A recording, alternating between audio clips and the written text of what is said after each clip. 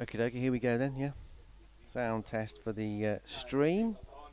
Day one of Worcestershire against Durham here at New Road. Worcestershire in 6th spot in the table so far with one win, one draw and one loss. Is that okay? Excellent, lovely.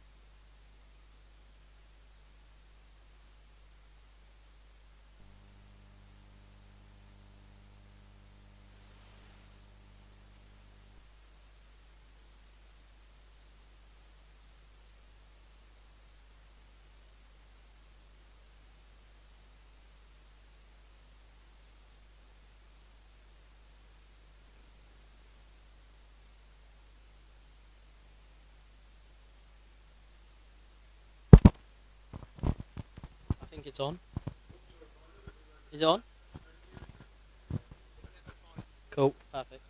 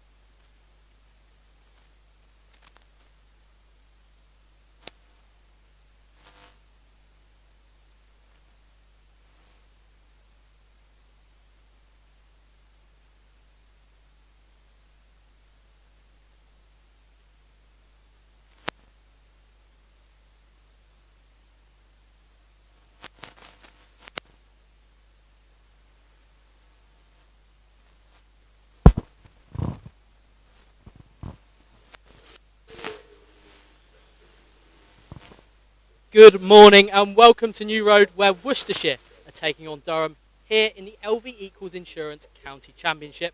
News from the toss, which has just taken place behind me just now.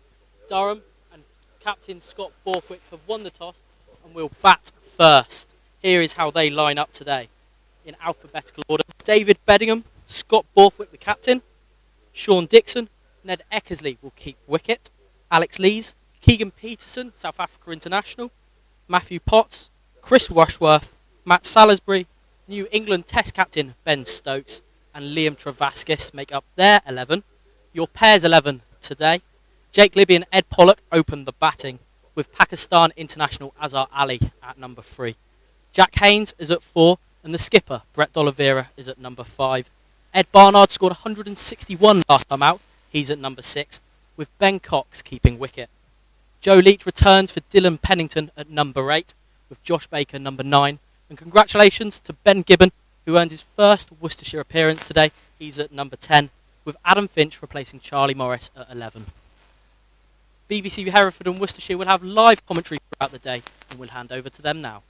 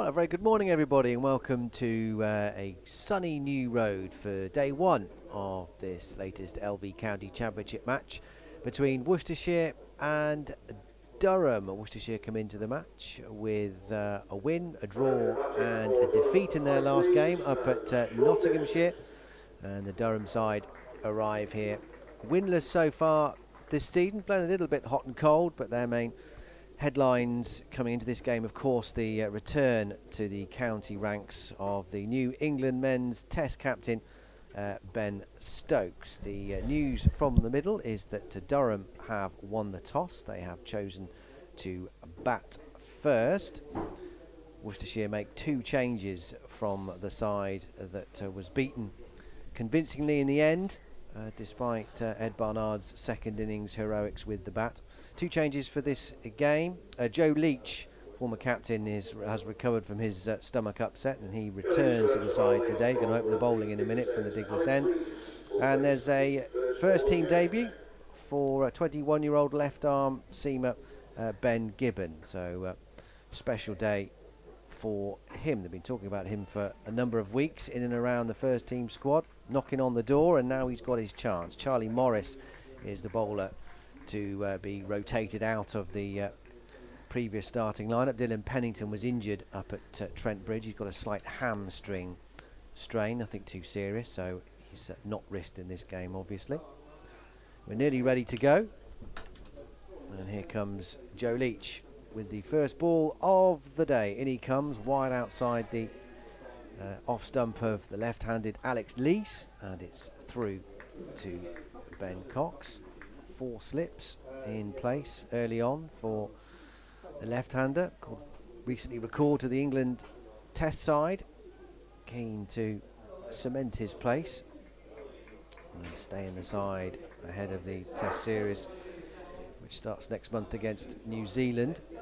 There's a point, a mid-off, a mid-on, a mid-wicket, and a wide-ish long leg, left alone again outside the off stump from Leach through to Cox.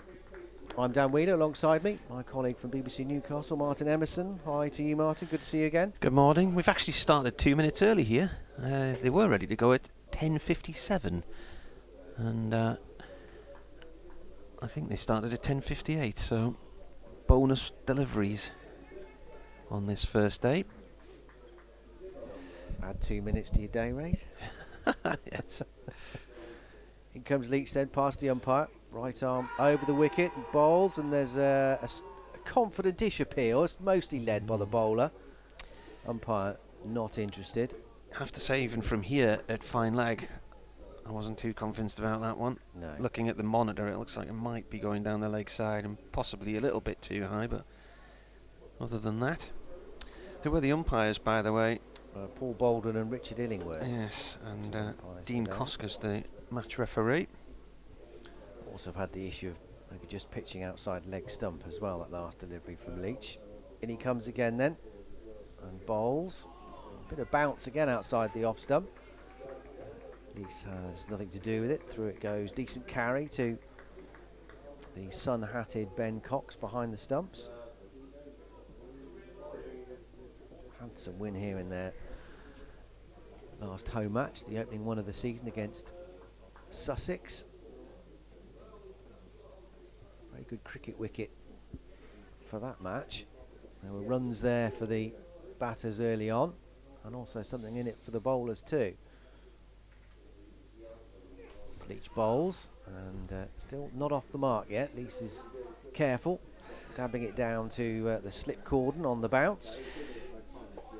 Ben Stokes playing for Durham today. He played 1 day at Edgbaston last year in a county championship match, and then was called out of the team along with Bryden Carse because of the England squad going down with coronavirus. So he captained an emergency 1 day side, which then beat Pakistan.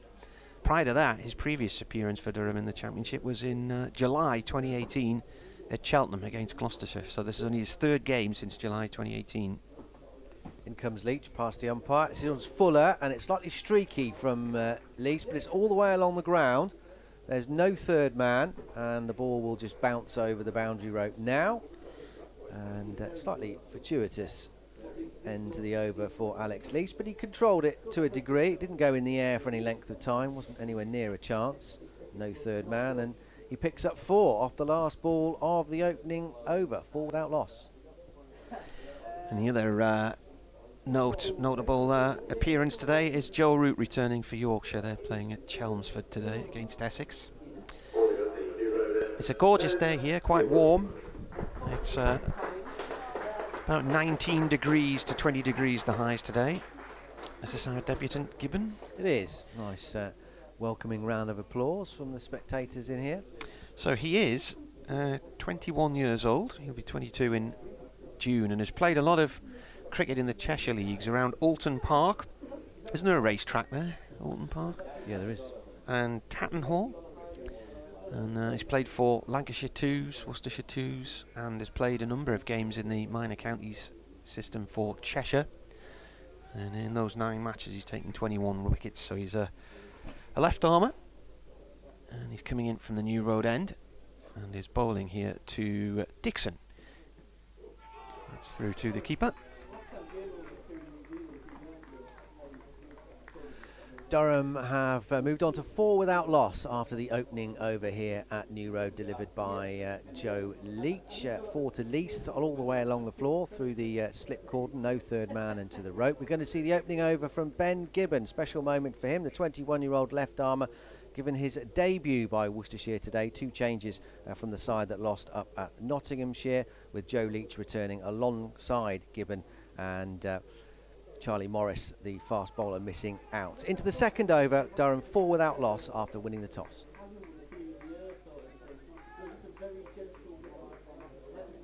Bit of pace from that delivery from Gibbon, outside the off stump to Dixon. Through it goes to Cox. Yes, he's been making excellent progress since signing his 2-year deal at the back end of last summer. Alex Gidman, the Worcestershire head coach, has been saying how impressed he's been with his attitude and no-nonsense style cricketer, he calls him. And he comes again, left arm over the wicket, bowls nicely punched off the back foot by Dixon. This is runs through cover point. They come back for a couple. Josh Baker loses his Worcestershire green cap in pursuit of that. Pulls it in 10 yards or so inside the boundary, out towards the Cathedral. Dixon is off the mark with a couple. Durham 6 without loss, along with Alex Leach. Sean Dixon has already bagged a couple of centuries this season. 6 centuries in total for the Durham batters. Has given bowls a bit of width this time outside the off stump. Dixon ignores it. Through to Cox. In fact, Alex Leach at the other end, his last 3 scores have been 182 not out, 11 and 105. Dixon with a couple of tons.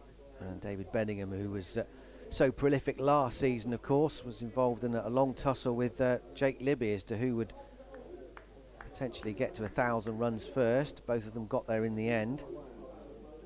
Michael Jones, the other centurion for Durham. As Gibbon, tall, broad-chested, bowls. There's runs here, stroked nicely through mid-wicket from Dixon. Leach on the chase and on the slide.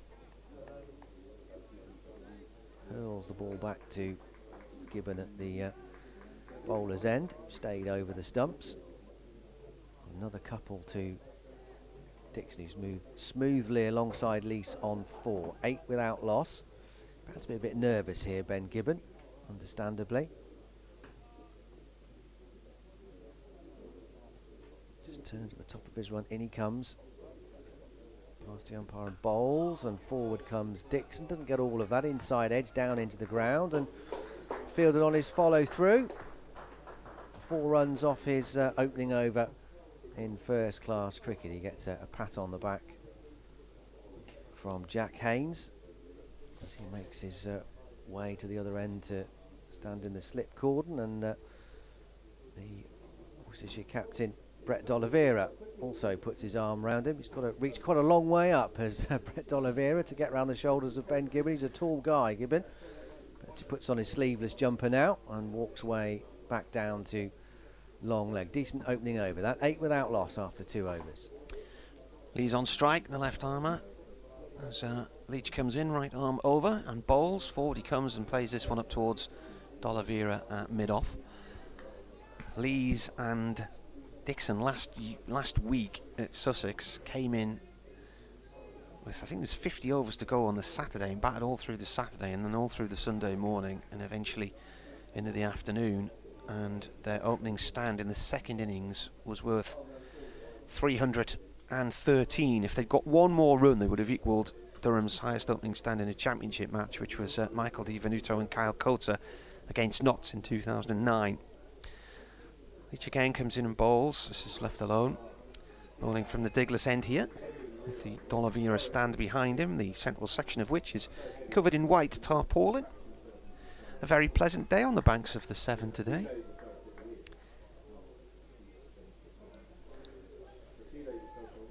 Ben Rain, the man who steps aside to make way for Ben Stokes.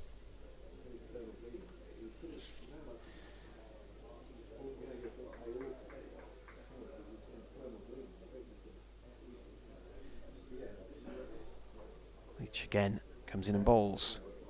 Lee's forward, pushes it up towards mid-off once more, no run there. Lee's got 105 last week. Also this season he's had runs 182 not out against Glamorgan in Cardiff in the weather-affected opening game. Meanwhile, Sean Dixon's had a half-century against Notts in Chesley Street.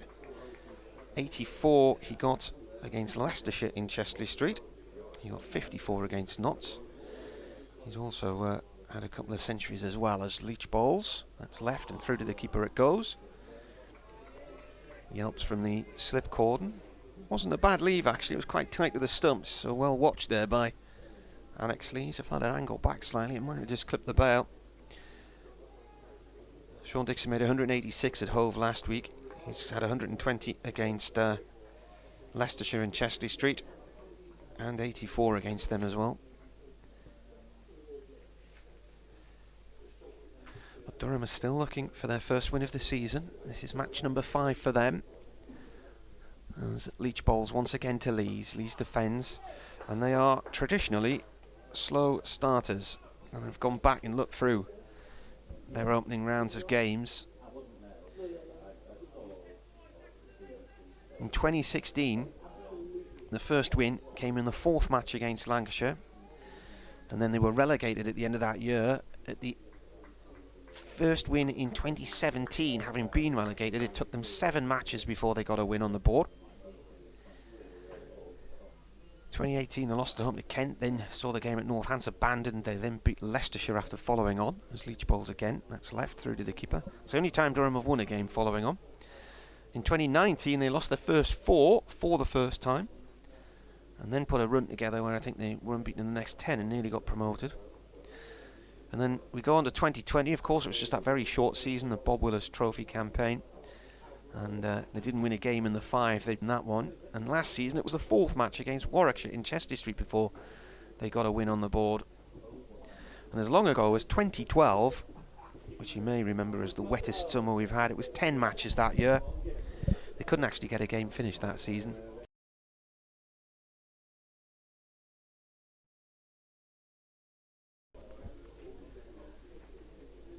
Recent record's pretty good against Worcestershire.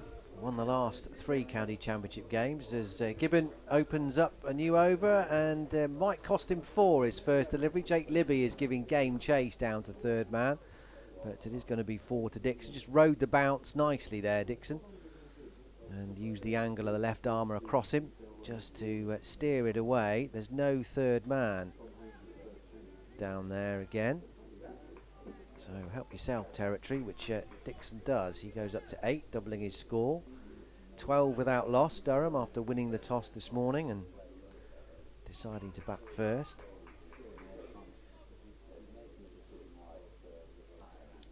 Gibbon just giving his hands a wipe on the edge of side of his trousers, and he comes again and bowls. This is shorter, and he's behind it very smartly, Dixon. In line and thudding into the splice of the bat, just in front of his chest, and there's no run. The last time Durham won a game on the opening round of fixtures was at Taunton in 2015, and I wasn't there. That was the last match I missed in the county championship until last week when I bashed my head. But I wasn't there that week because my daughter Astrid was born that week, and she just turned 7 a few weeks ago. So Good excuse. yeah. Gibbon bowls, and stoutly forward is Dixon. There's no run as he pushes it out to cover, and Josh Baker sweeps in to field. I remember looking through that scorecard a while ago, and I couldn't remember anything about the game, and then somebody pointed out that I wasn't there because that was That'd the week be why. Astrid was born. Yes.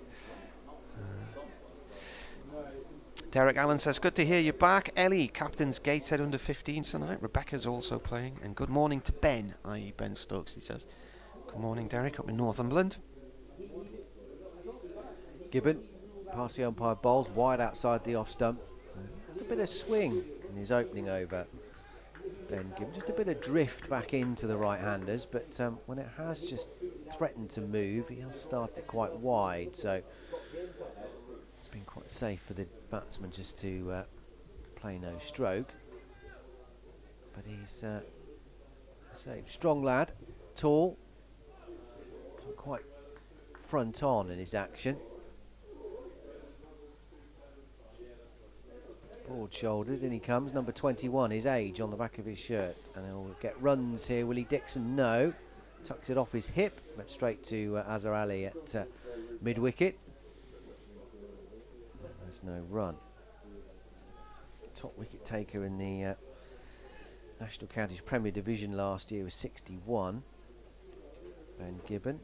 He played a couple of games for Worcestershire 2s against Leicestershire and Yorkshire, and impressed sufficiently to get that 2-year deal. He's been saying he's desperate to try and make it as a pro cricketer.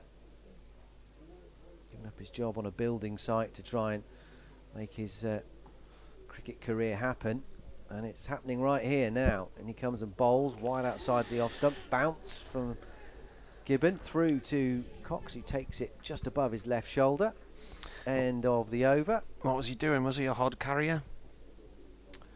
I don't know, actually. I know, just construction site, so yeah, he might have done a bit of that. He's got the physique for it, hasn't he? He certainly has, yeah. 2 overs, none for 8 so far for him. How many bricks do you reckon you get in a hod? How big's the hod? I would imagine they'd all be roughly the same size. No. Hods R Us could probably tell us if such a company exists. I'd say it's an even number, isn't it? Probably. Here's Leach. Digler's end, right arm over to Lee's. Lee's edges, and it's through the slip cordon and away for 4. I'm not sure that was a catching chance. I'm not really sure that got off the ground. No. We'll have to see it on the replay. Josh Baker is there. He's quite close in at 4th slip. He's found the edge a couple of times this morning, Lee's. What saved him, though, is both times the ball's gone straight down, hasn't it? Yeah. The first one went for 4 at the end of the first over. And that one's gone to the fence as well. But I don't think that was a chance. 16 without lost Durham, having decided to bat. Leach in. That's left by Lees and pings up into the keeper's gloves, and Cox puts it down. A bounce there. Been around a long time now, Ben Cox, hasn't it? Was it 2009 when he made his debut? Came out of doing A-levels at Bromsgrove School. He was 17 at the time. Yeah, got rid of Marcus Trescothick.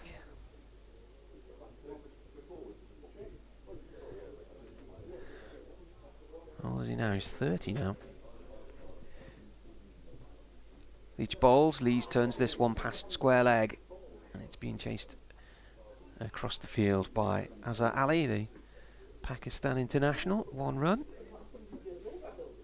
Is this the first time Dixon's been down this end? It is, yeah. Yeah, Lisa's faced everything from Joe Leach so far. All 15 deliveries. So I get the chance to have a go at the right-hander now.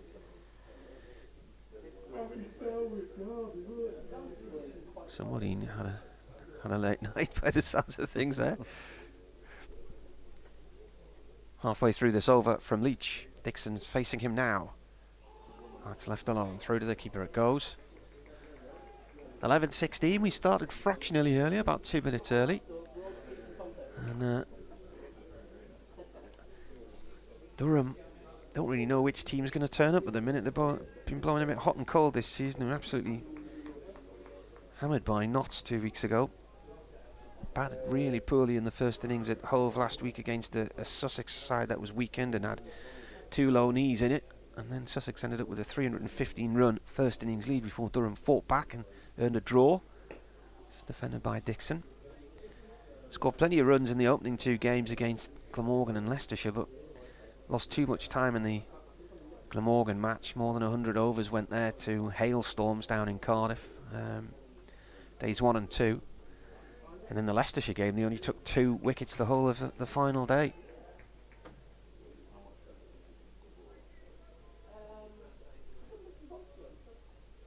Leicestershire had a bit of a habit of batting out the final day to save games. Yeah, they've done it at Durham a couple of times in recent years. As Leach bowls again to Dixon. Dixon forward batting pad. Plays the ball up towards mid-off. That is the end of the over. If you want to get in touch, you can email wearecricket@yard. What happens if you're doing a news shift? Do you change it on the day? No, I don't. No. I don't do news shifts anymore. You don't do them, do you? No. For years. Have you not? No.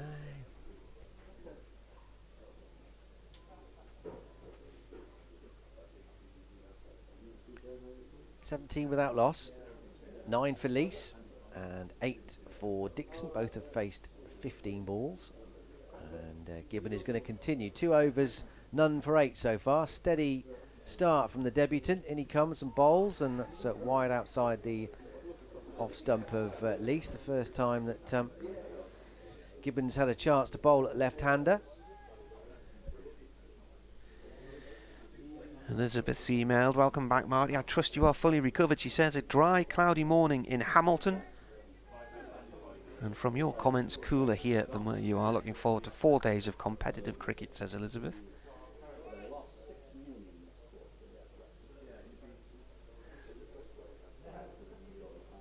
Three slips. Gibbon sprinting past the umpire and bowls, and this is on the hip of Leach, but he can't get enough angle to turn it into the gap on the leg side. Too straight in the end, and Baker comes in at mid-wicket to field. We've got at least, I would say, 5 national cricket right this year today, Dan. Not a surprise. None of them are here to see us. I wonder how many of them have watched county cricket recently.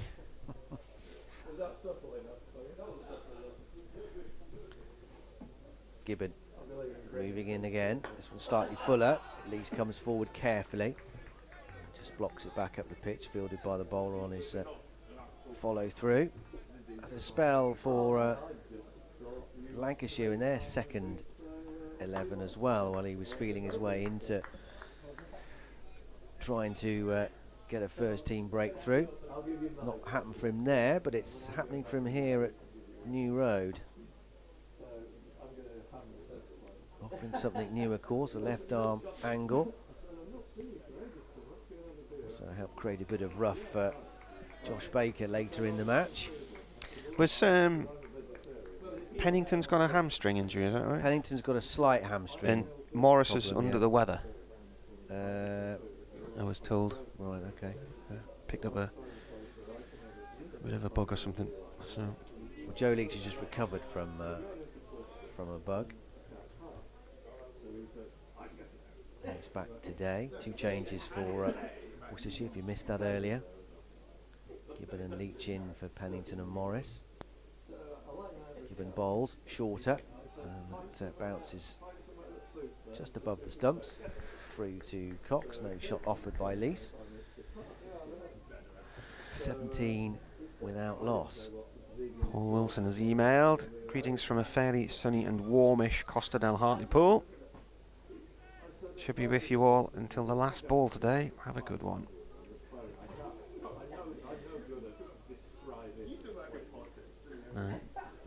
Doug Rain has emailed as well. I'll read that in a sec.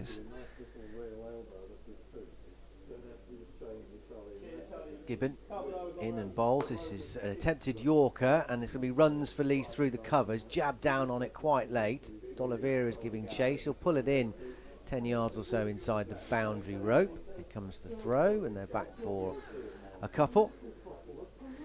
Ends the over. 19 without loss. 3 overs for 10 now for Ben Gibbon. Leach is up to 11 with that couple. Dixon has 8. Doug says, hopefully 4 days of fine weather and cricket. I'm currently listening and working in Summertown in Oxford. Sounds nice, doesn't it? What was the town called? Was it when we did our journalism training? Was it Oxdown? Did you ever do the NCTJ course? There was this fictional town where we all worked called Oxdown. What's that, Sunnytown, did you say? Summertown in Oxford. Summertown, Yeah. That sounds nice. Yeah. Leach from the Diglas end, bowling to Dixon, turns that down towards fine leg, towards the hotel boundary, and Gibbon fields. Yeah, whenever we wrote stories, so this was at Darlington College, 89-90, doing a journalism course there, and everything went in the Oxdown Gazette. And when you did your exams at the end of it, it was all about Oxdown, and you had to interview the chief inspector of Oxdown Police and the mayor and various other things. Nice place, was it? Or was it? There was quite a bit of crime actually. Yeah, it was the sort of place where you wouldn't have been surprised to see John Nettles living there. Leach in to Lees. That's a lever, goes low to the keeper. Still 4 slips in place. What was it, the place? Midsummer, wasn't it? Midsummer Murders. I mean, who'd live there? Well, nobody. Eh? How come house prices weren't on the floor in Midsummer? And when he was in Jersey as well. I know. You know? There's a common thread, isn't there, really? There is. I was surprised at Jersey being such a criminal hotbed, because it's a lovely place. Yeah. Absolutely lovely. I didn't see anything naughty when I was there. There was a rerun of it on TV recently, and he was in a car chase, and I was thinking, well, I've been there to Jersey. That chase will last about a minute, because from the top end of the island to the bottom's not very far. And halfway through, he stopped at a call box to ring the police station in St Helier to tell them to put a roadblock up. And I was thinking, why didn't he use his mobile phone? But of course, this was Brilliant. the mid-80s Bergerac.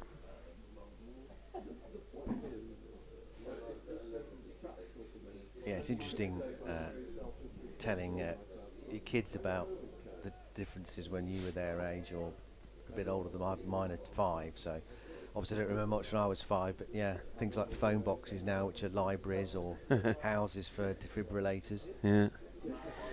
Right, the keeper's got a helmet out and he's standing up to the stumps now to keep Lees in his creases. Leach is going to come round the wicket from the Diglas end to the left-hander. That's cut, and that shoots through the slip cordon and away for 4. They've taken a man out, and it's gone right where that man was. That's 3 edges for 4 now for Lees. Yeah, it went quite high, didn't it? Yeah. Had there been somebody there, I mean, Josh Baker's a tall guy, so if anyone could have maybe got a hand to that, it would have been him, but he's now out at cover. Well, Lees moves on to 15 from 23. At the other end, Dixon's faced 16 for his 9, and Durham are 26 without loss here on the BBC.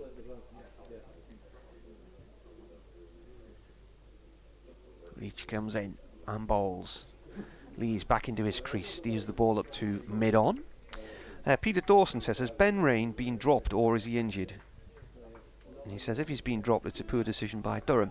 I don't know what the answer to that is. To be honest with you, I wasn't really paying much attention to who was out warming up earlier. He is sitting down below us, actually sitting next to James Franklin, and he's got kit on, so I presume he's the 12th man, so it would appear he's been left out for Ben Stokes. In comes Leach and bowls, defended by Lees. Fact of the matter is, whether you think it's a bad decision or not, Peter, somebody had to step aside, but the other issue is that you've swapped one all-rounder for another, but given Durham have lost a key bowler in the last 2 games and been down a man throughout 4 days of county championship cricket, the likes of Ben Rain and those who weren't injured have ended up bowling far more overs than they should have done or would have been expected to. As Leach bowls again to Lees, played up towards mid-off, and coming in from mid-wicket there to cut that one off, I think it was Ali. Diving stop from him. So, chance for him to have a bit of a rest this week. But yeah, whoever has moved aside for for Ben Stokes, is somebody had to step aside. So Leach in again, balls to Lees. Lees forward to this one and plays it up to the mid-off position, end of the over. They said last night that Stokes will be available for 3 games, so this one, Glamorgan at home next week, and then the week after that is Middlesex away. So those are the 3 games you'd expect him to play in, and then he will captain England for the first time against New Zealand on June the 2nd. Thoughts on him becoming England skipper? I'd like to hear what you've got to say at Marty Cricket on Twitter or wearecricket@yahoo.co.uk. He says he's not trying to be the next Freddie Flintoff or Ian Botham, which in captaincy of England terms is probably a good thing. That's what you want to hear. Yeah. Gibbon, a new over, his 4th. In he comes and bowls, and this is steered carefully up to Joe Leach at mid-on. And there's no run. Yeah, a lot of talk about paucity of options other than Ben Stokes, but good choice. He didn't have a lot of other options, but I think he'll do an excellent job. I mean, he did a feedback on the way he stepped into the breach with that COVID hit squad last summer was very good. Certainly an incredible amount of team unity then, wasn't there? Yep. There's Gibbon bowls. Behind this Dixon, pushing it out to Baker at cover, and there's no run. Well, certainly where he goes, his team will follow, there's no doubt about that. Yeah. Stuart says, I have it on good authority, it's a 1 Ben in, 1 Ben out policy. So. I mean, it's great to see Stokes, obviously, but yeah, I mean, I enjoy watching Ben Rain when he plays, and sad that Bryden Cars isn't quite fit enough, because he's always good value. Matthew Potts, good bowler as well.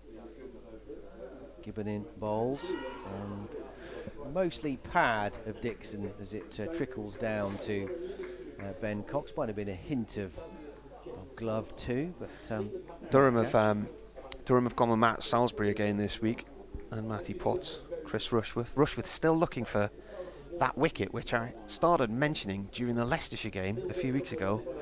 His 550th championship wicket for Durham. He's still 1 away from it. He only bowled, I think, 3 overs last week. Got hit in the head at the end of day 1 batting, and then bowled 3 overs and then was taken out of the game as a precaution for concussion. As Gibbon moves past the umpire and bowls, and this is a bit more of a confident appeal, but height is the issue there again. I think inside edge there. Dixon rehearses a battler shot, the flick off his hips out through square leg, which he would have liked to have done in real life, but the monitor camera is behind the batsman, so it's difficult to see what that did strike. And we are in a terrible position here, down at long on. And in fact, I'm looking right at a concrete pillar as well, which splits the wicket in 2.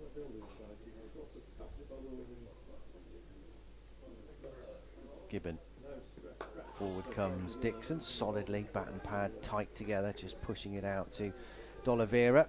Skipper Fields at mid-off. They can't really, looking at the wicket they've used in the last matches, 2 across towards the cathedral from where they are now, but they probably don't get much further away from us than this, do they? There have been closer, yeah, but not too many more. I mean, the square goes a long way out, but yeah, he wouldn't play that far. Gibbon bowls, and is that his first wicket? There's a big appeal, but umpire shakes his head. No, we'll have an update for BBC Hereford and Worcester's FM frequency in a minute. End of the over, 26 without loss.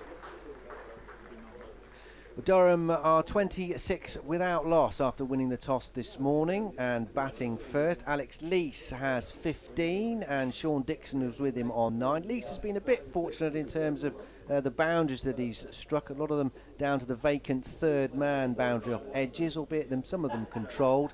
some control more than others, but he's managed to get his way to 15. Durham look reasonably comfortable. Ben Gibbon in his debut for Worcestershire has got off to a solid start. 4 overs, 1 maiden, no wicket for 10. Joe Leach is operating from the other end. Durham, after winning the toss and batting first, are 26 without loss. Leach bowling to Lees, who cuts to point, no run. There's even more journalists arriving now. What do you call a collection of national cricket writers? Keep it clean. There's about 7 of them now. Yeah, I think it'll swell as the day goes on as well, I should imagine. This might be down to portion control later on, Dan. Around about lunchtime. I haven't filled the sheet in. Oh. In comes Leach. This is defended by Lees. Dot ball off towards mid-off. That'll never do, will it? What, you haven't filled it? Is there a form to fill in? Well, there always used to be. I don't think there is now. I asked John about it earlier and he said he would sort it out later. Right. Still John's manner, is it? Well, there is normally a sheet to sign your life away on. Yeah. Leach has the ball way back at the far end of the ground. Turns to start his run up from about 30 yards out. Lee's bat raised, keeper standing at the stumps, comes round the wicket and bowls. Lee chops it down into the ground and it rolls off to the leg side, no run.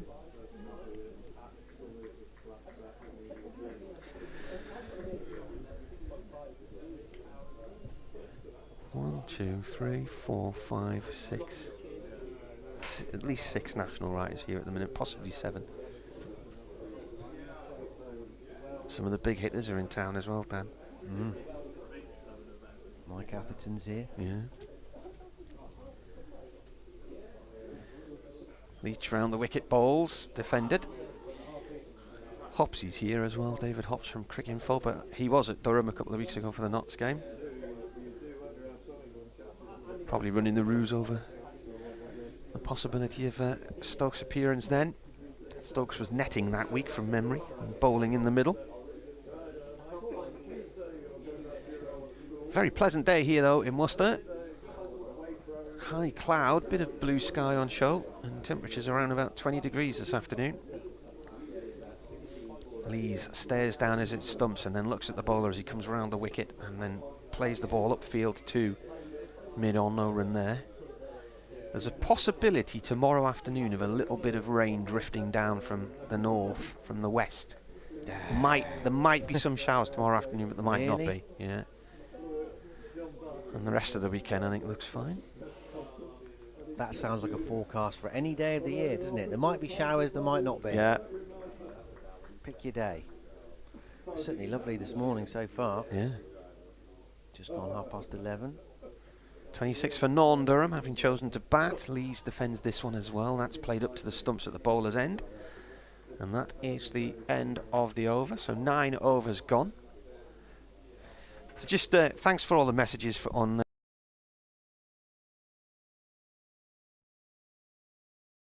just to put you all in the picture. I'd been to a gig with my wife and my daughter and I tripped over a curb in some new deck shoes and knocked myself out and ended up in hospital, fractured my eye socket. So I missed the game at Sussex last week, and I have to say, watching it at home, we do some long days on it, don't we? If you only just realised. Yeah. I was having tea at 5:30 and I thought, they've still got another 2 hour and a hours half to go, these lot on air. They're long days they do. Gibbon starting a 5th over from the New Road end. In he comes and bowls, and it's an elegant looking drive from Sean Dixon, but he's picked out Brett D'Oliveira at mid-off, and there's no run, so he stays on 9, 26 without loss. Durham after winning the toss and deciding to bat first this morning.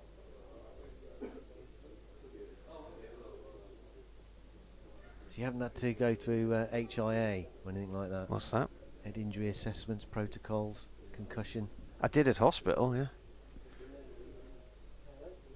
Gibbon in bowls, and almost a carbon copy shot this time from Dixon, but he gets it a bit squarer, but there's a tumbling stop at cover from Josh Baker, who loses his cap in the process, and there's no run. So Worcestershire keeping the pressure on here. backing up Gibbon into his 5th over now. He's got a bit of bounce. You'd expect that, being tall, high action. Hints of a bit of movement. A couple of throaty shouts for a caught behind and an LBW, and he comes, it's short, and it's levered away over mid-wicket. Couple of bounces, and it'll run away for 4 just in front of the Graham Hick pavilion. Dixon goes into double figures. He moves up to 13, and Durham move up to 30 without loss. It wasn't a full-blooded pull just shot. Just a lob, wasn't it, really? Dixon, yeah. He's just putting it on the front of the green. Yes, it was like a little paddle round, really. Yeah. Quite high up on the bat, but cleared Azhar Ali comfortably at mid-wicket. Just went beyond the strip that's covered by some bright beige-coloured matting. And away for 4. What sort of replies Gibbon got here? This is full, it's wide outside the off stump. No run. Used to call it coconut matting, didn't they? We used to play on strips like that at school. Matting, but I wasn't sure. I thought surely they've updated technology. It's probably made out of ryegrass or something now. Or hemp. Hemp.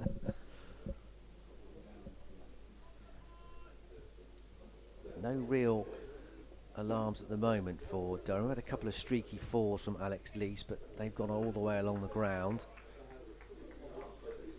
One slash over the top of the slips, but they had an extra man in there. Don't think he would have turned it into a chance. Gibbon bowls, and he'll get runs here. Tucked off his hip by Dix down to fine leg. Adam Finch does the fielding. Let's see him introduced into the attack before not before too long. Final ball coming up of Gibbon's 5th over. Might take a break after this initial burst.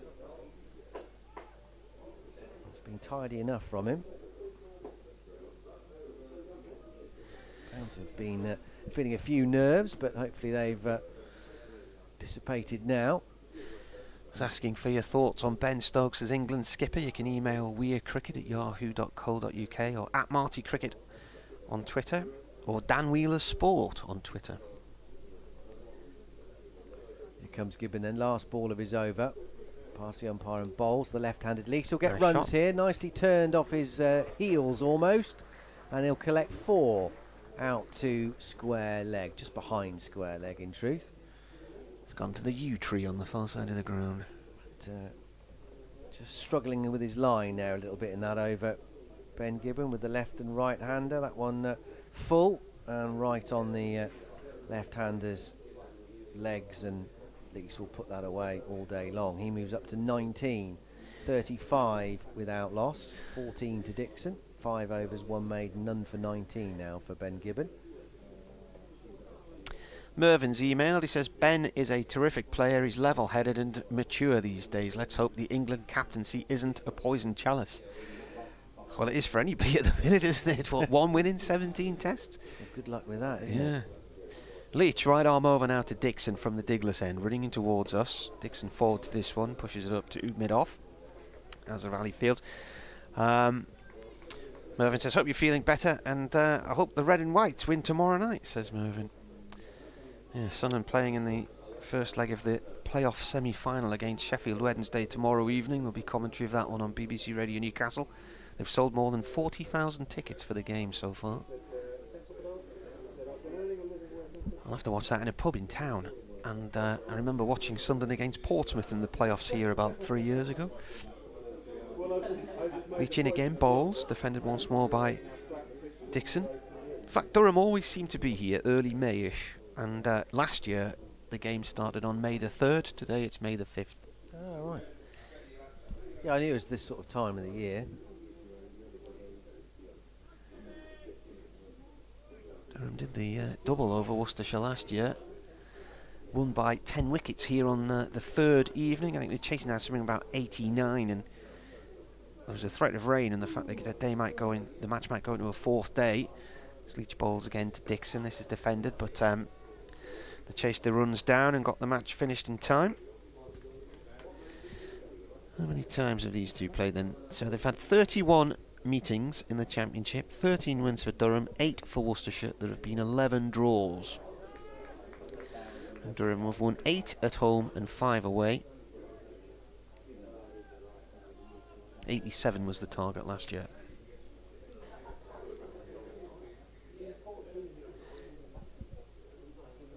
Leach comes in and bowls. Dixon defends on a length. Ball runs up to mid-on, no run there. Elizabeth has emailed. She says, Ben spoke well earlier this week. Comparisons are always made, and it's good to hear that Ben is stressing he's his own man.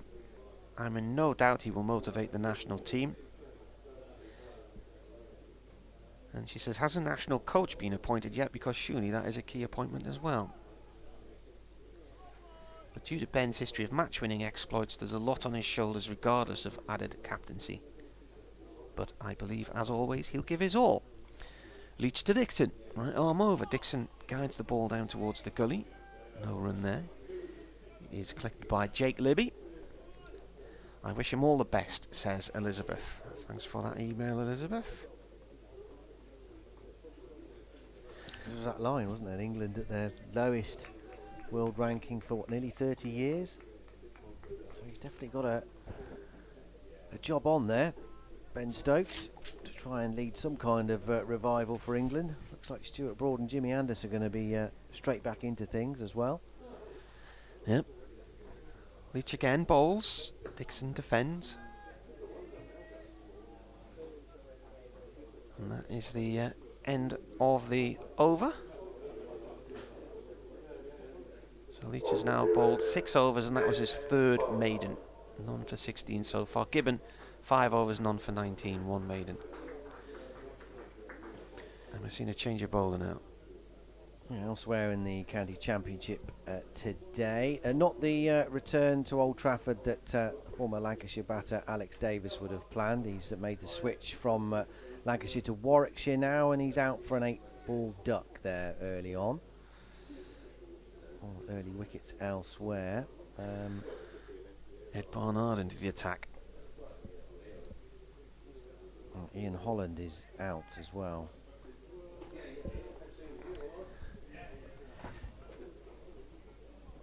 Hampshire against Gloucestershire. Ed Barnard, yes, into the attack, replacing Ben Gibbon. Here he comes then, right arm over the wicket, into the left-handed Leach and bowls, wide outside the off stump. No shot offered. A slight change in the field. There's now 2 slips. Azhar Ali has gone in at a short cover. There's a backward point, a cover point, a mid-off, a mid-on, and a mid-wicket. Can you remember the town you'd never heard of in 2019, which everybody had heard of come 2020? No. Ed Barnard in again, bowls up into his toes, goes Leach, no run. Azhar Ali in that short position fields. Oh yes. Barnard Castle, Yes. of course. Or Castle Bernard, as a number of people called it. Yeah. Does have actually links to the North East family in County Durham, links to Burnett Field Cricket Club, which is where Bryden Castle's been playing, I think, the last few weeks. Barnard bowls and pushes it across the left-handed Leach, full of length, no shot offered, through to Cox. Yeah, the first time, funny enough, after that 2019 game, and we talked about that, I went, I think, the next week to the Severn Valley Railway. Yeah. And in the cafe there, they've got all memorabilia and signs and stuff. Yeah. And I just happened to glance up at the wall and saw the Barnard Castle sign. Yeah. So I thought, Martin, he wasn't kidding me.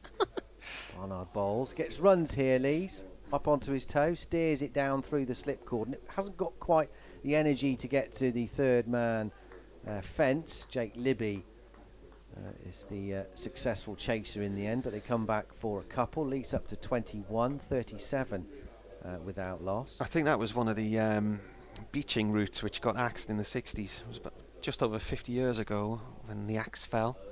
Because beyond Barnard Castle, if you go west towards Kirby Stephen, you've got Stainmore Summit.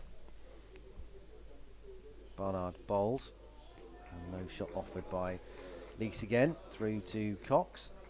I think Stainmore was one of the highest railway passes in the country, and the sign for that hangs in the National Railway Museum in York. You think Barnard Castle's not that far from Shildon, which was where the wagon works were, where they made a lot of trains. Barnard bowls. Leach again. Plays no stroke. A diving take from Cox, which may suggest the ball has moved a little after it's past the batsman. End of the over. A couple of runs coming from it from Ed Barnard, who carefully removes his sunglasses from the brim of umpire Richard Illingworth's white sun hat, and off he goes, taking his position in the field. 37 without loss. Leach 21. Dixon has 14. Double change with Adam Finch coming into the attack. Warwickshire 24 for 1 now against Lancashire at Old Trafford. Surrey 21 without loss at the Oval against Northants. Hampshire 30 for 1 against Gloucestershire, the Ageas Bowl, and Essex 18 for 1 at home against Yorkshire in Division 1. The Division 2 scores in a sec. Finch is a right armour, tall as well, bowling from the Diglis end, and that wraps the glove. Pops up on the bat handle, Dixon facing him, then falls short towards the slips. So Finch played for England under-19s in the World Cup in 2018. Made his debut for Worcestershire against Lancashire the following year. This is his 16th first-class match. And he's taken 32 wickets, best figures 4 for 38. Went on loan at Surrey against Essex in 2020. Comes in here from the Diglis end and bowls. Dixon turns this late past square leg for 1. Fielder's out on the boundary, and Finch has got his hands on the back of his head there. Thought he'd beaten his defences. His best figures for Worcestershire, 3 for 59. That was against Nottinghamshire this year. That was last week. Yeah, another one with potential. The supply line of promising fast bowlers coming out of Worcestershire. He's right up there and now challenging more consistently for a first team place.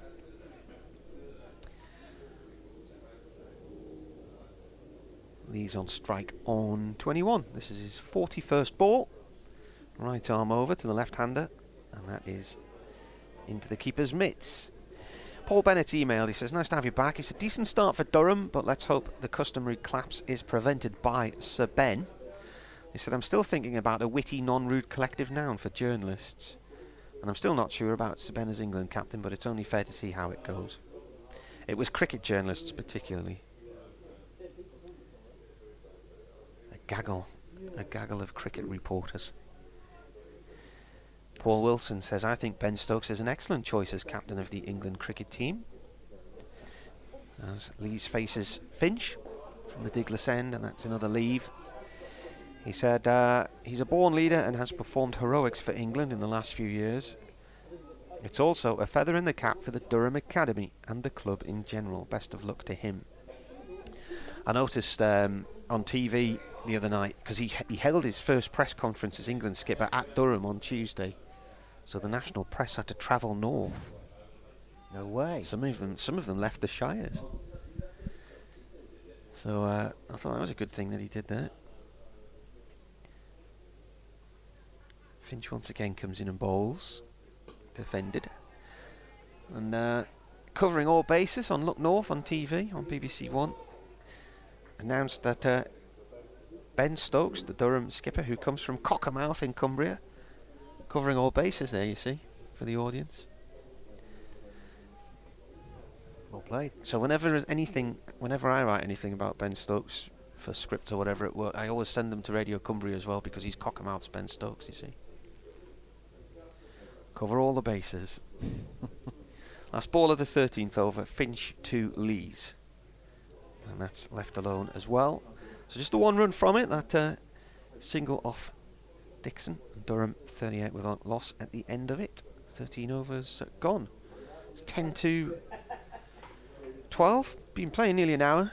Started a couple of minutes early. 37 without loss here. Elsewhere in Division 2, Sussex 23 for 1. Batting first against Middlesex, and Leicestershire in the early stages of their innings too, of course, 21 for no wicket at Glamorgan.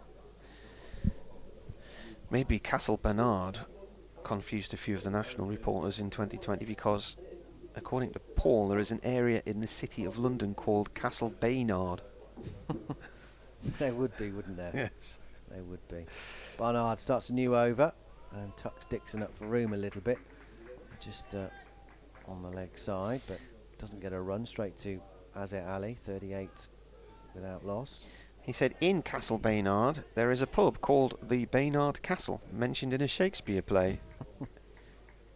It was a meeting place for North East exiles in London, apparently. I've not heard of that one.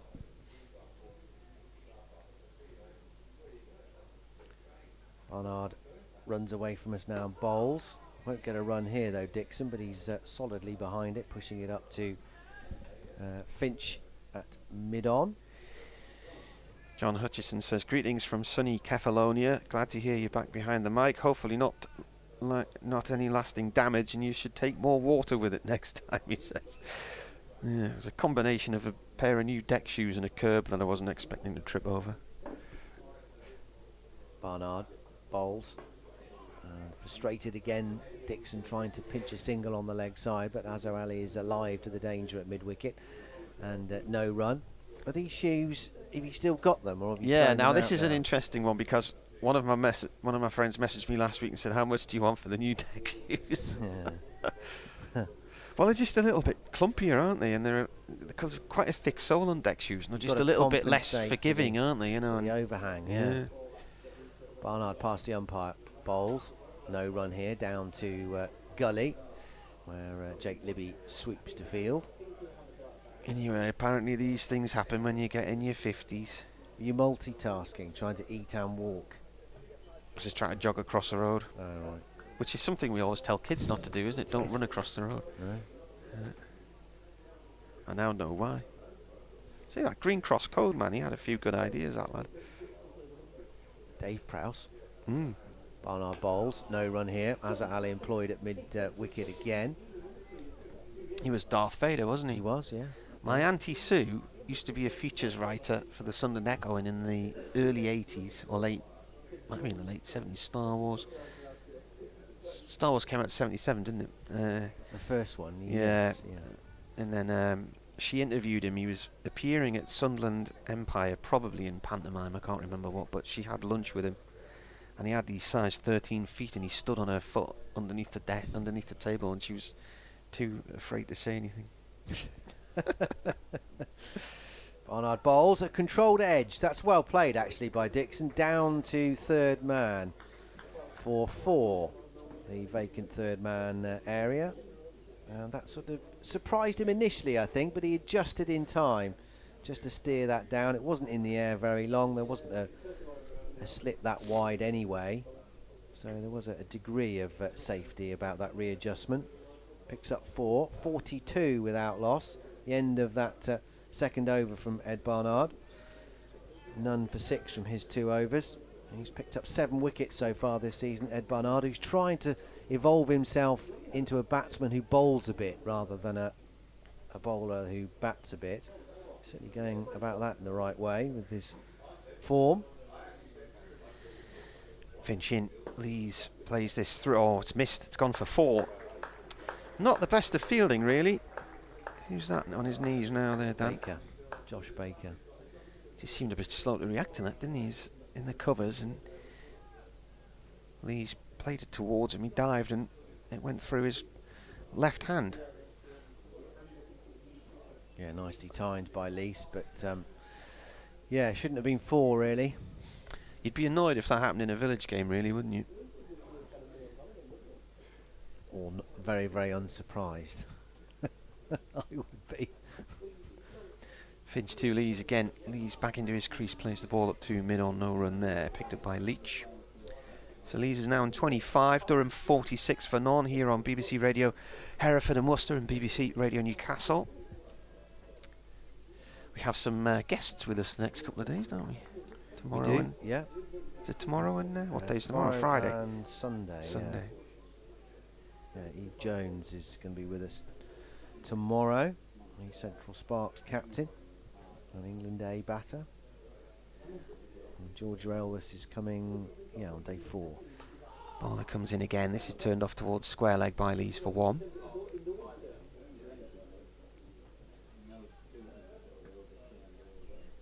.47 on the board now, without loss for Durham, who won the toss and decided to bat. Worcestershire look like this: Ed Pollock, Jake Libby, Azza Ali, Jack Haynes, Brett D'Oliveira, the skipper, Ed Barnard, Ben Cox, the keeper, Josh Baker, Adam Finch, Joe Leach and Ben Gibbon making his debut. Durham, Alex Lee, Sean Dixon, Keegan Peterson, Scott Borthwick, David Beddingham, Ned Eckersley, Liam Travaskis, Matty Potts, Matt Salisbury, Chris Rushworth and a young lad called Ben Stokes. Finch in to Dixon. Ooh, nearly clipped that behind as he was trying to leave it. The ball followed him and his bat was quite high up there. Almost scraped the face of the bat as it went through to the keeper. Almost had a nibble there, didn't he? Good pace again from Finch and bounce. Almost tempting Dixon into a false stroke there.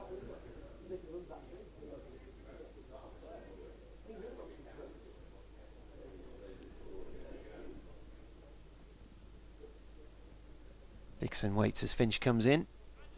Keeper takes it and rolls backwards and falls over. Now sitting down. Standing quite a way back now, Ben Cox. He was up to the stumps a little bit earlier for Joe Leach, but he's back to his wide-brimmed white hat. 3 slips in place. First slip Ed Pollock, and then at second slip Jack Haynes, and then Ed Barnard is at third slip. Got a backward point as well in Jake Libby as Finch comes in and bowls. Dixon plays the ball into the ground and back into the hands of the bowler. And that is the end of the over. 5th gone then. So that's an hour's play. So they're an over down from where they should be. But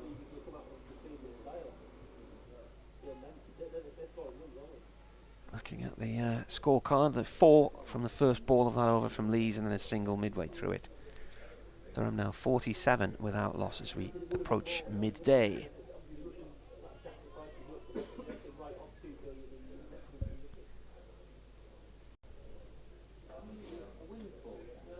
Here comes Barnard, starting a new over from the New Road end, and Lees is up onto his toes and tucking it to mid-on, and there's no run. Martin will leave us to update the fine folk of the northeast at 12 o'clock.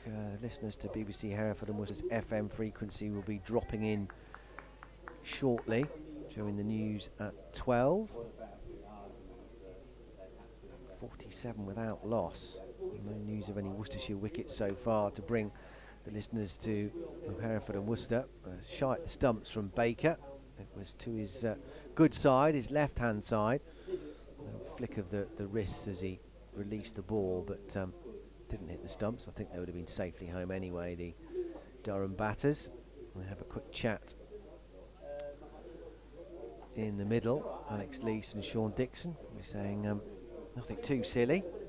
They've done the hard graft so far, 48 without loss. Done it with precious few alarms. As Barnard turns and runs past the umpire and almost has Dixon caught behind with one that lifts and just moves away from the right-hander a touch, just enough to beat that outside edge and square Dixon up a little bit. Through it goes to Cox.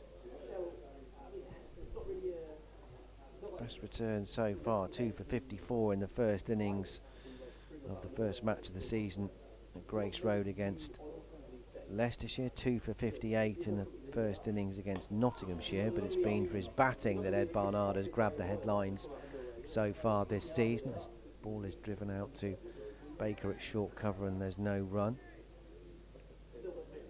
2 half centuries, 57 and 75 in the games against Leicestershire and Sussex respectively, and then that incredible heroic 163 not out in the second innings against Nottinghamshire. As he bowls slightly slower, and this is driven out nicely by Dixon, but drilled straight to D'Oliveira at mid-off. And there's no run. 163. He finished not out, Ed Barnard, before he ran out of partners in Worcestershire's 5-wicket defeat, but the damage in that game was done in the first innings when they were bowled out for 159. So the 389 in the second dig, not enough. Barnard comes in, runs here, nicely timed by Dixon. He'll beat Azhar Ali. His first attempt to try and cut the ball off, but gives chase, slides and stops it about 3/4 of the way to the boundary, but they are back for a second, and the 50 is up for Derbyshire. Here comes the update for Hereford and Worcester's FM listeners. Where Durham have just brought up their 50 with few alarms this morning after winning the toss and batting first. Alex Leach has 27 and Sean Dixon is with him on 21. No real chance. There's been a couple of streaky falls through the slips all along the ground though, really. Ben Gibbon has bowled quite well as well on his debut. 5 overs we've seen from the left-hander, making his Worcestershire bow today, but Durham so far looking untroubled in the sunshine here at New Road. 50 without loss.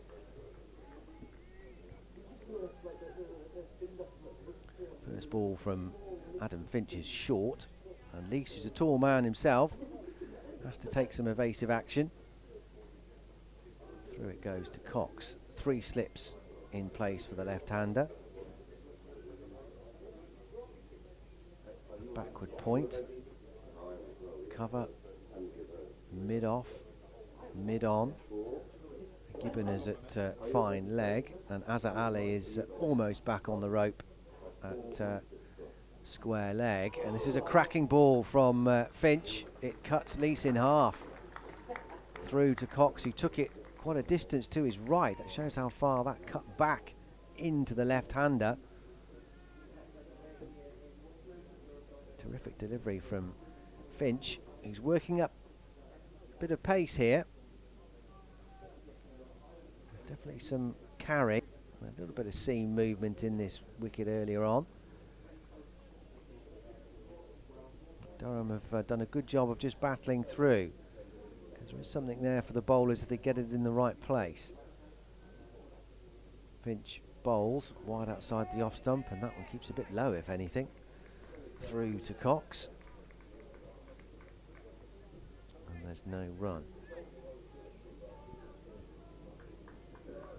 Career best figures for Adam Finch in the first innings at Trent Bridge, 3 for 59. Born in Stourbridge. Tall, fair-haired. And he comes now from the Diglas end. Past the umpire and bowls outside the off stump. Leach leaves alone. Through to Ben Cox, and there's no run. 27 from 53 balls for Alex Leach. Mentioned his couple of hundreds already this season, along with Dixon. The two of them got Durham out of a real hole in the last match against Sussex. I'll be looking to carry that on. So far so good for them. The 50 is up. Worcestershire could do with a breakthrough here. Hour played. No run here. Out to cover. Squirted out between bat and pad from Leach as he came forward. Baker does the fielding.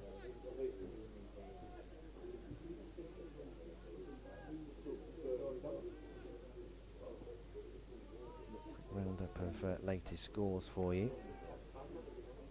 Essex 38 for 1 against Yorkshire. Hampshire 42 for 1. Warwickshire, after the early loss of Alex Davis, have moved on to 35 for 1. A short ball again from Finch. Leach ducks under it, has nothing to do with it. End of the over.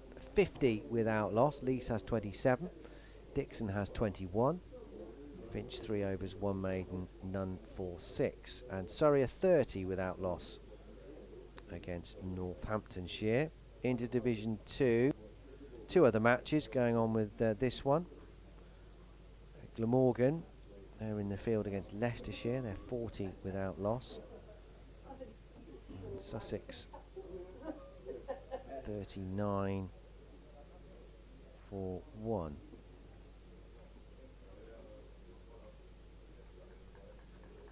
Follow us here via the BBC Sport app and website through the cricket pages.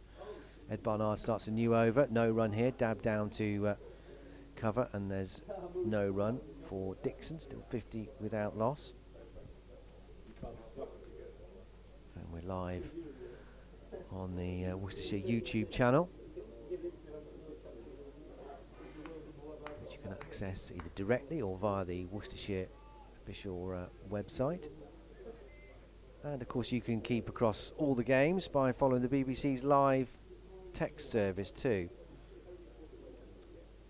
Well, hello to Jed Scott and Alex Winter, who are in charge of that today. And this is edged, and there is no third man, and there is no gully either that's close enough to turn that into a catch. It was in the air and it's whistled down to third man, so Dixon picks up a fortunate boundary.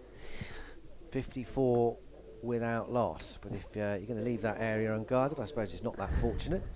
He's just taking advantage of where there aren't any fielders, but that was a thick outside edge. It would have been a comfy catch to certainly a fourth slip, maybe even a third, diving to his right.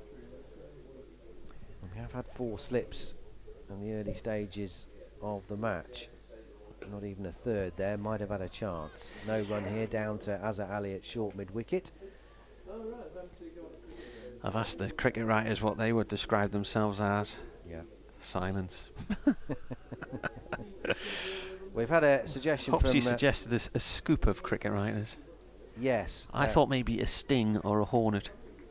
Well, Frank Watson Oh yes, has also suggested a scoop of cricket journalists, surely. Hi to you, Frank. There used to be a bat manufacturer who had a bat with a scoop, wasn't there? Was it, you remember who had the scoop? Gray Nichols scoop, wasn't it? Yeah. Barnard bowls wide outside the off stump. Dixon leaves alone through to Cox. Stuart Dick's also been in touch with me via Twitter. Hi to you, Stuart. The Ironman World Championship in St George, Utah on Saturday, he says. Who do you have winning it? No In Utah. I've been there. Quite hilly round there. It's in its own time zone as well. There, Stuart, no idea. Barnard past the umpire, bowls, and driven nicely, very straight through the V by Dixon. He won't get 4, he hasn't timed it as he would have liked. D'Oliveira scampered after it, and just a single in the end. Good shot for 1. Alan Cunningham says it looks a decent toss to win. He says welcome back, and he says deck shoes, really? They're back in. Everybody's wearing them again now, man. Are they? Oh, yeah. I bought them in Spain a few weeks ago. Everyone's wearing them in Spain, yeah. Yeah, and they're not falling over in this. I never saw anybody lying on the ground over there. Martin, the whole walking deck shoes combination. Yeah. Oh. And he's bowled him. Cracking ball from Ed Barnard. Worcestershire finally strike. 10 minutes into the second hour here at New Road, and Alex Leach is on his way for a decent 27. His middle stump has been pegged back. Might have been a hint of an inside edge as he came forward there to drive the ball, and jubilation among the Worcestershire players. Inside edge. They needed that, yeah. Replays confirm an inside edge onto his middle pole, and off he goes for 27. 55 for 1. Barnard strikes. Made a nice noise, that, didn't it? Yeah, one of those high-pitched sort of tinkle sounds. The noise you hate as a batsman.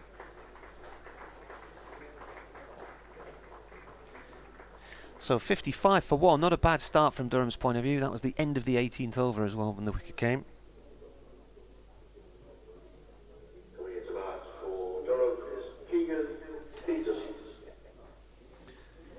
Keegan Peterson coming in to bat the South African. He's not found the going easy since he came here. Not had any particularly big scores. I think his highest is 37. 37 not out. That was on debut against Leicestershire. The World Player of the Month in January.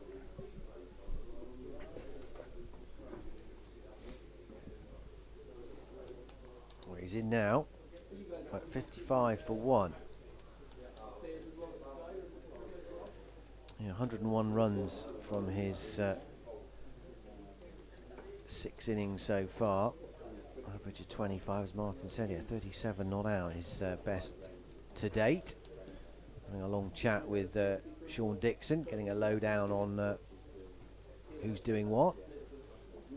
Well, he's not going to face immediately because Ed Barnard striking with that last ball of his over, so Peterson's off to the non-strikers end for this new over from Adam Finch. And Worcestershire will feel a lot better now, have a bit more of a spring in their step, having broken through for the first time. Needed that wicket. Those two were starting to put on a troubling partnership, done the hard work and given themselves a real platform to kick on, but Leach is out. Finch bowling now to Dixon at the start of the new over, and that nearly followed him as well. And his bat, he's getting quite a bit of bounce here, this player. He's going to be about 6'3", 6'4". And from Keegan Peterson's point of view, he's gone to the non-strikers end because the wicket fell on the last ball of the over. Yeah, I mean, that wasn't dug in that short either by Finch, but absolutely flew. Yeah, it's come up around about rib high, hasn't it? And he's just managed to get his arms and bat out the road there, Dixon. Finch comes in again and bowls. Dixon plays that one down into the ground. It bobbles away back towards the bowler's end. What height have we got, Finch, then? I'd say 6'4". 6'4". Oh. We've just gone off air on the internet. We'll have to reconnect that one, but those of you watching the live stream, we'll stay with you. 6'4" he is, Finch. And he has the ball in his hand, running in from the Diglas end. The ball to Dixon, right arm over to the right-hander. Dixon pushes the ball short on the leg side, and we'll go for a quick single. Leach fields it. Sun is shining here in Worcester. It's a lovely day. The only thing that really spoils the view here is the lack of floodlights. Somebody suggested they would upset the view of that churchy thing across the river, but they haven't altered the view of Lumley Castle at Durham. It's the only ground now that doesn't have floodlights, isn't it, this one? Yeah, and they won't either. They have had floodlit games here in the past. Yeah, well, Durham used to hire those lorries in as well. Finch to Peterson. Peterson forward to this one, plays the ball back to the bowler. I think it used to cost, because these used to bring these huge floodlight pylons in and these massive lorries, and it used to cost about something silly like 125,000, 150,000 pounds to I don't think the math to hire them for this sort of. No. So what you used to size. do is you used to try and make it when it was one of your TV games in the one-day league. So at least you would recover the money shelled out through the TV revenue.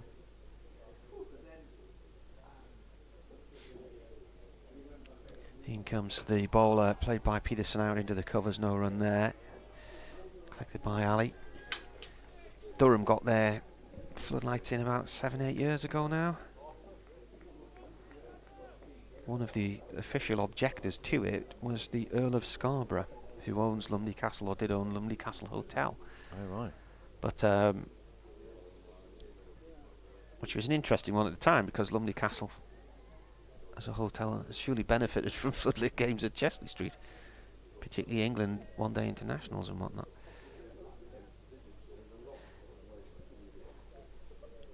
Peterson facing his third ball from Finch. He's set firmly behind that one, and that is the end of the 19th over. In the end, they sweet talked the Earl. Yeah. I don't even know if the Earl of Scarborough is even from Scarborough, to tell you the truth, or where he lives. I haven't got a clue. But I remember reading about it at the time it made the national papers.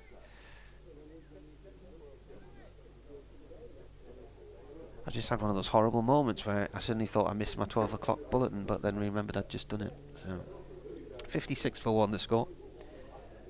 17 minutes ago, in fact. Yes. Ed Barnard's going to carry on from the New Road end into his 5th over now. 1 for 14 so far. The man who's made the breakthrough for Worcestershire this morning. 56 for 1. In he comes and bowls to the right-handed Dixon. He won't get a run here. Out to Jake Libby, who slides on his knees to his right to field at backward point. There is now an extra slip in place for Dixon. Had there been in the previous over, he might have been out. But there wasn't. Well, I say extra slip, it's sort of almost a gully, isn't it, really? It's probably where that last flying potential catch went. And he's forward stoutly to this next one from Barnard. Won't get a run up to Brett D'Oliveira at mid-off. Mark's emailed. The headline is Pattaya, Thailand branch. He said, watching as always from sunny Pattaya. Our branch consists of 2 Durham fans that I know of, although I've never met the other chap here in Pattaya. I only met him a few years ago. Barnard bowls, and no run here. It's a good stop in the end from Baker, who's in that gully position, down to his right. So he says, I haven't met the other chap here in Pattaya. I only met him a few years ago, pre-COVID, at one of the few Durham games I get to go to, and I was surprised at the time that the bloke sitting next to me also lived 6,500 miles away. So early evening there in Pattaya. Anybody else in Pattaya listening to us? Get in touch. wearecricket@yahoo.co.uk. Barnard bowls, no run here, just dropped down onto the onside by Dixon. Dave Townsend, who was one of our regular third voices for a few years, he lives in Thailand, has interest in a hotel on an island somewhere. All right. But when he keeps telling me the name of the place, but none of it makes any sense to me because I've never been there. Barnard turns, away runs, up to the wicket and bowls. And Dixon again is behind this in orthodox fashion, pushing it up to the former Worcestershire captain, Joe Leach. Fields at mid-on. And there's no run. I think it is far easier to appreciate places once you've been there, isn't it? And the geography of them. Yeah. I can look at a map of New Zealand all day long, but I've not been there, so don't really appreciate the distances and whatnot. Barnard bowls, slightly fuller on the drive this time as Dixon, but doesn't time it, comes off the inside edge up to Leach, and there's no run. I have been to New Zealand actually. Yeah. 2006. I can confirm it is a very long way away. Yeah. So you're right about that, Martin. Been to Australia once. It's quite a long way from Australia. I mean, Yeah, it is, isn't it? Yeah. People think that it's maybe closer than it is, but I think it's a good 3.5, 4 hours. Something of that order anyway. 5 Live Sport has joined us. Welcome to listeners there. Durham batting here. Chose to bat this morning. 56 for 1. Alex Lees has just gone for 27, bowled by Ed Barnard. Keegan Peterson, the South African, his replacement, is now facing a delivery from Finch, which is played up to mid-on. No run there. And at the other end, Peterson yet to get off the mark. He's faced 4 balls. At the other end, Sean Dixon, who got 186 at Sussex last week, is on 27 from 62 deliveries. It's a beautiful sunny day here in Worcester. Quite warm. T-shirt weather. Highs of a heady 20 later on. And 20's plenty, if you ask me. That's enough. Anything else is a waste of heat. Finch in again, turned nicely by Peterson, off the mark with a 4 through mid-wicket towards the river side of the ground. Just leant into that ball and steered it away. It was veering down the leg side from Finch. Yeah, it was asking to be put away, wasn't it, really? its line and length, and Peterson obliged, nicely timed away through mid-wicket. Off the mark in style, 60 for 1.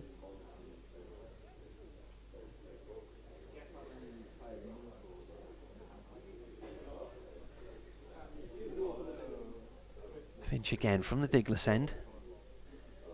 Comes in and bowls right arm over to Peterson, who leaves that one alone. There's a yelp from the slip cordon of 3. Goes into the keeper's gloves. How close was this? Let's have a look at this again. That was quite a way. It was about 5th stump. Kidology. That's what they call it. Elaborate leave as well, wasn't it?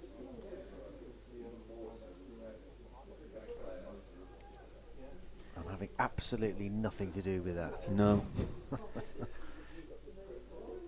In comes Finch again, right arm over and bowls, and played by Peterson up towards long on. That might go for 4. Leach is chasing it, but the ball's bobbling away and crosses the rope. Far corner of the ground. So 2 4s from this over for Peterson.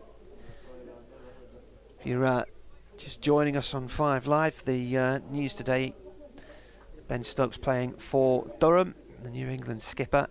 Will play in 3 games, so this one, Glamorgan at home next week, and then the week after that away at Middlesex. Ben Rain is the man who has stepped aside for him.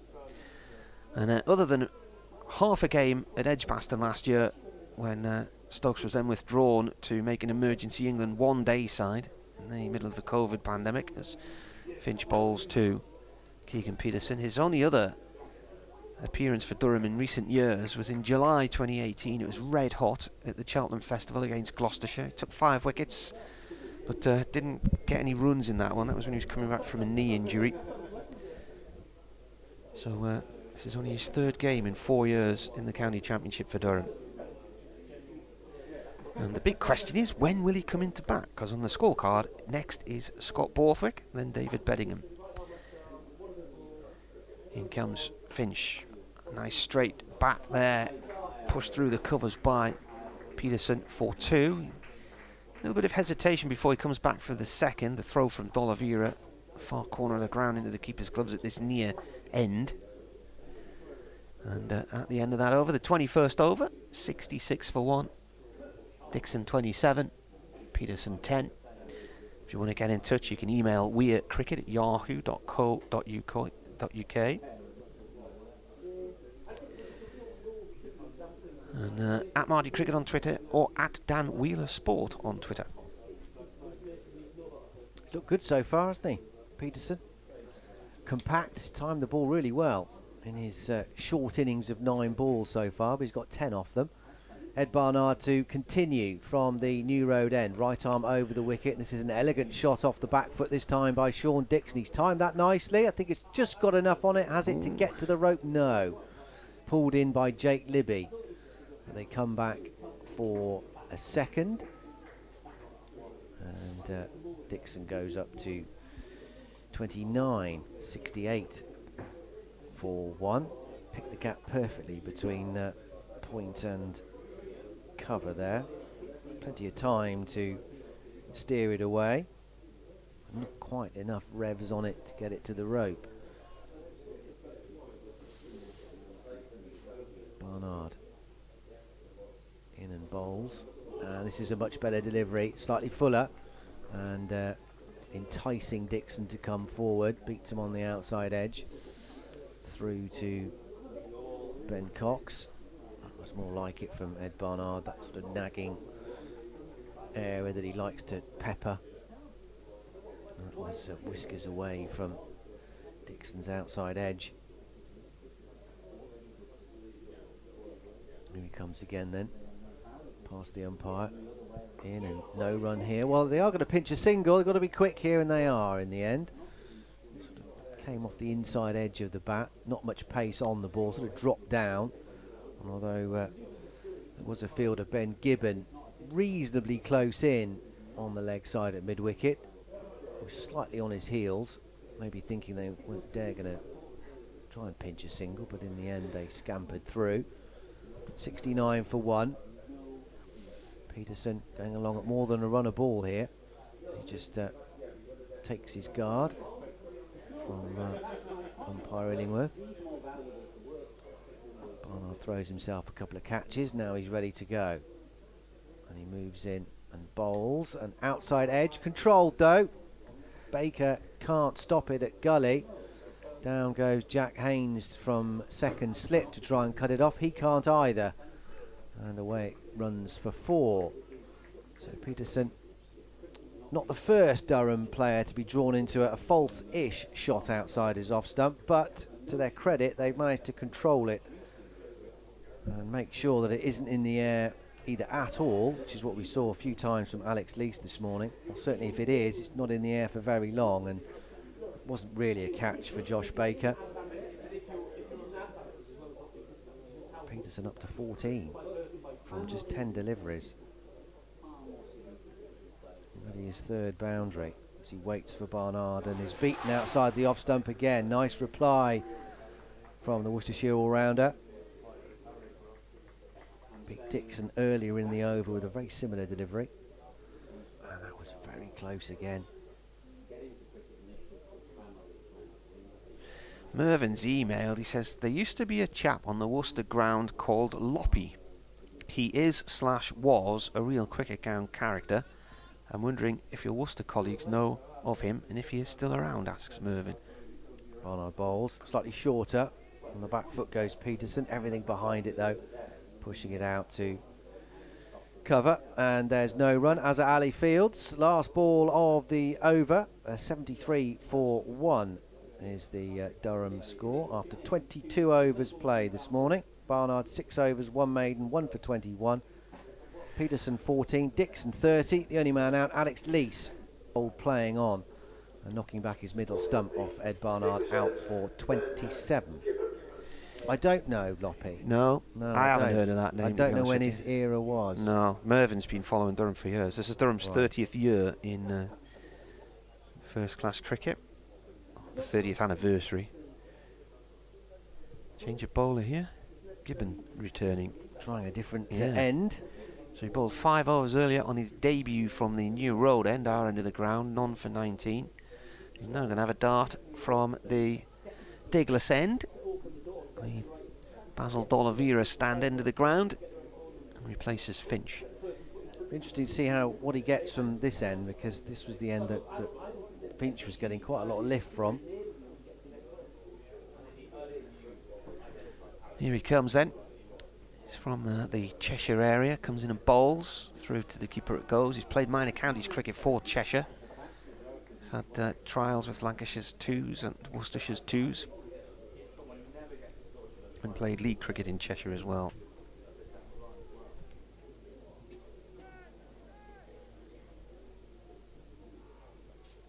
Yeah, he's got quite a bustly action. Tall, left arm. Strong looking physique. And bowls with a bit of pace. Comes in, he's a left armour. That's left alone by Dixon. Through to the keeper.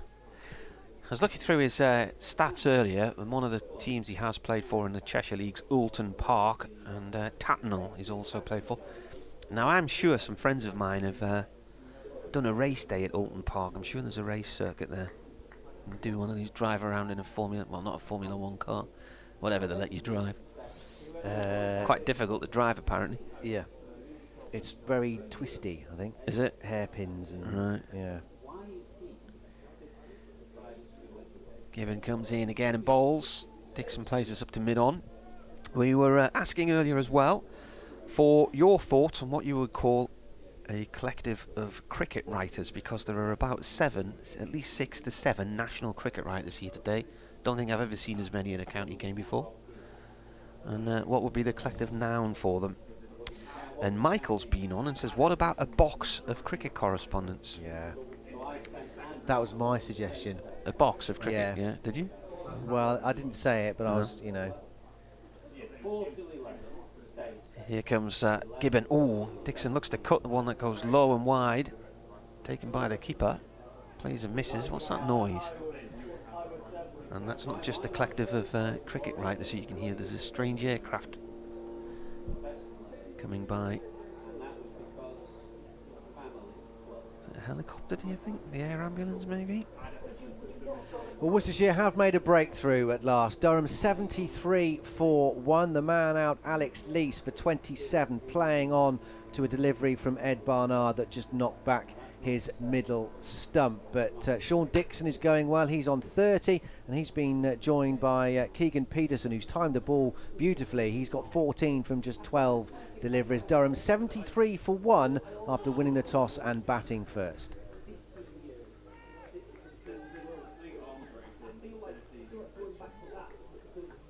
Yes, I was going to say box, but I wondered whether that was fallen into the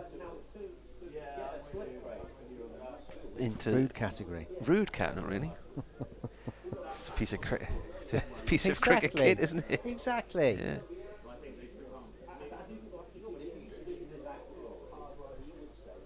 Sundries of cricket? No. Cricket journalists? No. In comes a bowler. It's left alone. A pint of cricket journalists? No.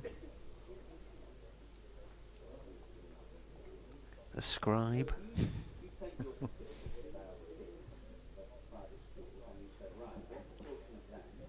End of the over. Something will come to me in a minute. What about a bowl of cricket writers, asks Mervyn. Yeah. A bowl? Yeah.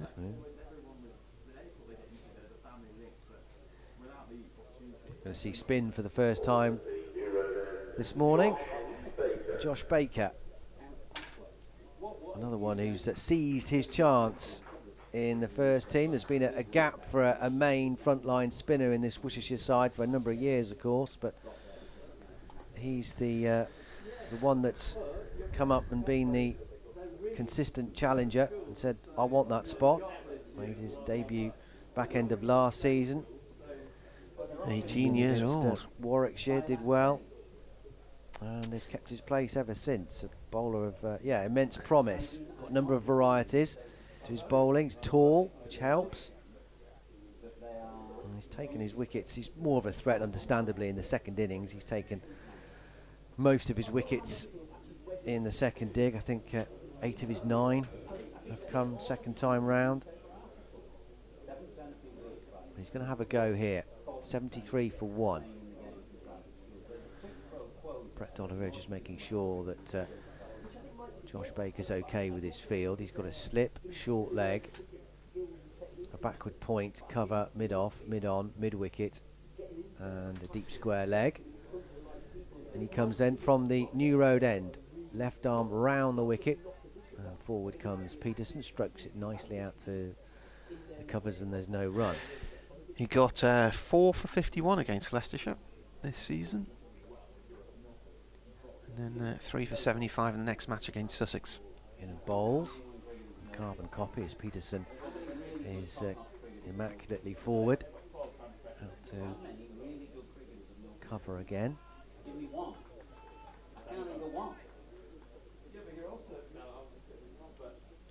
Baker gives this one a bit more flight and uses his feet this time, Peterson. Shuffling down and timing it nicely, but drilling it straight to Brett D'Oliveira at mid-off. He's got a nice loop about him. Josh Baker bowls a quicker ball too. And he comes. This was slightly down leg side, helped on its way by Peterson down to the fine leg region. He'll come back for 2. Ben Gibbon has had to run round to his right to field. He was at deep square leg.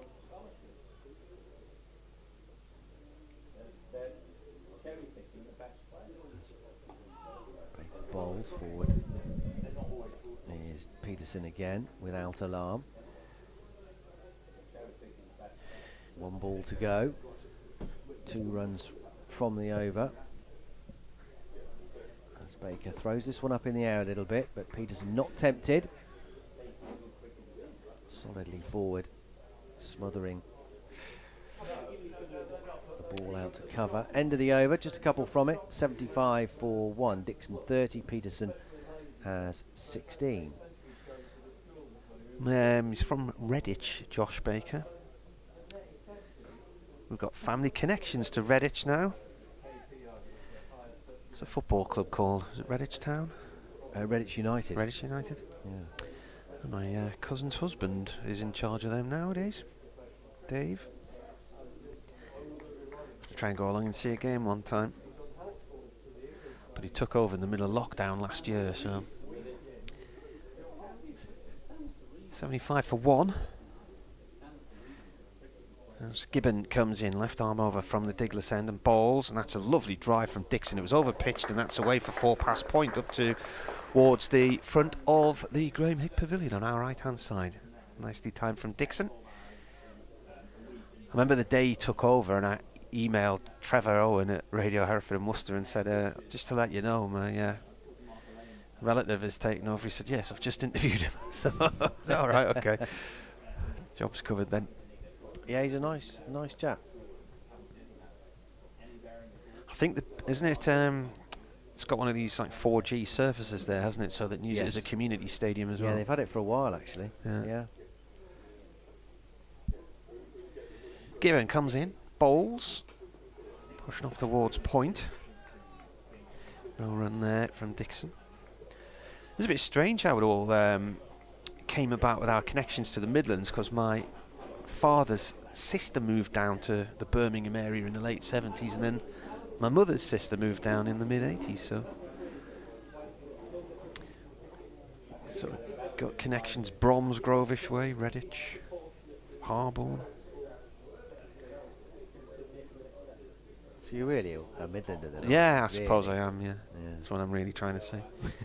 In comes Gibbon, and that's driven by Dixon once more through the covers and away for 4. That was a half volley this time, outside of off stump, and it's gone towards the ladies' pavilion. And then in another ironic twist, my wife's auntie and uncle live in Malvern Link, on the same estate as the boy. Oh yeah. As your man next door. Yeah, I'm not a million miles away from the link. Bradders has got more concentration etched on his face now than I think I've ever seen. Has he? Yeah, look at that. He's actually thinking there and doing things. He's on his iPad. Yeah. Oh. Nice red cover he's got. Yeah. It's a Lancashire sort of cover, isn't it, really? Lancashire red. Durham at 83 for 1, by the way. Dixon 38 from 74 deliveries. Peterson at the other end on 16. Came together when Alex Lees was bowled by Ed Bernard for 27, when the score was 55 for 1. That was at the end of the 18th over. And we're now about 20 minutes away from lunch. Giving him out the ball, the 4th ball of this over. Round the wicket he comes to Dixon. Dixon drives into the covers. And Azarali collects that one. Stuart's been back in touch. Stuart Dick, hi to you again, Stuart. He sent me a little video of his little boy Oliver, who's watching us, Martin. Oh, marvellous. He said Oliver's watching on. He's in the 90th percentile for length, which I can only assume means he's going to be a 6'6" quick. Well, yeah, let's hope so. Get him down here. 83 for 1 then. 2 balls left of this 7th over from Gibbon, the debutant. And this is played by Dixon out through mid-wicket for 1 run.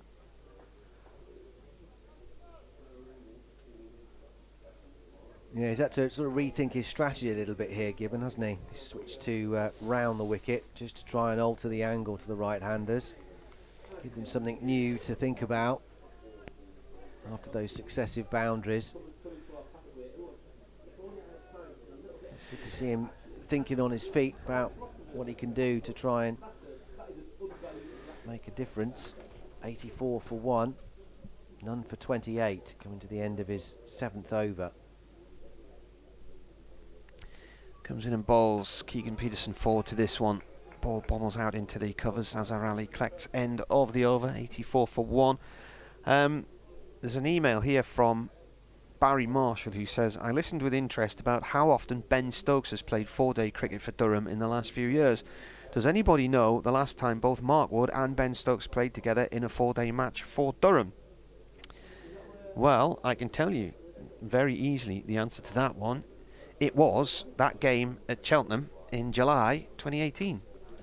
And the reason it sticks in the head was because Mark Wood, having bowled in the morning session, then went in for lunch and then couldn't walk come the afternoon session, and ended up batting with a runner towards the end of the game to try and save the match as Durham were trying to hang on for a draw. So that was July 2018. Because Wood didn't play in the game last year at Edgbaston when Stokes did, because Wood was part of that England one-day lineup which had to isolate. Baker to continue, and that's his short cut off the back foot, but lovely fielding at backward point. Has stopped a certain boundary there. Gibbon to his right hand side as well. He gets a low 5 from Ed Pollock at slip. Baker in once more. A little shuffle of the feet from Dixon, but drills it straight back up the pitch along the ground to Baker, who fields. Same field as last time with that one slip, short leg. And just like that, 5 live were gone again. Nice of them to pop in. Baker gives this one a bit more air. Down he comes. Dixon lofts it high, and it's dropped over Jake Libby at mid-on and run away to the fence for 4. Didn't try and hit that too hard, Dixon. Just a little lift over the infield. Quite a safe shot, really. Dixon now has 563 runs this season. He's looked a good touch, hasn't he? Yeah. There's that one false stroke. He's had 2 50s, 200s. Had there been a third slip, might have been a catch. But other than that, as he's squarely behind this next one from Baker. He's looked in complete control. 43 from 80. In fine fettle. Yeah, nearly half the runs so far. 88 for 1. Down he comes again. A big flurry of the bat, and he's smashed that straight to short cover. I was looking towards the boundary then, because he hit that really hard, but sadly for him, straight at Jack Haynes, who's just inspecting his right hand, if that's okay, because it absolutely motored towards him. It is all right. No run to this last ball, out to mid-wicket, fielded by Azhar Ali. End of the over, 2 overs for 6. Nothing really there for Josh Baker, no surprises really. Day 1 of the match. He takes his cap from the umpire and trots away down into the outfield in front of the electronic scoreboard by the hotel on the cathedral side of the ground. 88 for 1. Dixon 43 now. Peterson has 16. The man out, Alex Leach, for 27. Bowled playing on to Ed Barnard. Frank Watson knew Loppy. He says John Loppy Lugs Morrison died at the age of 92 in around about 2007, he says. In comes Gibbon round the wicket to bowl to Keegan Peterson. He cuts the ball hard down into the ground. It bounces over the top of backward point and away for 4 to the Graham Hick Pavilion. He said he often blew a hunting horn at New Road. A wonderful character. He came from Bromsgrove. Yeah, there you are then.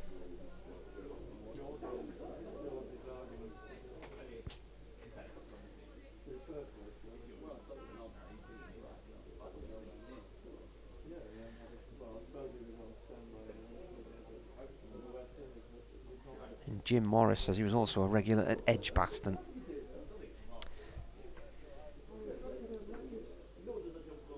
Suppose if you live in Bromsgrove, you're spot for choice, aren't you, really?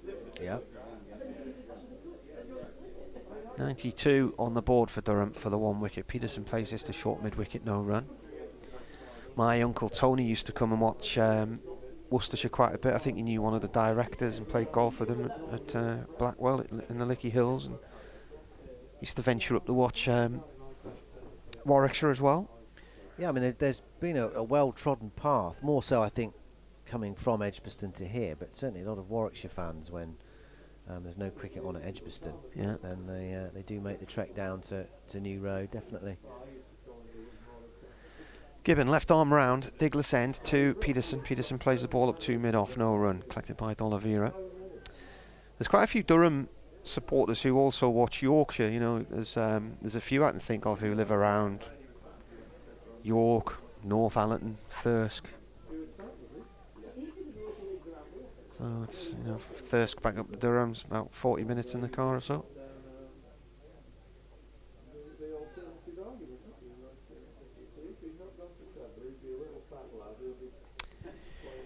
92 for 1, Durham. Peterson has 20 and is on strike. Dixon has 43.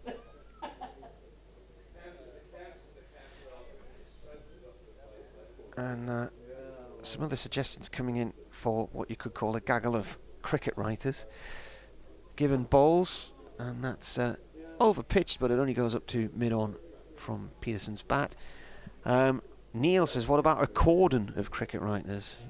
Slip cordon? Yeah, that's not bad. You could, a corridor of cricket writers down the corridor of uncertainty.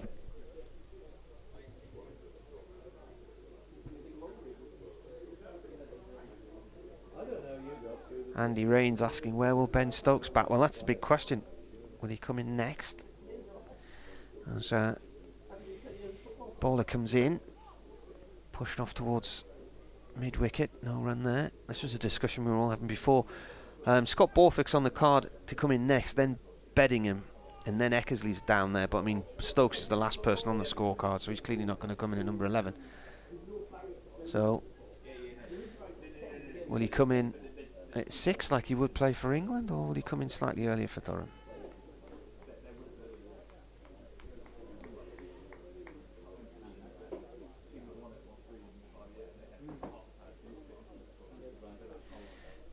Gibbon round the wicket, played to mid-on this time by Keegan Peterson. That is the end of the over. So Durham 92 for 1, and we've got about 10 minutes of action left before lunch. Yeah, but it would be a surprise if he batted Stokes ahead of Borthwick and Beddingham, wouldn't it? Would it? Stokes batting if he came in before Beddingham and Borthwick. I mean, that's unlikely. I couldn't see him coming in before Beddingham. No. And probably not Borthwick, but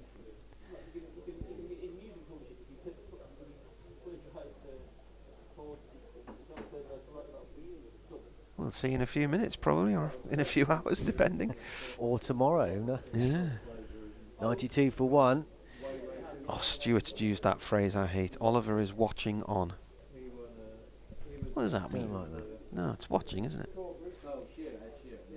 I think he's written that knowing I don't like it.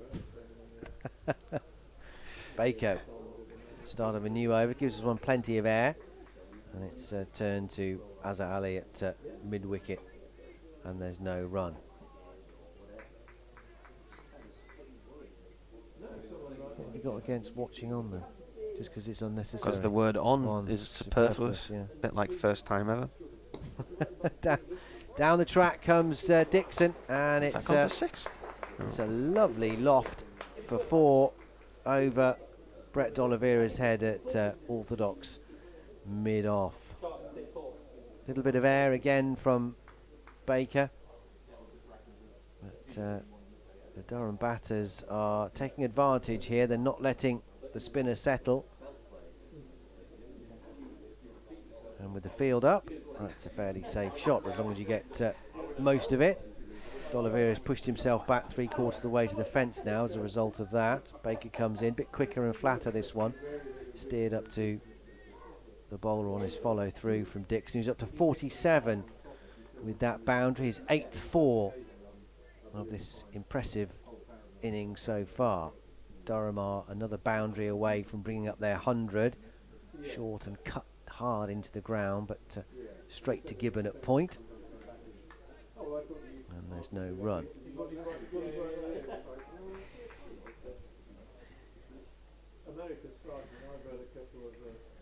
Gibbon a slight pause before he begins his run up, and driven to D'Oliveira because he's set further back, the captain. There is a chance for the Durham batters to scamper through for a single, which they do. That takes Dixon up to 48, 97 for 1 with 1 ball left. Beautiful sunshine here at New Road. Best part of the day so far as we head towards lunch. Inside the last 10 minutes of the morning session. Baker bowls and Peterson is very carefully, almost exaggerated style, right behind that last delivery, making sure it doesn't go through anywhere. Out to point, and there's no run. End of the over. 97 for 1. Peterson 20. Dixon 48. Baker 3 overs, none for 11. Ken's been on. He says we need more reporting positivity for Stokes and Root. His suggestion for a gaggle of cricket writers is Batty Hacks. And with regards to Bonnet Castle, we call it Barney. Yeah.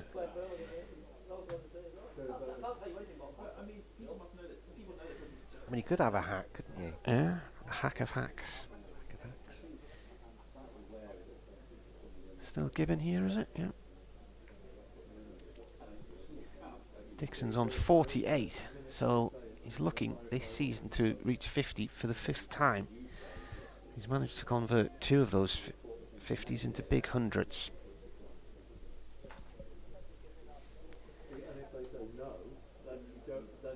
Long conversation here between Ben Gibbon and Brett D'Oliveira. He's hit 8 fours in his 48 from 87 deliveries. 3 overs, none for 13 in this spell from Gibbon. The second one of his debut. Comes around the wicket, left arm round. Dixon turns this down to fine leg and we'll get 1 run. Leach is there in front of the hotel. Partnership's now worth 43 from 61 balls. A boundary view of cricket writers, says Dr. Grippo.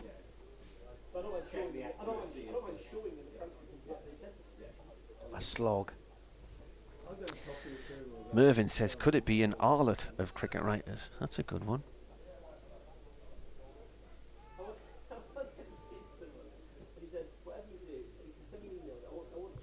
There was a suggestion that Arlott had a lot of his best one-liners written down, you know. Gibbon comes round and bowls. It's bat and pad, a front foot there from Keegan Peterson up to mid on. The ball goes. He goes for a little hobble off towards the leg side. Heath.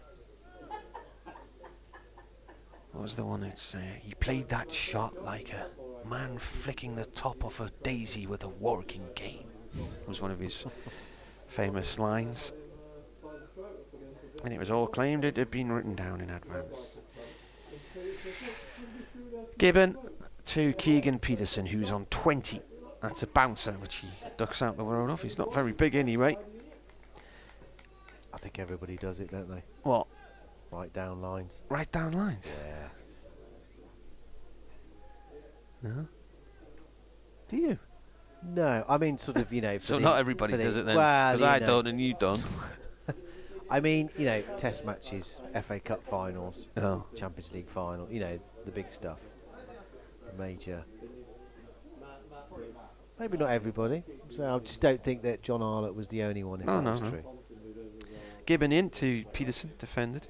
I mean, I write my match notes I do for each one. It sort of reads a bit like a script, particularly for a home game, because it is an introduction to the start of a cricket match. I play in an interview. Right, you're talking about the sort of, you know, the one-liners, aren't you? Yeah. Say from my background, I worked in a newspaper office for 3.5 years, and then for a press agency for the national papers for 7 years. So we were constantly thinking up one-liners and headlines and stuff like that. Sometimes, if we had a really good idea for a headline for a story, we would put it as a suggestion at the top of a piece before firing it off to whichever papers. It would get ignored by the subs. No, they're quite. I think they were quite appreciative sometimes, but you tend to have an idea of which paper might go with it and which wouldn't, you know. Mm. Peterson's on 20 as he defends this one from Gibbon. Middle stump. Craig Porritt has been on. He says, hi Marty, good to have you back on commentary. I'm not sure what the collective name is for a group of national writers, but when Durham are playing without the England captain, it will probably be a vacant third man of writers. Keep up the good work, says Craig. See what you did there, Craig? That's clever, that. Very good, Craig. Yes. I'm going to tap the table there in appreciation. Well, Dave Bradley is a Hereford and Worcester commentator-y friend who's sitting next door as the PA announcer in the stadium these days for the home games. He always goes on about the runs leaked through vacant third man, and I've said over the years if I ever ran a pub it would be called the vacant third man. And we have a vacant third man here as well, actually, as Peterson drives this one out into the covers to Azhar Ali. No run there. A tidier over from Gibbon. None for 33 from 9. 2 maidens so far from him. Paul says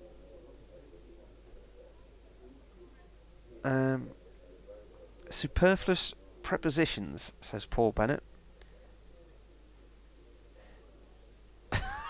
Can't even read off of this, Paul. Right, he said, also a pet hate of mine.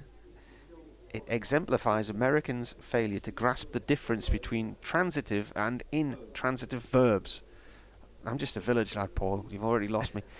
Examples include beat on, meet with, protest about, or protest things, fry off. It pains me even to write them, he says. Wow. That's quite heavy going. In the meantime, Baker's going to start a new over, bowling to Dixon on 49, and he'll get his 50. Nicely steered up to mid-on. Jake Libby does the fielding, but that's a terrific half-century from Sean Dixon off 89 balls with 8 fours, and his excellent start to the season continues for Durham. Terrific knock, 50 off 89 deliveries, Durham 99 for 1. Baker, a bit more air to Peterson, who drives forcefully, nicely timed, but Libby again moving swiftly to his left to field. And there's no run.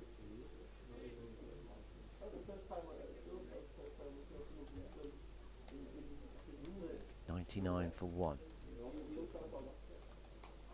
As the Cathedral prepares to strike 1, they'll scamper through for a single, and there is the 100, almost on the stroke of lunch.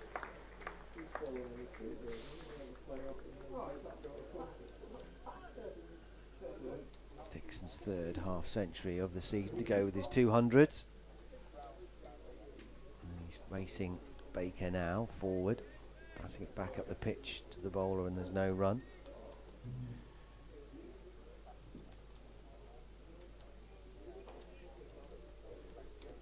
Two balls to go. Driven by Dixon, fielded to his left by Azhar Ali. The Cathedral strikes 1, so it will be lunch after this delivery from Josh Baker.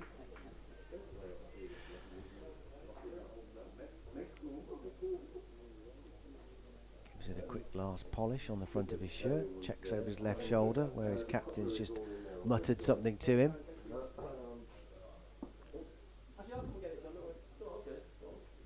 He comes then. Forward comes Dixon and calmly plays it out to mid-off. Jack Haynes fields, and that is lunch. The end of a pretty good opening session in the first 2 hours work from Durham. 100 for 1 they will lunch at, with Peterson on 21 and Dixon playing really well for his half century. Exactly 50 not out at the break. The only man to go this morning, Alex Leach, played on to Ed Barnard for 27. That was the only success for Worcestershire to date, who gave a debut to left arm seamer Ben Gibbon, who had a decent first spell, a bit more expensive in his second spell. 9 overs, 2 maidens, none for 33 for him. Joe Leach, 6 overs, 3 maidens, none for 16. Ed Barnard, the successful wicket taker for Worcestershire, 1 for 21 from his 6 overs with 1 maiden. Adam Finch, 5 overs, 1 maiden, none for 17. And the 4 overs of left arm spin from Josh Baker, none for 13. So Durham will resume after lunch on 100 for 1. Please do join us in around about 40 minutes time for the start of the afternoon session. But from New Road for now, it's a big good afternoon to you.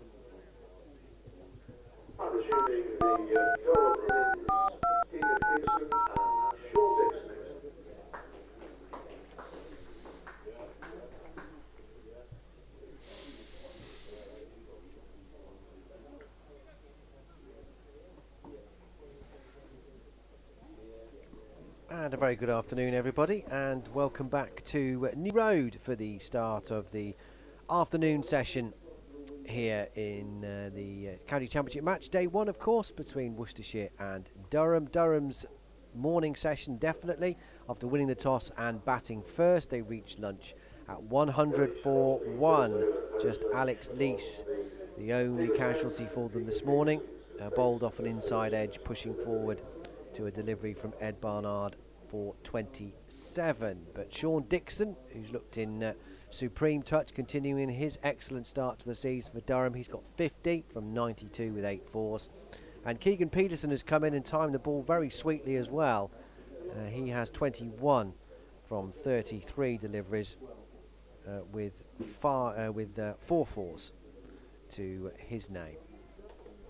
Joe Leach is going to continue from the digless end. Oh, no, he's not. He's going to get almost. Something's to the put stump. Peterson off there. And he pulls out of it. Peterson not quite ready. Anyway, afternoon, Martin. Yes, nice bit of lunch. Lovely stew. Now ready to rock and roll. Leach turns then. 6 overs this morning, none for 16. 3 of them were maidens. He bowls to Peterson, who's forward to that one. Pulls one leg out the way to give himself a bit of space to play the ball off towards mid-off. There's a fly right in my line of sight. It's going to be annoying, isn't it? It's going up and it's going round and round in circles on the window. Safely the other side of it. I can't tell which side of the glass it's on. Might be on the other side. I think it is on the other side, isn't it? Give it a whack, that'll tell you. That might upset the listener. It's a decent morning from Durham's point of view, having won the toss. Can they push on this afternoon? Peterson waits as Leach comes in and bowls and defends on off stump. Leach, a product of Shrewsbury School, played for Leeds Bradford Uni, Staffordshire and the minor counties. This is his 109th first class game.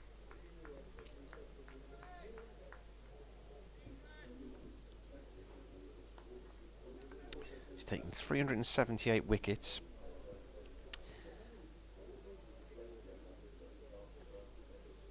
Comes in and bowls. Defended by Peterson. I'm just looking at his stats against Durham over the years.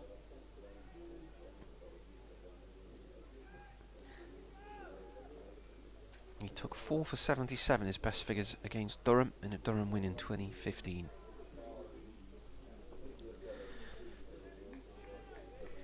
Keegan Peterson, 28 years old, from South Africa. It's his first season in county cricket. He did play in the Lancashire leagues for Rawtenstall and Nelson. There's that Leach bowls, played up towards mid-on, no run there. Do you know where Rawtenstall is, Dan? I don't know. No. You can go there on the East Lancs Railway. It's between Ramsbottom and Accrington.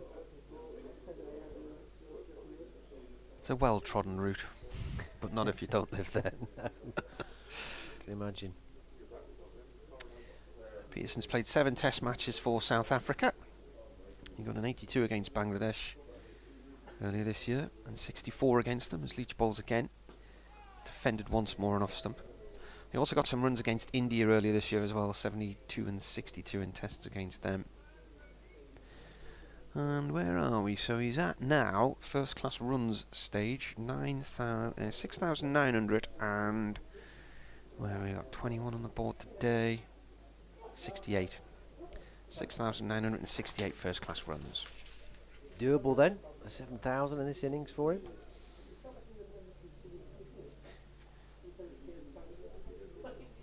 Last ball of the 31st over. And playing across the line, there's an appeal from Leach. It all looked wrong from this angle. The umpire says no. No run. End of the over. It looked a bit too leg-sidey for me. Yeah, on replay. It's slightly wider of the crease as well, Leach, which didn't really help his cause. That looked like it was drifting down the leg side. Umpire Paul Baldwin not interested. End of the over.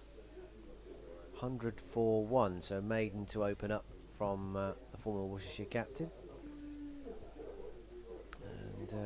Adam Finch is going to start proceedings this afternoon from the New Road end, replacing Josh Baker, who had 4 overs before lunch, 4:13.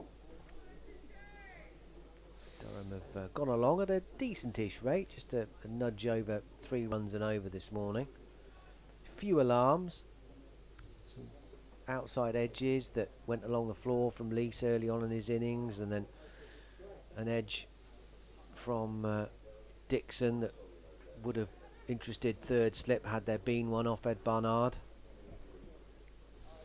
But other than that, it's been pretty straightforward for Durham, as this first ball from Finch is driven out smartly to the covers to Ed Barnard from Dixon, and there's no run. As well as these two have played, it's obviously a time for resetting now in these early stages after lunch. Just clear the mind, focus on starting again. Durham in a terrific position here to really build a platform. Well, they already have one, don't they? To really push on and turn the screw here.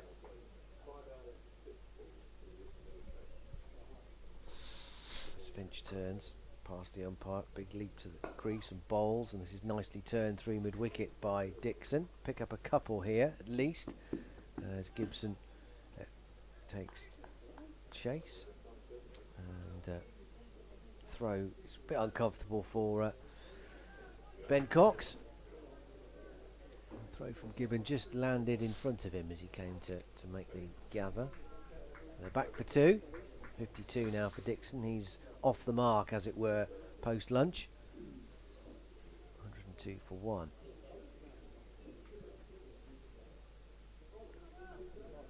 Take you with other scores around the country in just a second. As Finch runs away past umpire Illingworth and bowls. Won't get a run here, Dixon, as he steers it out to cover. Tight, just outside the off stump. So in the County Championship, the defending champions Warwickshire 84 for 2 at Old Trafford against Lancashire. Surrey 73 for 1 against Northamptonshire. Hampshire 70 for 2 against Gloucestershire. Essex 67 for 2 against Yorkshire. So Alistair Cook is still in. Well, he was last time I checked. As Finch bounds up to the stumps now and bowls, and this is chopped down into the ground. There's half a nanosecond there where maybe Dixon didn't know where that ball had bounced down to. Was slightly alarmed it might cannon back into his stumps, and it was comfortably away from his off pole, no problems. Yeah, Cook is still in for Essex. He's 35 not out. Brown for Norton, Wesley for 24, the men out there for Essex. Against Yorkshire 67 for 2. And in Division 2, 2 other matches alongside this one. Sussex 90 for 1 at Hove against Middlesex. Finch bowls, quicker delivery. Dixon defends up to Gibbon at mid-on, and there's no run. And finally Glamorgan against Leicestershire.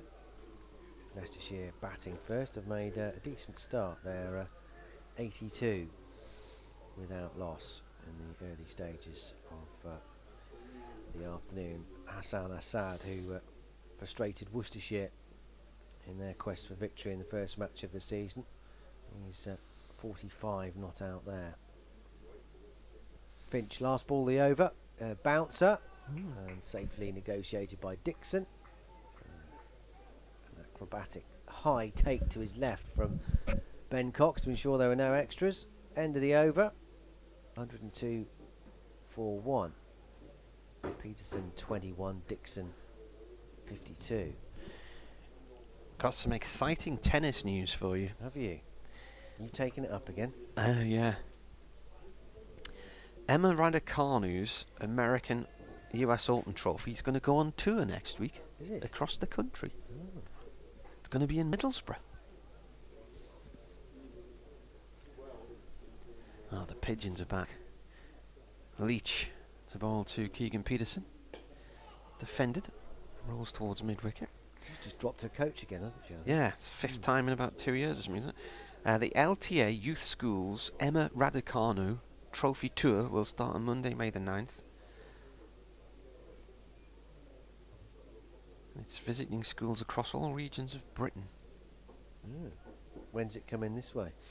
I don't know, I'm looking for the list now. Oh, here we go. Right, Monday, London. And then Cambridge. In comes Leach Bowls, pushed off towards mid-off, no run there. Tuesday, it's in Bristol, and then Pontypridd. Wednesday, Birmingham and Nottingham. Thursday, Leeds and the Borough. And then Friday, it's in Edinburgh. So it's not coming here. No. It's always Birmingham, isn't it? Yeah, well, they've got the, what do you call that place in Birmingham where they play the women's tennis tournament? Edgbaston Priory? Yeah, the Priory. 102 for 1 as Leach bowls to Peterson. And Peterson once again stands firm, plays the ball up to mid-off, no run. Tennis courts here, though. Eh? They've got tennis courts Are here. they? There's some over the back. Are there? Where? In the park. In the park. Behind us, Cripplegate Park, yeah. They've all been they've been redone and everything. Yeah.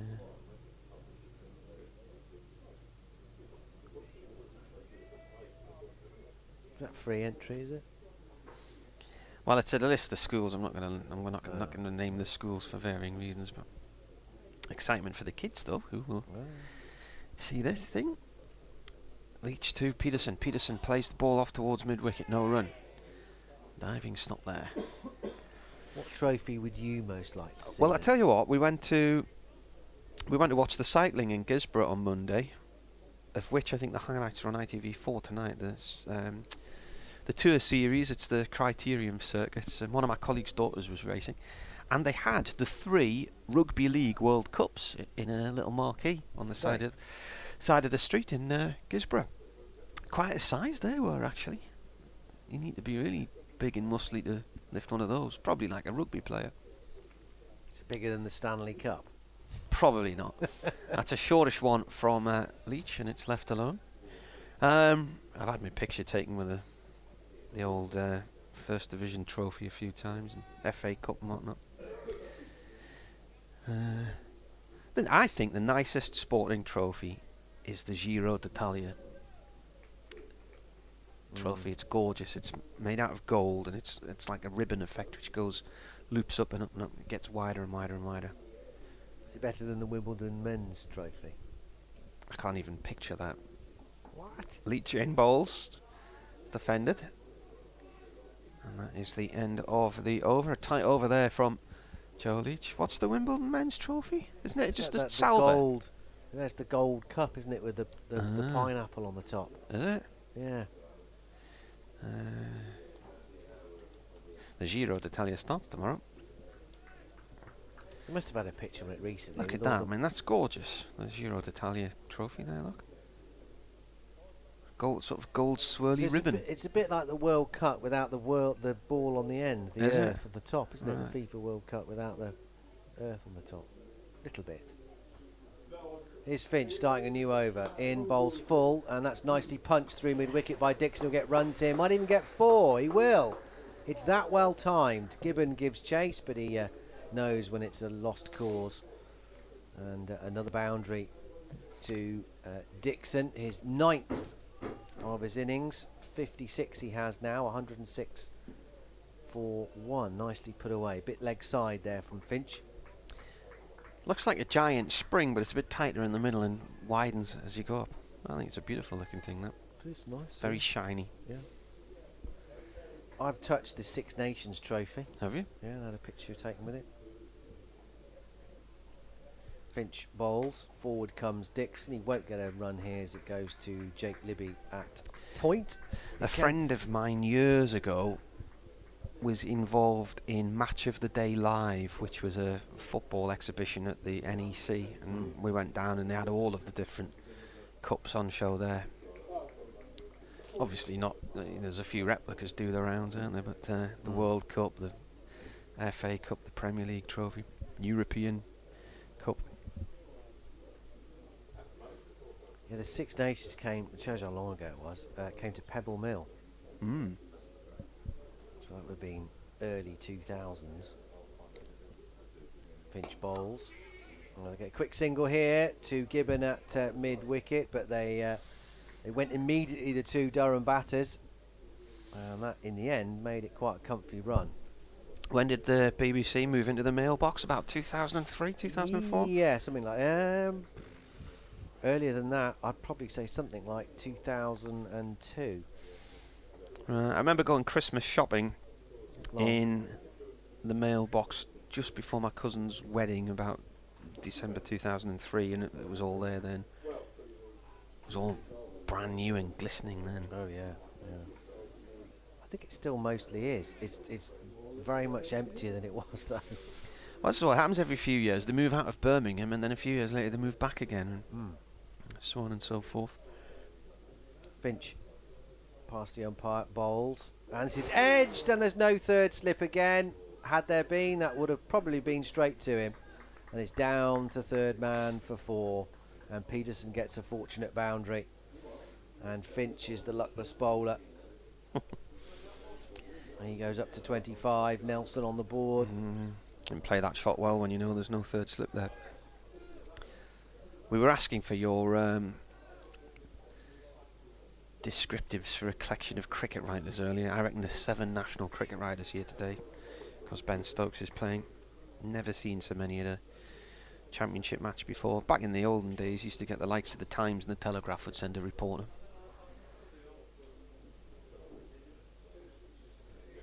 Finch frustrated with that last delivery.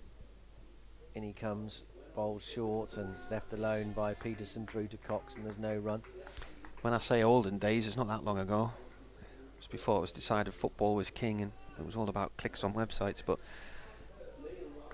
we've got everybody here today, people I haven't seen for a long time, and some I only normally see at England matches if they're ever in the northeast.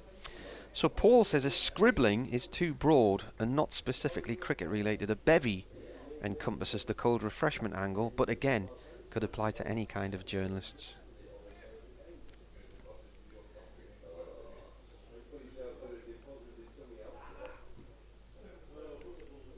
Finch, last ball of the over. Another very short boundary, short bouncer even, taken by Cox. It's almost in his half of the pitch there from Finch. End of the over, 7 overs. He has now 1 maiden, none for 28. Durham 111 for 1. So we had an Arlet was suggested this morning, wasn't it, by one of our contributors. Paul says we could go esoteric with a Cardus, Neville Cardus, but I like somebody else's suggestion of a cordon of cricket writers. And Paul says, how about an almanac of cricket writers or a journal of journalists?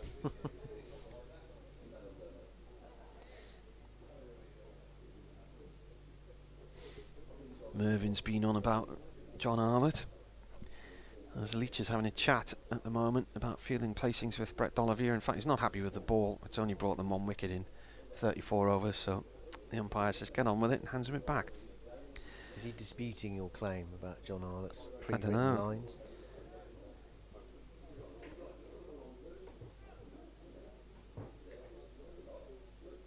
In comes Leach and bowls. Oh, now has that taken the edge?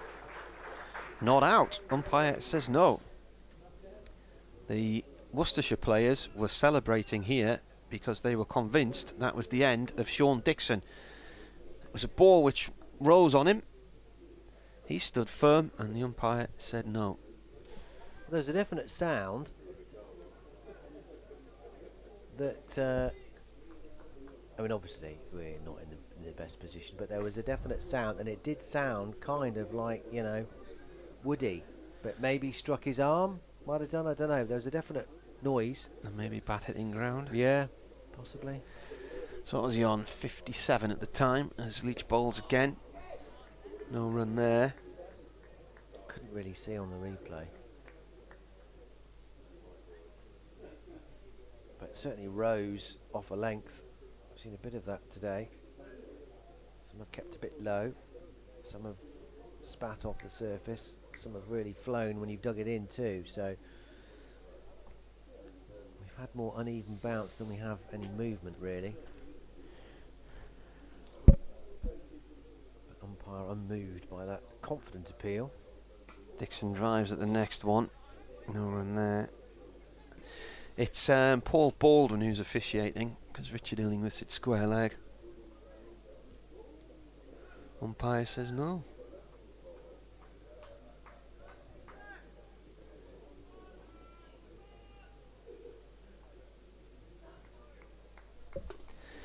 Coming up to the top of the hour. I'll have to read Mervyn's email in a minute, because I've got to go and do an update for Radio Newcastle in a moment or two. Halfway through this 35th over. Leach in, bowls. Turned by Dixon out through deep mid-wicket. There's acres of space there. And that goes 4-4 towards the Burger van. Where the little ice cream stall sometimes is here on the cathedral side of the ground as the clock strikes 2. 10th 4 for Dixon. Lion's share of his runs have come that way. That was again beautifully timed. Some windows on the gable end of the cathedral there that look like a giant plug socket on the top. Can you see? Yeah. Wonder what you could plug in there. Yeah.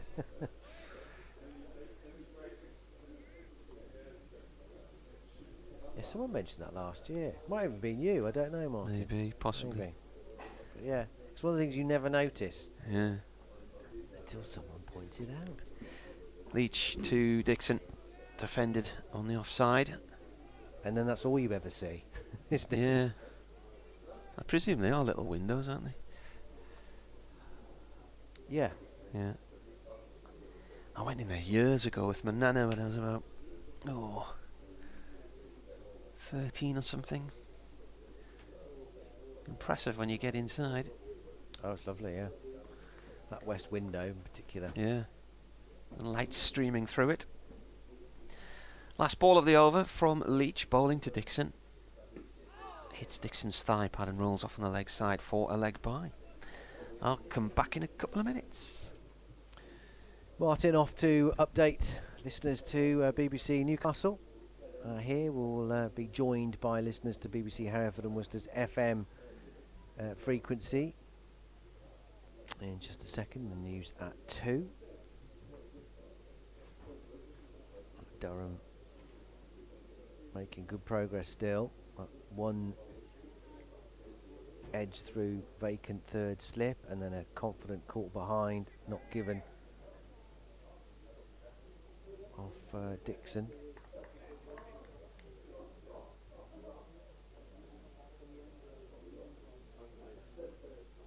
As Finch starts a new over, bowls again, it's short. This is a bit better directed and requires Dixon to just rock away and flick his head out of the line as it seared past him, rising above shoulder height through to Ben Cox. Finch in his second spell, obviously, opening up after lunch. 2 overs, none for 11 in this second burst so far.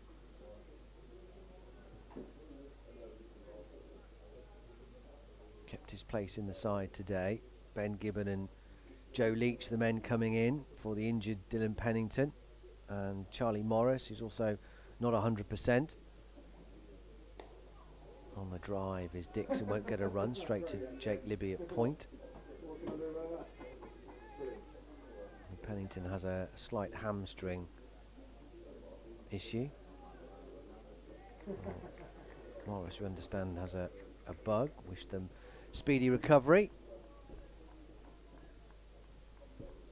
It's given a chance for Ben Gibbon, 21 years of age, to make his Worcestershire debut.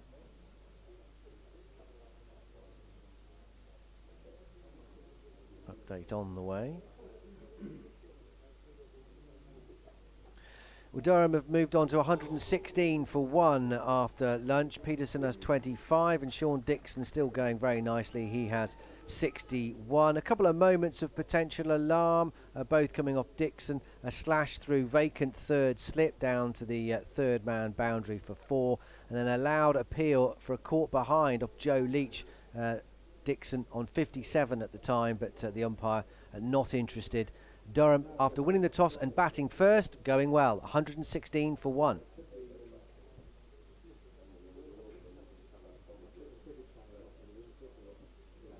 Finch in bowls, and they'll get a single here. Drop down into the leg side. There's no orthodox mid-wicket. It was Azhar Ali for most of the morning session, but he's now out towards the boundary at square leg. Ben Gibbon at mid-on couldn't get there, and he was joined in the chase to cut it off by Adam Finch on his follow-through. 117 for 1. Live County Championship cricket for you. Dan Wheeler and Martin Emerson, your team. Tomorrow we'll be joined by Eve Jones, the Central Sparks captain and England A batter. Finch bowls. And Peterson untroubled as he comes forward and steers it out to cover, and there's no run. It's been a good wicket to bat on, good toss to win. Sun's out, ball is coming on. There is some lift in it for the faster bowlers, but there's been precious little movement, both in the air or off the seam.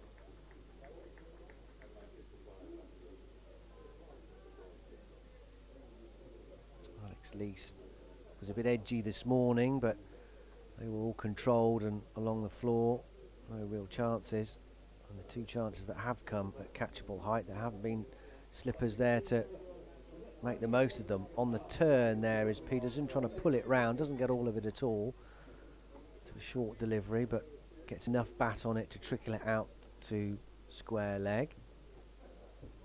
Gibbon Fields running around quite a distance from mid-on to do so, so lots of time to come through for a single to end the over. 8 overs, none for 30 now for Adam Finch. 118 for 1 on the board for Durham, going nicely. Dixon 62. Peterson 26. Joe Leach to continue. 9 overs, 5 maidens, none for 20, so typically economical. And they'll get a run here as it's turned past Libby at point. Again, controlled along the ground as Peterson opened up the face of his bat as he came forward. He wasn't 100% sure whether Libby was going to cut it off, so he had to rely on his partner at the non-striker's end, who had a better view of it than him. So there was a slight hesitation from Peterson about whether it was a good idea to run, but given confidence to do so by Dixon, who's now down facing Leach.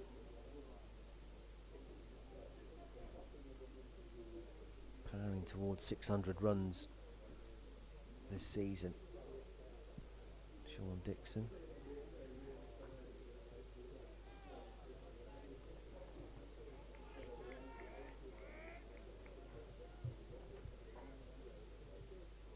False start from Leach. Just lost his rhythm in his run-up. He's having another go now. And he comes past the umpire and bowls. Forward comes Dixon. There's no run. Out to cover. Yeah, so far this season,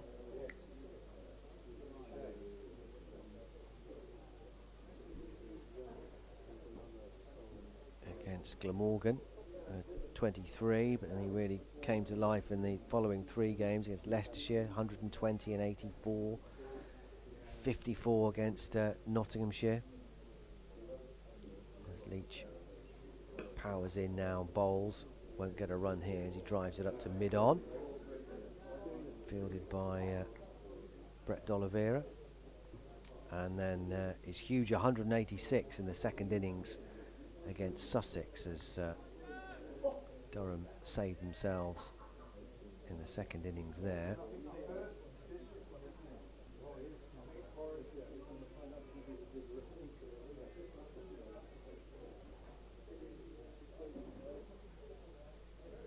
Leach bowls, and he's reaching for this a little bit outside off stump, but long enough stride to get close enough to the ball to get some directional control on it. Through the covers region it goes, not timed but enough to get a single.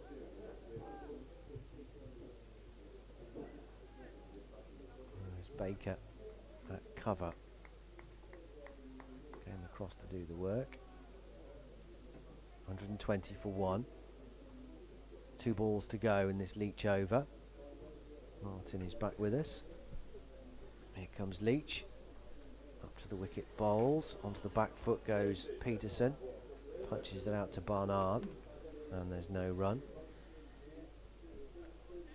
Beautiful afternoon now here at New Road. Weather's set fair for the 4 days. Martin is trying to put the wind up us all by saying tomorrow's going to rain. Well, you said it might rain, it might not rain. I said there's a band of weather coming down the country tomorrow. We might catch it in the afternoon. Yeah, that's might what not I said. though. Might not though. Yeah. We are too far south to guarantee the weather.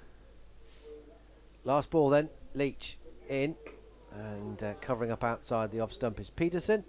Back up the pitch and there's no run. 27 for him from 52 deliveries.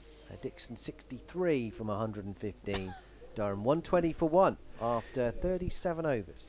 Mervyn says, come on Mervyn. With regards to Arlott, he said, as the umpires walked out at the start of a test match, Trevor Bailey remarked, they look like a couple of dentists. Quick as a flash, Mr. Arlott said, and well, they may look like dentists. After all, part of their job is to pull the stumps out.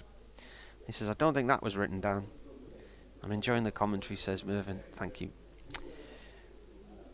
As well, they may look like dentists. After all, part of their job is to pull the stumps out. Who's that? I don't know. He's Finch bowling. This is played out into the covers. Oh, that a good sharp stop, but that hurt. What are you doing now? My tablet's just died. Plug it in. I know, I just have. Ed Barnard stopping that ball with his right hand out in the covers there, but it's a bit of a stingy one. Andrew Tempest, group of reporters. A reportage he's written, but I think he means a reportage. Andrew is in sunny Mablethorpe. Where's Mablethorpe? I don't know. Up north? I don't know, it sounds like it should be, but I think it's one of these tricky places where it isn't where it sounds like it should be. A bit like Clitheroe. Finch is driven nicely by Dixon for 4. Back between him and the stumps, and mid-on, up to our end of the ground. Mablethorpe, where's that going to be then? Got to look this up now. You're not even going to guess? Well, probably Lancashire. A man of your geographical It sounds like it's... I reckon Barnard's wiki area of Lancashire. Let's have a look. It's nowhere near. It's in Lincolnshire. Yeah, said it was sounded like it was somewhere it wasn't. Finch in again, 124 for 1. Dixon drives out in the covers, gone underneath Barnard. Being chased across the field by D'Oliveira for 1 run. It has a seal sanctuary wildlife centre in the East Lindsey district of Lincolnshire. So it's north-ish? Well, it's east. It's north of here? It's not, it's probably south of here. Lincolnshire? Yeah. Let's have a look. I think it's just quite a way south, you know. No. Yeah? Lincolnshire's not south of here? It's across. Hang on. I'm looking. Martin, what's happened to you, man? Yeah, hang on. You're right. In comes the ball. Yeah. You sound so surprised. I am a bit, I actually. know, I am, to be fair. You've named a county, actually know vaguely where it is. Yeah, you're further down than I thought. Yeah. Well, you're right on line with Northampton and Northampton and Cambridge. Yeah, that's about and Bury, parallel, St yeah. Edmunds and Southwold. Yeah. Yeah, I was picturing East Anglia really when I said that. Guess the population of Mablethorpe at the last census in 2011. Oh, crikey. I'm going to say... Oh, in 2019, sorry. 2019. 2 balls to go here as Finch bowls to Peterson. Peterson plays out to the covers and goes for a quick single. I'm going to say 37,000. 37,000, right. Well, it's a lot less than that. And I'm going to... what you're going to be surprised at is in this census, they actually lumped in nearby Sutton-on-Sea to give them a grand total of 12,633. Oh, okay. It's about the size of Whitburn, where I'm from. Anyway, bit of a geography lesson as well. Yeah, Right? thank you. Nigel's emailed a collective noun for journalists. Finch has got an enormous run up here, hasn't he? He's virtually back now commentary box as he comes in. Right arm over, bowls to Dixon, through to the keeper, playing a miss. Rises sharply, and he finishes by touching his toes in disbelief that he didn't get a wicket there. 126 for 1, Dixon has 68, Peterson 28. BBC Radio Newcastle, BBC Hereford and Worcester. Nigel says, greetings Martin, you appeared briefly on 5 Sports Extra earlier. Just long enough for me to hear you ask about a collective noun for cricket writers. Or a scrounge of writers. Did I say a quill earlier? A deadline of writers? A deadline of writers. Andrew says, how about a wisdom of writers?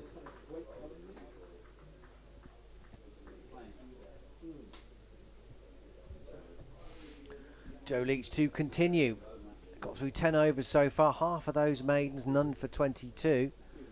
But Worcestershire need to start adding some wickets to that control, wide outside the off stump. No shot play.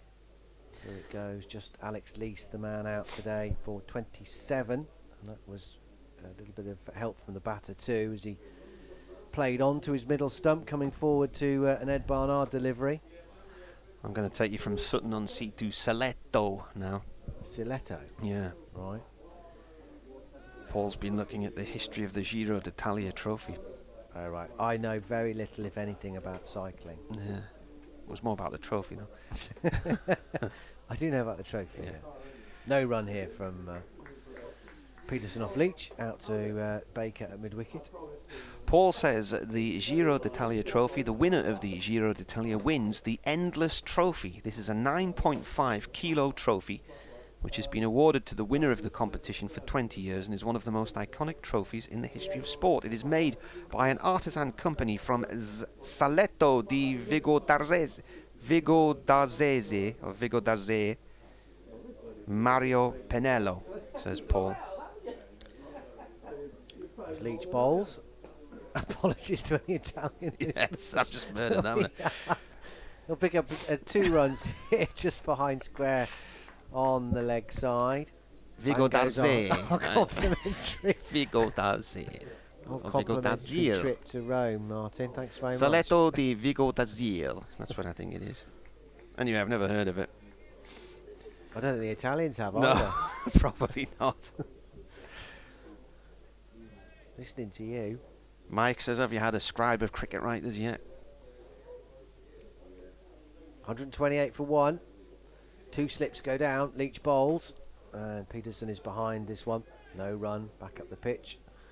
Leach has a look and think about bending down to pick it up, but turns his back and walks away and leaves it to Ed Barnard. Comes in from cover.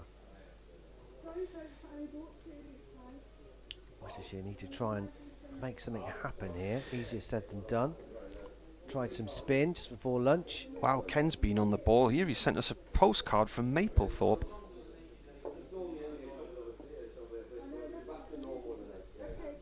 Leach in bowls and punched off the back foot by Peterson, but straight to mid-off, and there's no run.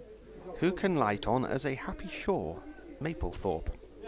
He says it's near Skeggy. It's a seaside resort popular with Notts, Derbyshire mining families up until the 80s. Notts used to play the odd game over that way, didn't they? Didn't they play in Skegness, Nottinghamshire? Or Cleethorpes, something like that? Yes. Well, I don't know to be sure, but it rings a bell. I don't think there's enough noise outside, do you? Leach bowls. Peterson again covers up on off stump. Won't get a run here. Just seeing off Leach's probing over. 11 overs, 5 maidens, none for 24. 2 runs coming off that. Ant Waterson said, with regards to Sean Dixon, his fifth at 50 in the county championship, he said, such an improvement from him. He looks a class act. He really got going last year in the one-day cup and scored a load of runs. And has cemented a place at the top of the order this year and has done well. Dr. Grippo says a barn of cricket writers and they have to be sitting at Cow Corner to go with the barn. That works. Yep. Or a boundary view of cricket writers.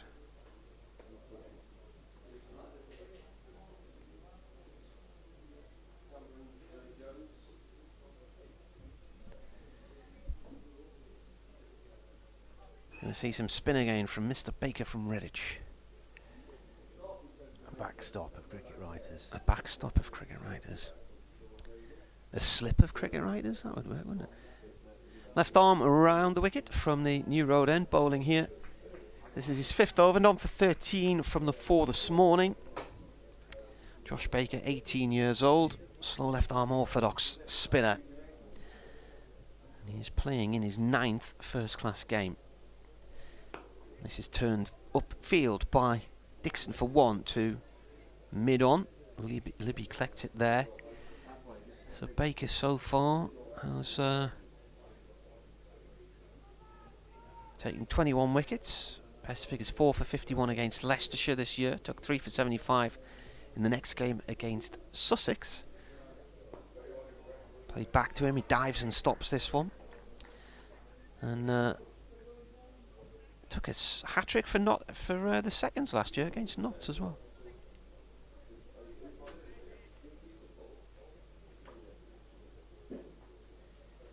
Comes in and bowls. Out the back of the hand this time. Played out to mid-wicket, no run. Into the covers, sorry. Stopped by Ed Pollock. Don Sibley's got a 50 for Warwickshire against Lancashire. Baker in, bowls, cut by Keegan Peterson. A good stop at backward point. That was an awkward bounce there.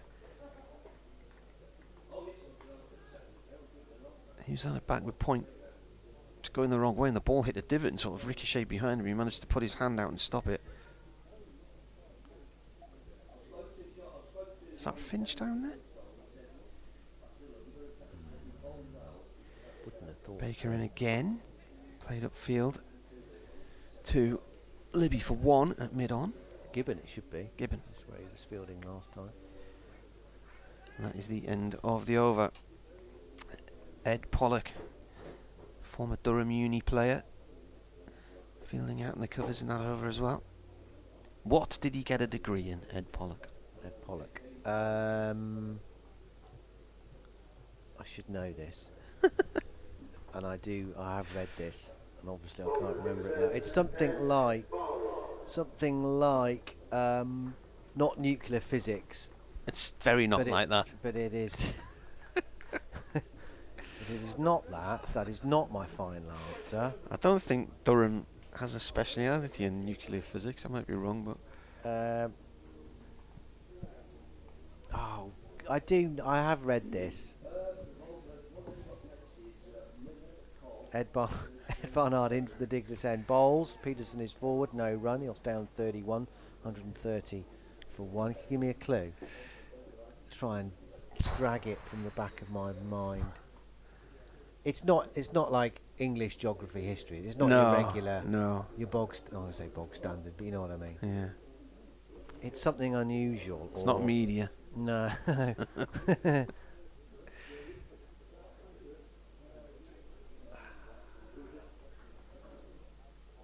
Barnard bowls on the drive. Well, that might have been uppish instantly from Peterson, but no. Tumbling stop at mid-off by Finch, and there's no run.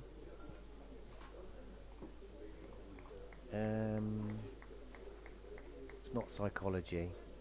It's worth thinking about.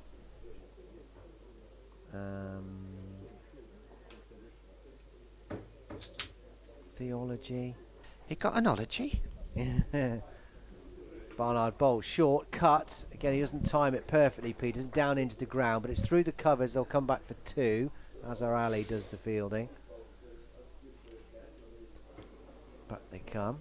He goes up to 33. There's been a lot of talk of this particular field he's specialised in recent times, given the fact the cost of everything's gone up. Petrol studies. Economics. Oh yes, you got there eventually. Barnard bowls. Forward comes Peterson, and there's no run. Is it economics? That wouldn't be the one that I fortunately claimed I did know. Richard says, surely, because all of these cricket writers are all together, and they are cricket writers, the collective noun must be a box. Mm. And he says, Richard from Hexham, a great start by the lads. As Barnard bowls, and Peterson leaves alone, bat high above his head. Through it goes to Cox. And Mark says, I think one of the first suggestions you had, a scoop of cricket writers, is the best, as it entails not only the scoop shot in cricket, but also a scoop, first person to break a story, for journalists. And you could add in as well the, who was it? Did we say the scoop cricket bat? Who was that? Gray Nichols. Gray Nichols cricket bat. Yeah. Other cricket bats are available. Are Gray Nichols still a thing or not? Yeah. Yeah.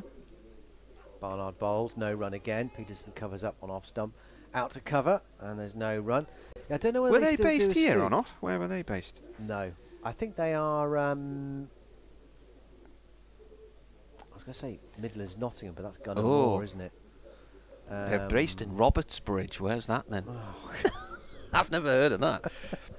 Is it near Bobby's Town? It's in East Sussex. Roberts Bridge in East Sussex. Who's the bat manufacturer who's got the links to Sussex? They have their bats in the club shop at Sussex. There used to be a bat manufacturer's shed in the ground, but I think it's all been demolished now because there's a new block of flats going up there. Baker to start his 6th over, left arm around from the New Road end. Bowling to Dixon, who drives to short extra cover, gets a run as it rebounds off the fielder. Some of the bats in the Sussex shop are like 550, 600 quid. They're incredible, the prices. Yeah, I amazing. think the last time I bought a cricket bat it was about 30 quid or something. Baker in, bowls, defended by Peterson, back into his crease. But you've still got it, haven't you? In a glass, glass cabinet. It's in the bedroom somewhere, but all the rubber's frayed off the handles and it looks quite weather beaten. And Baker once more, cut hard by Peterson off the back foot out towards the 7 boundary, 1 run. It was called a Hunt's Ultimate County Destroyer. Hunt's. And you used to have to oil it. Yes. And the only thing it destroyed was my average. It had the tiniest middle and I had a propensity to find mid-off with regular abandon. Baker to Dixon. Dixon forward, defends this one. Ball rolls back up towards the bowler's end. Durham 134 for 1.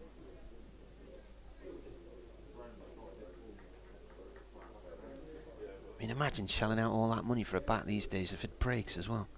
You'd be crying, wouldn't you? Dixon down the track, flicks this off towards mid-wicket and is collected by Azhar Ali. No run there. At 600 quid you would be, you know,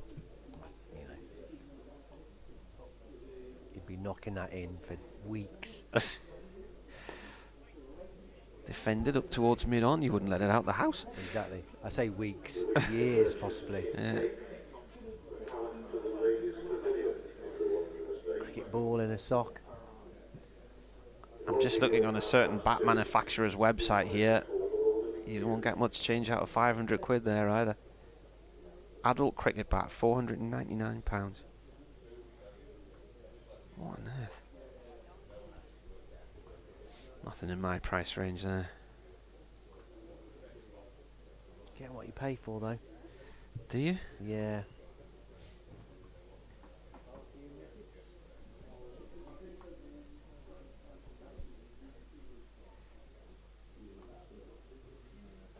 Ed Barnard then starting a new over from the Diglis end. Bowls right arm over. Peterson doesn't time this one.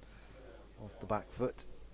Trickles out to mid on. Brett D'Oliveira, the Worcestershire captain, fields. And there's no run. There was a period, I don't think whether it's still there, the Hawk bat manufacturer out at Belbroughton, just up the road from here, as Barnard bowls, and it's driven back up the pitch by Peterson. Again, not out the middle, anywhere near that, and not much pace as it goes towards D'Oliveira at mid-on. And they, for a time, had Chris Gale's bat in a glass cabinet in the shop, which I assume came from when he had his very brief spell here a few years ago. was an absolute monster. I don't know how many pounds it was. £4, something like that, I don't know.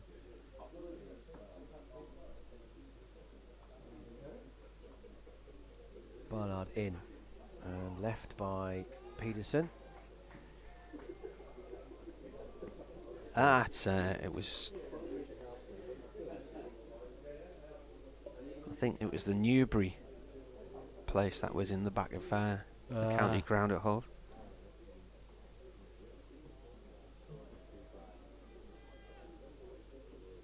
They used to make lovely bats. Newbury's. They're still going. Yeah. Barnard in and bowls, and that's a cracking ball, leaving Peterson off the surface and through to Ben Cox, squaring him up a little. We haven't seen too much of that today so far, and that was too good really for Peterson, which is saying something because he's looked in good touch.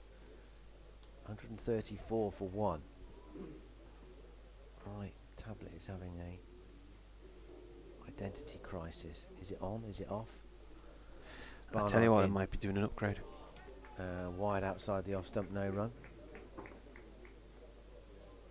Well, this is where the well-known manufacturer get you, don't they? Because I don't know how old this tablet is, but it's now reached a point where you can't built-in update the software obsolescence anymore. That's what happened. And to they're mine now last starting year. to get to the point where certain apps don't work on the OS. Interestingly, mine decided to switch itself off and delete everything at the start of the cricket season last year. Lovely. Just what you want. Last ball of the over from Ed Barnard. Won't concede a run here as it's tickled out to point where Jake Libby fields. 8 overs, 2 maidens, 1 for 23 now for Ed Barnard. 134 for 1. Update for the listeners in a second. Look at the speed they're going in there. Well, Durham are still going along very nicely, really. 134 for 1 into the afternoon session. Sean Dixon is 30 away from another 100. It would be his third of this championship season already for him if he could get there. Peterson is with him, Keegan Peterson on 34. The only man out this morning was Alex Leach, bowled off an inside edge by Ed Barnard for 27. There have been some edges that have thrown through vacant third slip areas in the slip cordon, but precious few other alarms really for the Durham batsmen, who won the toss this morning, chose to bat first, and are making the most of it so far. 134 for 1 in the 44th over. Trying to knock 3 runs off the Durham total there. I do apologise. Here's a good question for you. Go on. I didn't know the answer to this, so I've cheated and looked it up. But Andrew says, this will stump you. As Baker is about to bowl, left arm round, New Road end, to Peterson. Peterson drives at an over pitch ball, cut out in the covers. He said, what has the actor Jack Warner, John Arlott and Jim Laker got in common? Or have the actor Jack Warner, John Arlott and Jim Laker in common? Quiz question for you there. wearecricket@yahoo.co.uk if you know the answer. Defended by Peterson on a length this time around, off stump from Baker.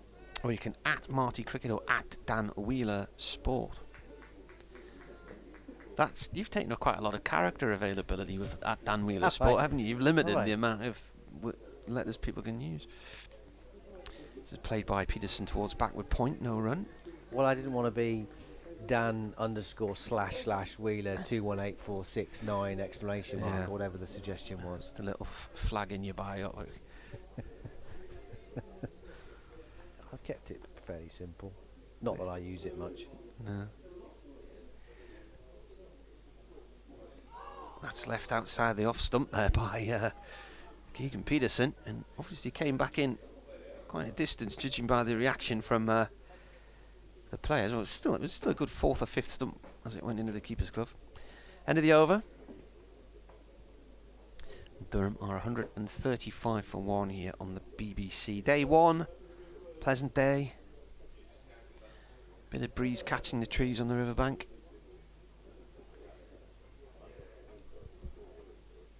This is the sort of day where you want to be outside, isn't it, really? It is, yeah. People seem to think we spend the whole summer in the sun. We spend the whole summer indoors generally, don't we? In drafty corridors and in the shade. Ooh, Mervin's first with the answer to the quiz question. See if anybody else can get in there as well. What was it again? The Jim Laker, John Arlott and who? Jack Warner, the actor. What do they have in common?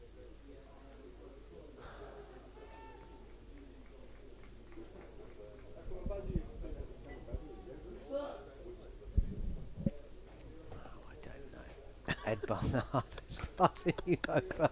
On the up slightly is the drive from Dixon, but beats the dive at cover. Won't go for 4. They'll come back for a third run though. It's eventually hauled in by Adam Finch. 138 for 1. Peterson up to 34. I mean, I can't even give you a sensible guess for that. Apart from cricket related, that's too obvious, isn't it? Well, it is cricket related, but in what way?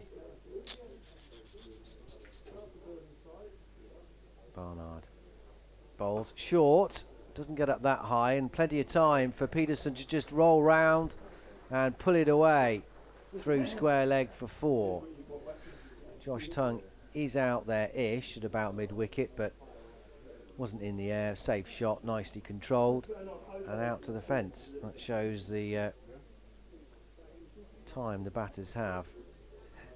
Short ball from Barnard wasn't particularly quick. 142 for 1. Matty Potts heading around the boundary there. 18 wickets so far this season in 4 games, and with him Liam Travaskis, who got hit in the head twice a couple of weeks ago and had to miss the rest of the game against Notts with a concussion protocol. Dot ball there, playing out into the covers, and then the following week Chris Rushworth got hit in the head at Sussex and he had to miss the rest of the game as well. So Durham could do with keeping all their bowlers on the field this week. Good to hear from you, Mike. Mike Andrews been in touch. Says, hi Dennis, I've not heard you on comms before. Enjoying it. Mike, where have you been? We've been doing this 20 years. Better late than never. Good to hear from you. Collective noun for writers. Hang on a minute. There's Barnard bowls. Big appeal for LBW. Goes down on his haunches, does Ed Barnard, beseeching umpire Paul Baldwin, who's not remotely interested. Basically just taps his knee and signals 4 leg byes.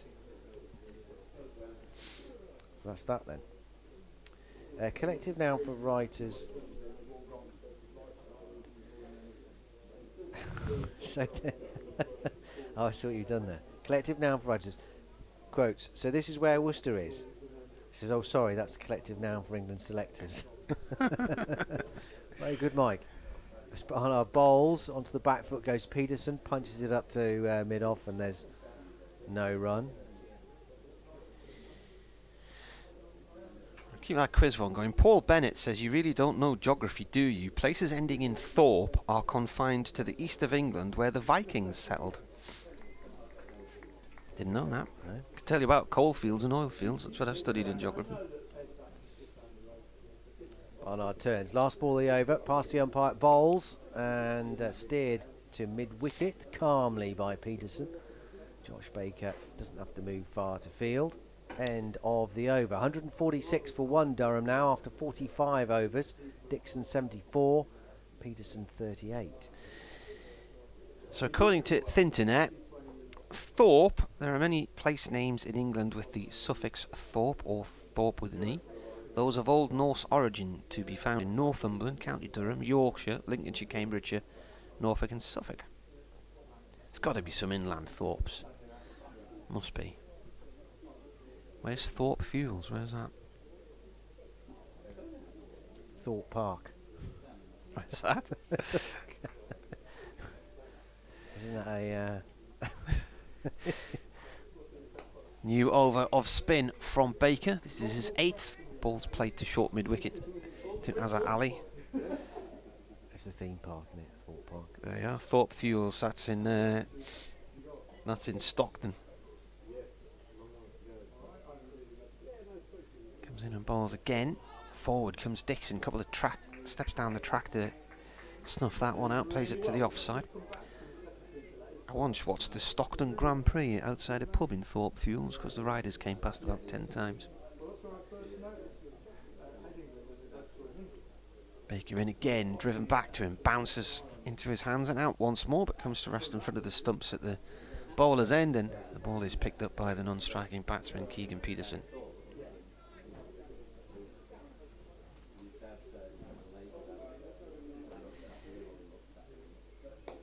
Pushed away this time by Dixon, up towards long on for one.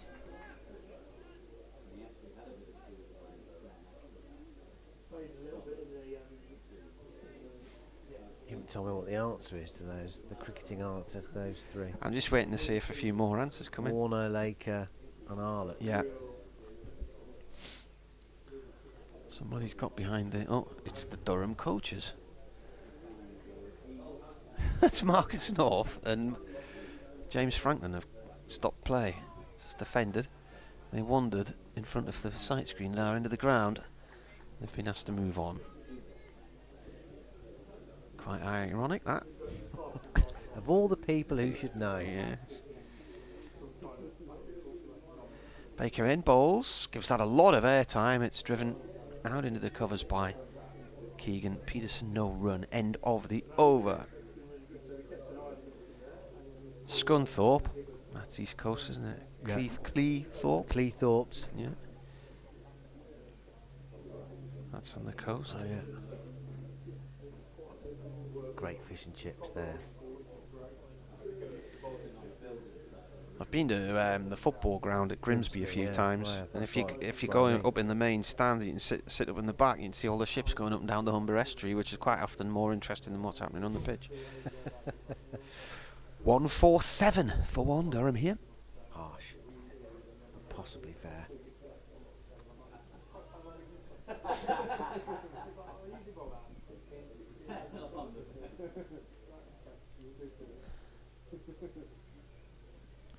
Ed Barnard to start a new over, his 10th. And he comes from the Diglis end and driving almost on the up there is Dixon, but straight at Azhar Ali at cover. And there's no run. 75 he has from 132 deliveries now. I wouldn't class Sheffield as East Coast, would you? Sheffield, Yeah. East Coast. Yeah, it's not, is it? Not really. It's a canny swim from there. Sheffield has a number of districts with Thorpe.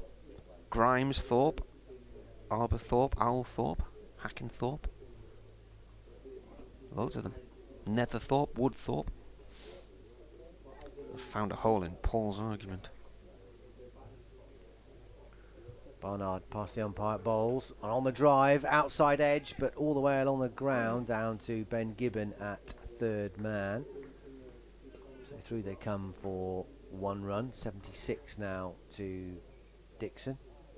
24 away on what would be a third century already of the summer for him. 148 for one. Durham going along very nicely.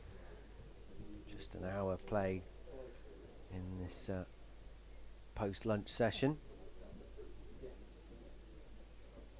Barnard in. Won't get a run here. Looking for a similar sort of area to the previous delivery, but too close to Jake Libby at point. So no chance of a single. Paul Bennett's been back on to say we've had lots of Pauls on here today. I've not really been keeping count, have you? No. And he's making reference to my attempted pronunciation of the Italian place earlier. Oh dear. Is the ambassador on the line? Yeah. No run here as Barnard is played defensively out to mid-on. He says Darlington's own Giuseppe Wilson would be turning in his grave. You're Italian.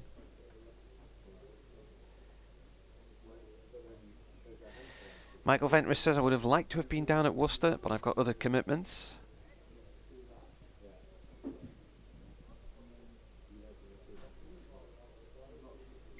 Barnard turns. Here he comes. Penultimate ball of his over. Bowls and forward is Peterson. driving it straight out to Finch at mid-off. There's no run. He says the answer to the quiz question, is it something to do with a rheumatism treatment, he suggests? Product from bees. It's an unusual answer. Eh? But it's to do with cricket, right? Yeah. Well, I think it is, because that's the answer I found. Barnard to finish off his over. Another dot ball as Peterson plays him back up the pitch. 148 for 1. Barnard now 10 overs, 2 maidens, 1 for 31. Peterson 38. Dixon 76, 148 for 1. The man out today, just Alex Leach so far for Durham. Bowled off an inside edge, coming forward to Ed Barnard for 27. So it's Andrew Hutchinson's question.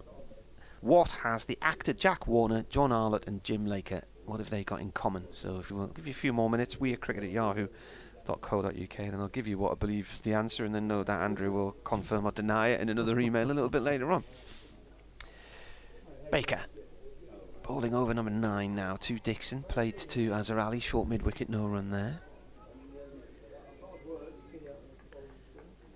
Ben Rain, who's Durham's 12th man, is sitting just down to our right hand side on a chair on the edge of the ground with a hoodie up and a wide-brimmed hat on top of the hoodie. Dixon down the track, that's coming our way. Listen to this. One bouncing into the start. Oh, no, cleared the road. 6, it's gone for 6. Yeah. I was busy wondering if it was going to hit us. It's a 6, yes. He's cleared the rope and then hit the wooden railing just in front of our commentary position. Nice use of the feet there from Dixon, just a couple of steps down the track and then just lofted it over the vacant mid-on area, really. Certainly nobody at long on. That's almost a Yorker length ball which he digs out just. Yeah, quicker ball fired in at the feet of Dixon. We have got a long on, but he's really tight. He's almost nearly a backstop behind the bowler, isn't he, really? He's very straight there. Yeah. Jake Libby. Baker again round the wicket. Dixon after that one as well. Thumps it towards the posse of Durham players sitting down just behind the boundary on our right hand side. That's 4 more. Chris Rushworth leapt up to get the ball and it ran past him to the... Is that the 100 partnership as well? With that, so that 100 partnership has come in 178 balls.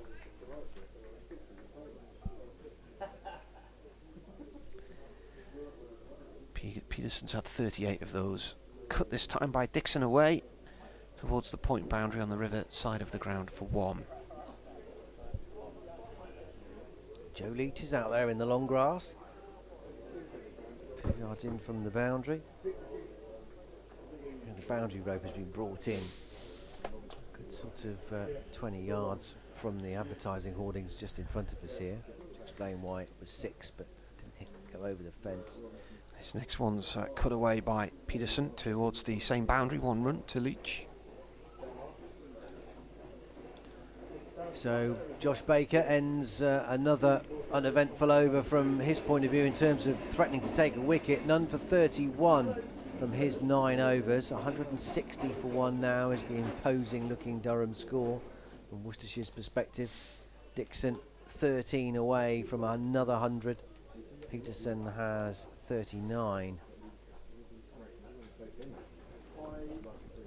Worcestershire, as they have been for quite a while now, searching for where this next wicket is coming from. Seems a long time ago when Alex Leach played onto his stumps from Ed Barnard. Well, it was a long time ago. 55 for 1. 105 runs later. Durham is still only 1 down. That's a nice punch back past Ed Barnard. That should go all the way for 4. It does. 2 men give chase, but neither of them can cut it off. And Peterson goes up to 43 with that little check drive. Very straight, just back past the stumps. He's timed the ball pretty much perfectly from the word go. Keeper Peterson.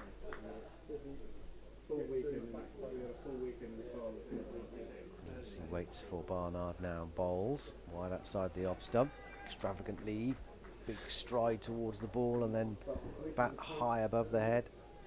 Through to Cox. Right, Stuart's emailed us about the quiz question as well. I think he's on the right page. Is he? Yeah. What's he said then? Or are you announcing, or is he right? Well, Close- I think close him enough. and Mervyn are right. Yes, I think so so far. Okay. Barnard past the umpire and bowls, and cutting with minimal foot movement is Peterson. It's down into the ground and trickling out to Azhar Ali at cover. No run. So the question was, Jack Warner, John Arlott and Jim Laker, what do they have in common? Stuart says they were in the film The Final Test. Keep up the great commentary and come on the Pears, says Vert the Tiger. Is that right? Well, Mervyn says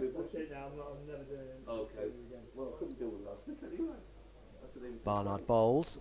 Peterson covers up on off stump, won't get a run. Out to Libby at point. Mervyn says they acted in the feature film The Final Test. So, according to Thinternet, The Final Test is a 1953 British sports film written by Terence Rattigan, directed by Anthony Asquith, and starring Jack Warner, Robert Morley, George Rolfe and Ray Jackson. A number of leading cricketers also appear, including Dennis Compton, Len Hutton and Cyril Washbrook. As Barnard sprints past the umpire bowls, keeps low outside the off stumps, quite wide as well, taken lace high by Cox to his right. So the plot is, it's a light drama set around leading cricketer Sam Palmer, who is playing in his last appearance for England.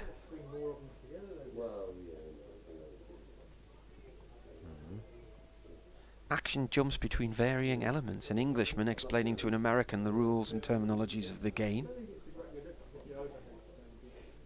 Barnard, final ball of his over, in he comes, and won't get a run here. Peterson, back foot push out to Azhar Ali at cover. End of the over, 164 for 1, Dixon 87, Peterson 43. There's elements of his home life in there, a pub, listening to the cricket on the radio.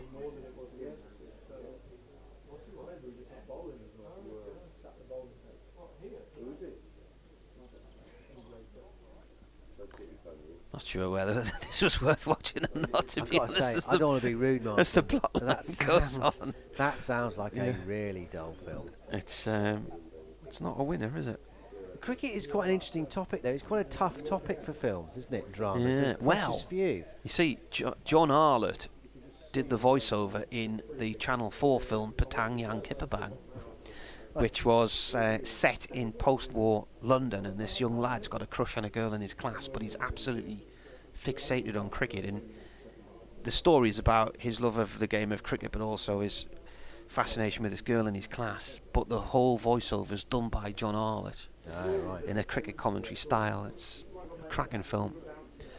I found it on More 4 recently because I hadn't seen it for years and years and years, so it's definitely worth a watch. Really good. Alison Steadman's in it as a young woman who plays a teacher in the school.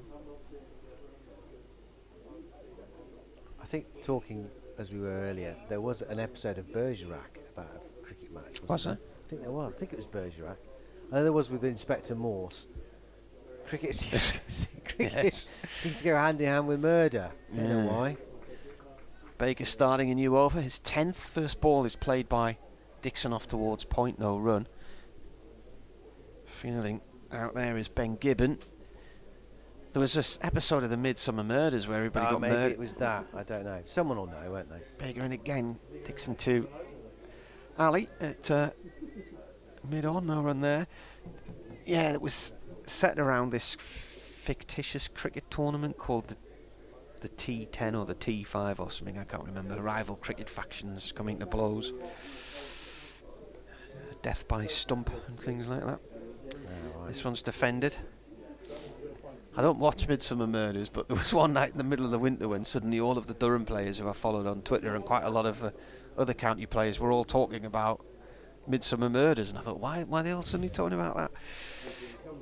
Ball's played back to the bowler this time by Dixon, no run. So I looked it up. It was filmed at Wormsley, Getty's cricket estate in Yes. Yeah. down near High Wycombe. Baker flights that in. It's thumped back to him along the floor by Dixon. It was a full toss, really, so Dixon has missed out on some runs there. Oh, the scoreboard's gone wonky. Now it's come back on. 164 for 1. The last ball of the 50th over here. Dixon defends. Ball runs up to Hazard Ali, who comes round and collects it at mid-on, and that is the end of the over.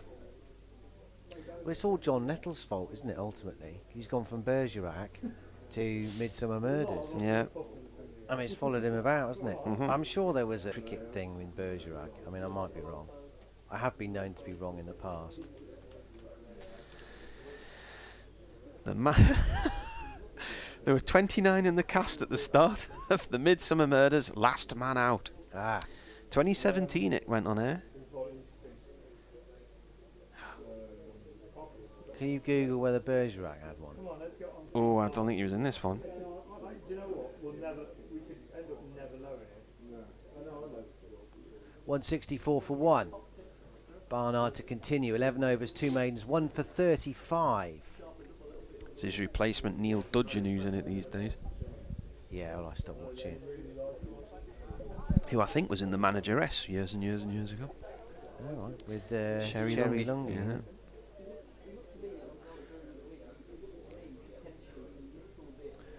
Here we go then, Barnard to continue. From the Diglis end, bowls onto the back foot goes Peterson. Won't get a run here. And for a split second, Dixon was interested in the non-striker's end. Oh, it was a certificate 15. Steady. And it has warnings about competition, gambling, kidnapping, beating and jealousy. What? Warning about jealousy. Yes. Leo Henderson, the star player of the Lower Pampling Panthers, is murdered following a one-day tournament called the C10, a format disapproved of by committee members at St John Beechwood. Barnard in, bowls, no run here. Defended by Peterson. Back at the pitch and it's fielded. Already it sounds better than that other final test. It's a format disapproved of by committee members St John or St John Beechwood and retired player Jermaine Troughton. I wonder if he knows Jim Troughton. Barnaby is mystified by the unexplained amount of cash in Leo's account. Oh, here we go. And the appearance of an unshaven Ben Jones. Tea money. He's embezzled the tea money. Yeah. There was a distinct lack of what's that cake with the quarters? Window cake. Battenberg. There was a shortage of Battenberg that year in the C10. Barnard bowls. It's full. It's driven back into the stumps at the non-striker's end. No touch from the bowler. Batsman was safe in his ground anyway. 164 for 1.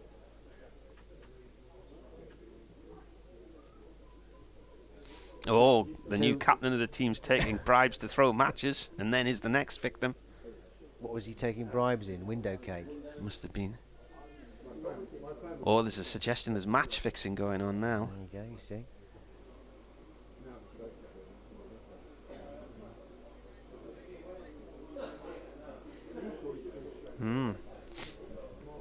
So did Barnaby find out who it is? Probably. They always do. He had to do it in an hour, didn't he?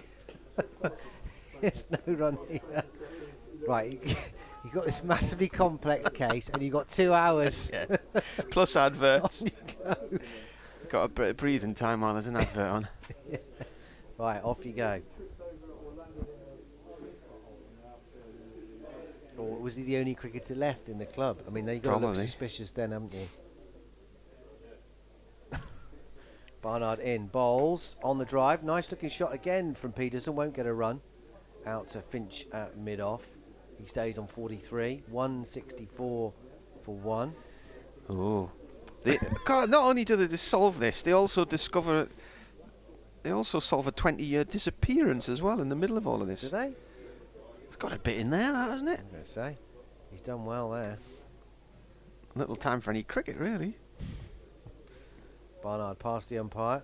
This is short. Again, no great pace and loads of time for Peterson to almost forehand smash it in the end. Sort of looping delivery. Lots of time to swivel round and pat it out to deepish mid-wicket. Through they come for a single to end the over. 164 5 for 1 at the end of that. Peterson has 44, Dixon 87. Andrew's been back on and he says, "You're all right." So it was the film. And his quiz. Oh, right, okay. Well, I've never seen that film, so I wouldn't have a clue. I was thinking much more laterally. Yeah, I don't think it didn't sound like a winner, did it? If you're bored reading the synopsis of the film, watching it's going to be a bit of a challenge. Oh, I it's think. not a good sign. No. No. Waiting for the new over to start here, and there's a bit of a delay as Josh Baker wants his deep mid-wicket moved round to a sort of deep square leg position in front of the ladies' pavilion. In comes the bowler now, and the ball's gone in totally the opposite direction, and it's gone towards our corner of the ground as a divot comes up as it crosses the rope for 4. And Keegan Peterson dancing down the track there, lofting the ball over mid-wicket and down towards cow corner. So he moves on to 48.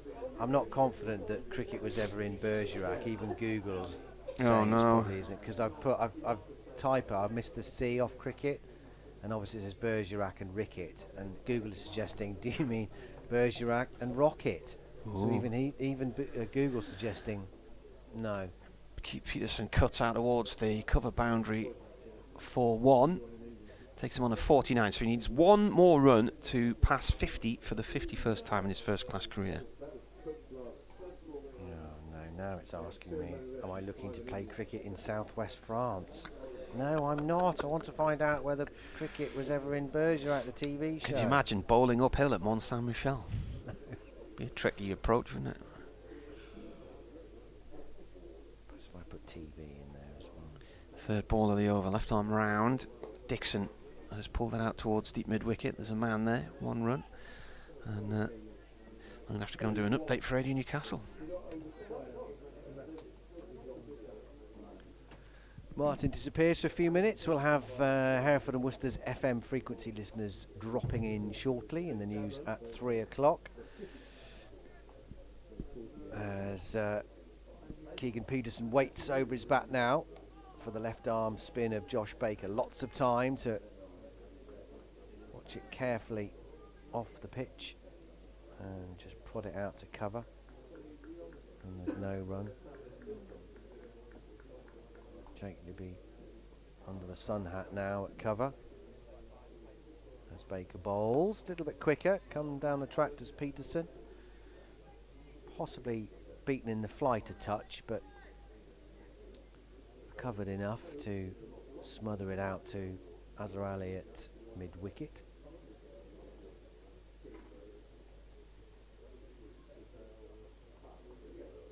Baker bowls wide outside the off stump. Not tempting Peterson into any kind of cut. We've seen that a number of times, rocking back and flaying it out towards the point region, but resist the opportunity on that occasion. On 49, Peterson.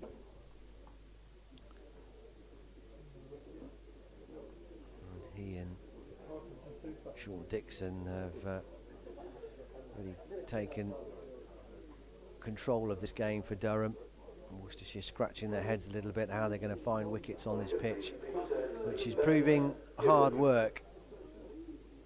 And the change in the bowler here. Ben Gibbon is coming back into the attack, returning for a second spell from the Diglis end. He opened up from the New Road end this morning on his debut for Worcestershire.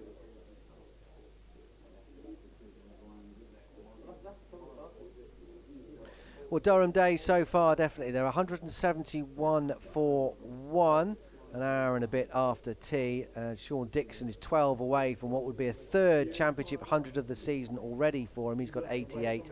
And Keegan Peterson, the South Africa batsman, is 1 away from a very well-made half-century. He's got 49. The only wicket to go this morning, Alex Leach playing on to Ed Barnard for 27. There have been a few half chances, edges going through the slips, but no fielders there to take a potential catch. It's been hard graft for Worcestershire, who lost the toss this morning. Durham batted first, and they're making the most of it. 171 for 1. Here's Gibbon then from the Diglis end, bowling back over the wicket this time to the right-handed Dixon. Won't get a run here, squeezing it out to cover.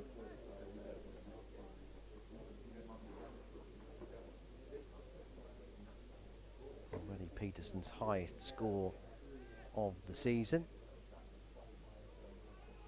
37 not out was his previous best.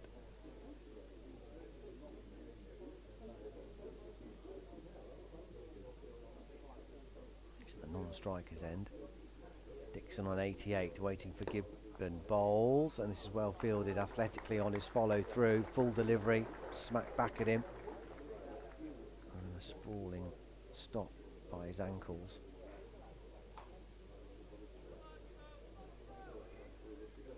Calls of come on Gibbo from his teammates, trying to gee him up. Big day for him. And he's done okay. 9 overs into his 10th over now, none for 33.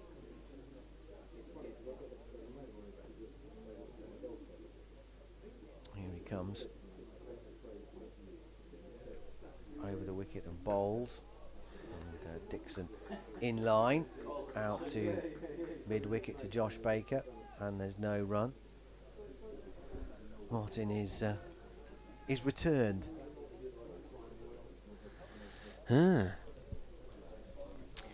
Andrew Tempest's been back on with an email entitled Mablethorpe/Sunderland. Quite intriguing. It is.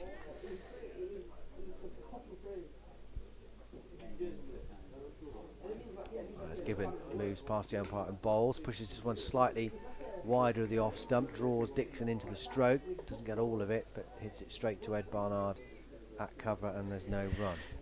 He says, hello Marty, thanks for reading out my reportage email earlier. He suggested a group of cricket writers should be a reportage of cricket writers.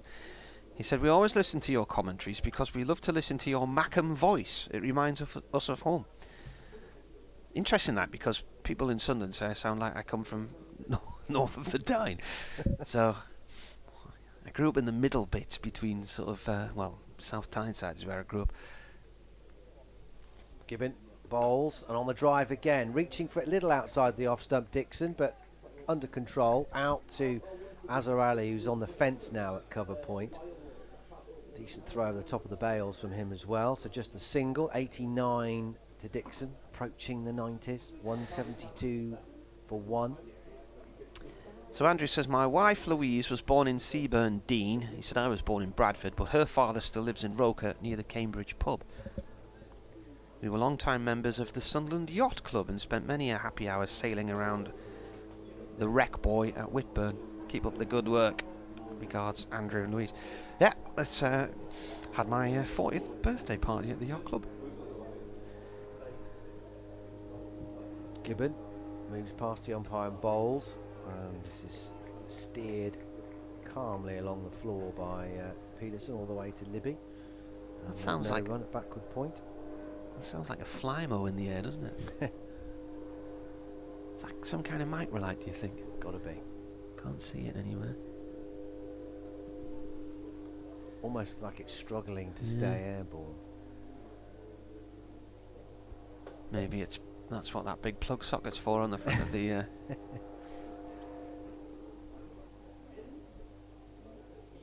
I wonder it's struggling to stay up. It's got to drag a plug that size behind it.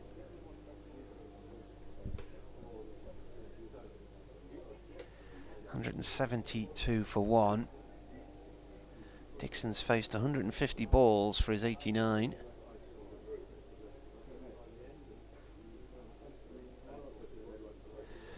What's the crack with Sir Sean Dixon in South Africa?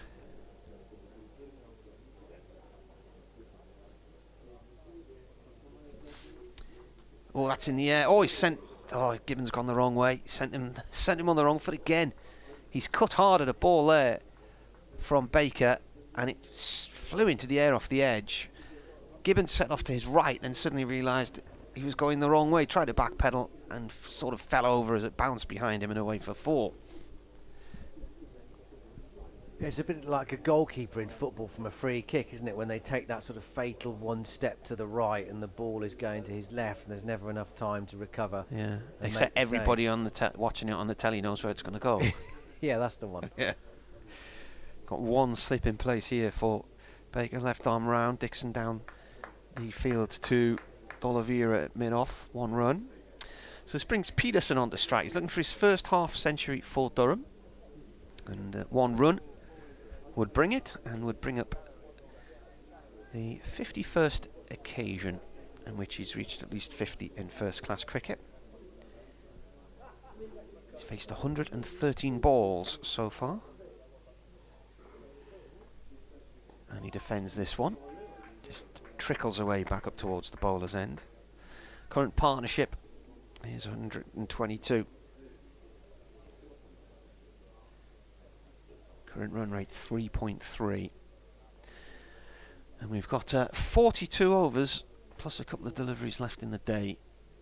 Peterson plays this up to Brett D'Oliveira at mid-off, no run there.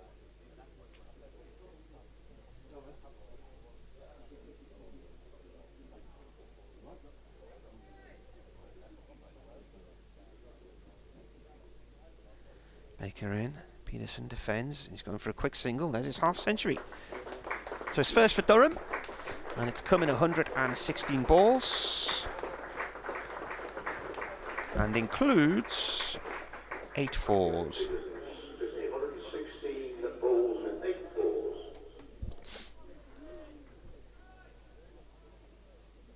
Played well.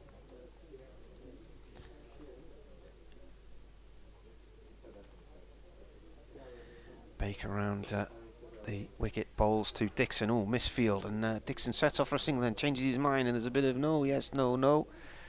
Just throw at the stumps from D'Oliveira, misses, and everybody goes back to where they were. End of the over, 178 for 1. He's joined by Felix Organ of Hampshire, who's also clocked up a half century. Hampshire 122 for 2 in their game against Gloucestershire. And also Sir Alistair Cook has brought up his half century for Essex, 104 for 2, 142 balls and 7 fours for former England captain there.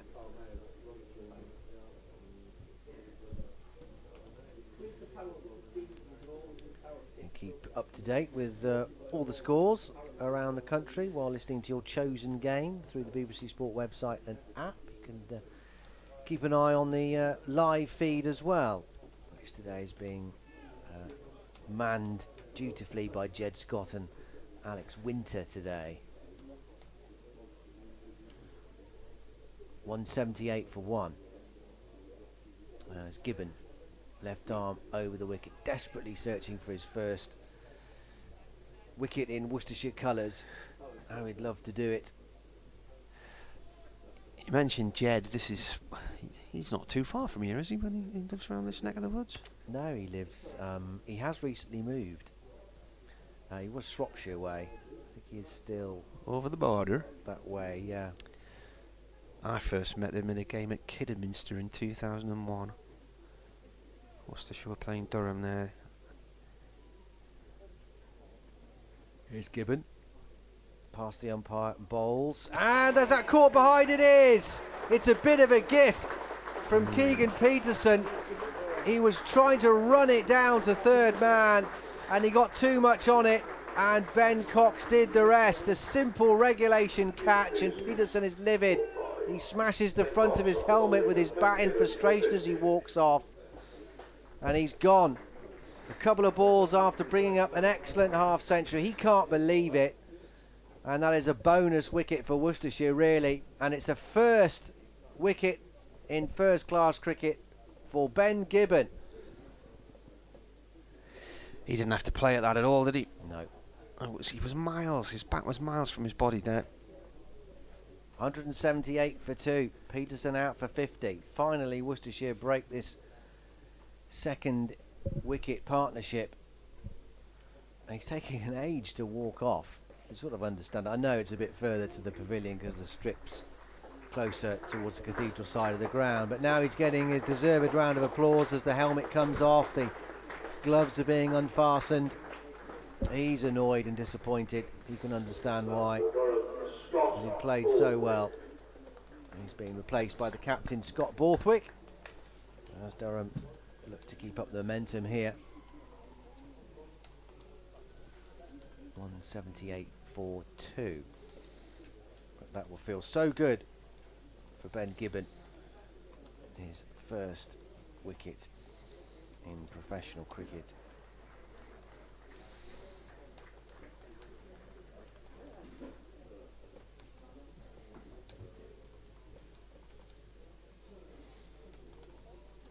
A partnership of 123 for the second wicket between Keegan Peterson and Sean Dixon, who's 6 away from yet another 100. His third 100 in his 5th game.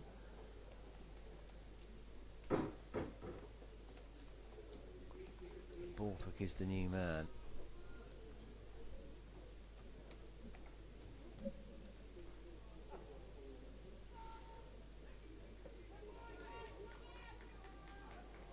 There's a quick look round the field. 2 slips, gully, mid-off, mid-on, cover, mid-wicket.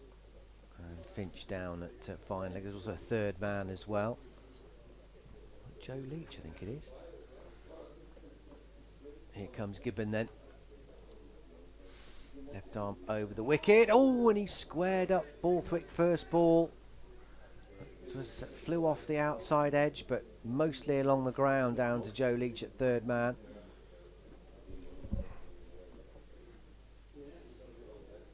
Hopefully that wicket now will just take some of the pressure off Ben Gibbon. He'd have been striving for that as early as he could on his debut. Now he's got it. It should just calm him down a bit and help him grow into the game a little bit more. And really show what damage he could potentially do here. Justify his selection today. 1 for 35, halfway through his 11th over. It's been a decent start from him. Here he comes, wide outside the off stump across the right-handed Dixon, who's not tempted to play a stroke. Through to Cox.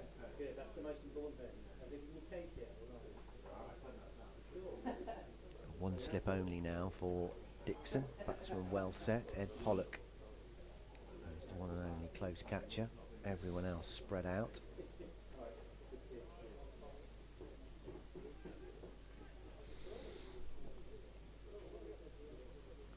Gibbon is ready. Little shuffle to begin his run, and he gets into his stride. In and bowls. Dixon is forward out to Jack Haynes under the sun hat. That cover.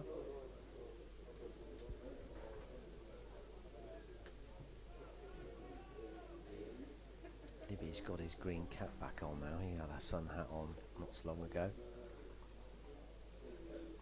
Haynes and joining Ben Cox as the Sun Hat Brigade. It's Gibbon bowls.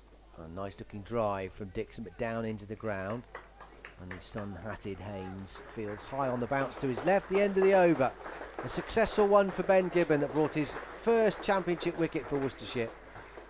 And a nice round of applause and acknowledgement of that from the crowd here at New Road. 1 for 35 from his 11 overs and 2 maidens. 179 for 2 is the Durham score. Peterson out for 50 and Leach, the man out this morning, for 7. It's been another development in the world of Midsummer Murders. Oh, no way. Who else is dead now? Mark Stokes says there was also a 1999 cricket-themed Midsummer Murders called Dead Man's 11. Right, yes. So there's been 2 cricket shows in Midsummer Murders. I'm sure there wasn't there like a Jeeves and Worcester as well. Something, a cricket episode. Wasn't there Inside Edge? There was a sitcom, wasn't there, with Yeah. Timothy Spall, was it? Yes. I've been to the village in the South Downs where that was filmed. Went with Isabel Duncan one night after a day at Arundel. Baker bowling over the wicket for the first time to the left-handed Borthwick. That's out through the covers for 1. I don't think I ever saw. Was it Outside Edge or Inside Edge? I don't think I ever saw it as a series on the telly.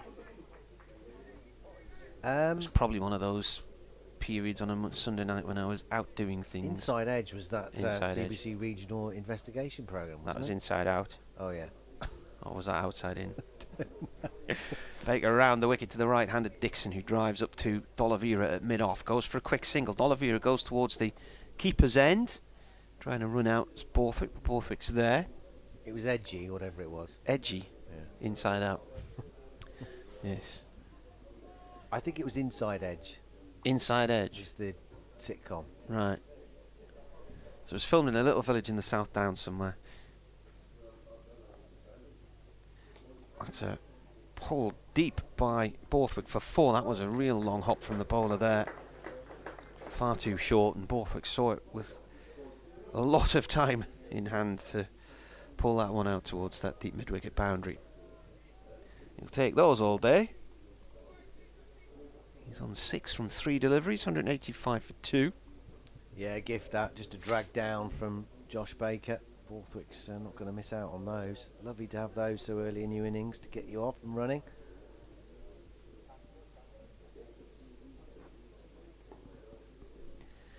Baker left arm over, balls. Borthwick defends. Ball trickles out to Ali in the covers, no run. I was reading the description of that film that I can no longer remember now, which was the quiz question from Andrew. The final test. Was that what it was called? Yeah. The final test. See, even that never sunk in, as well as much of the rest of it. Yeah. Baker balls, played by Borthwick towards point for a single. And in it, the description talks about the rules of the game, and I thought somebody will pick up on that, because it's not rules, it's laws. Yeah. Paul Bennett has. Well done, Paul. He said laws, surely. And he said, just tell the Americans they play all week with meal breaks and neither team wins.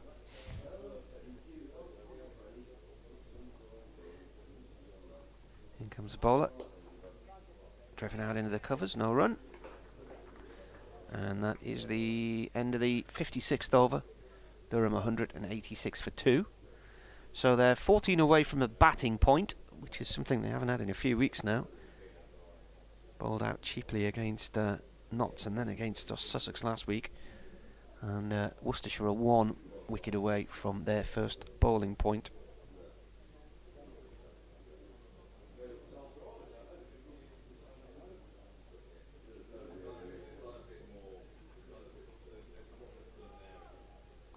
I mean, I've just gone straight to the top here, Martin. I just want to find out about cricket in film and TV. And it's listed all at once here. The final test, 1953. So the shout, 1978. Outside edge, 1982. The what? The outside edge is not. That's not the clearly not the sitcom. Anyway, Gibbon starting a new over. Success last time. Wide outside the off stump of Borthwick. No shot offered through to Cox.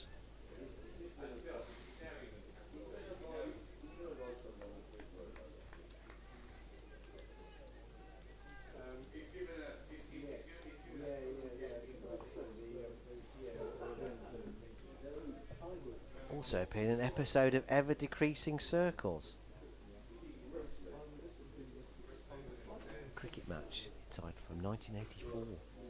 186 for 2. Gibbon bowls outside the off stump again of Borthwick, who not tempted.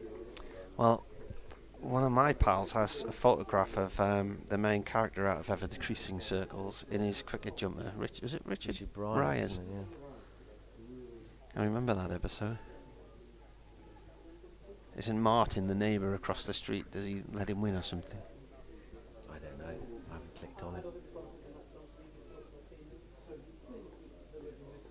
I think it's fairly obligatory for Richard Bryce to appear in a baggy jumper in the 1980s in a sitcom, wasn't it? Punch forward. This is nicely done from Borthwick. He's found the gap beautifully. The one that was slightly over pitched from Gibbon, and he's just caressed it really through the sizable gap between cover and a rather straightish mid-off for the left-hander. All the way along the carpet, out to the boundary rope. He goes into double figures now. He's up to 11 from 8 balls. He's made a fast start. 190 for 2. There's the Durham score. Looking to carry on the momentum here. They've done all the hard work, in a sense, this morning. Now have a platform to really take the game by the throat of the net, by the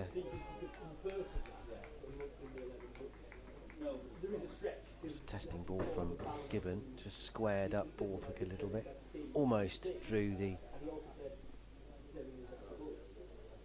Durham captain into a false little prod there, but got enough bat on it in the nick of time.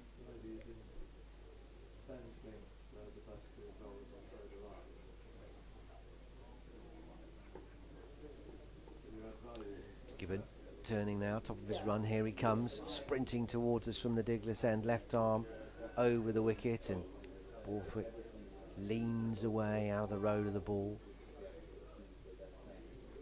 A couple of scuffs at the ground. 190 for 2. 118 runs from 6 innings prior to today. Scott Borthwick.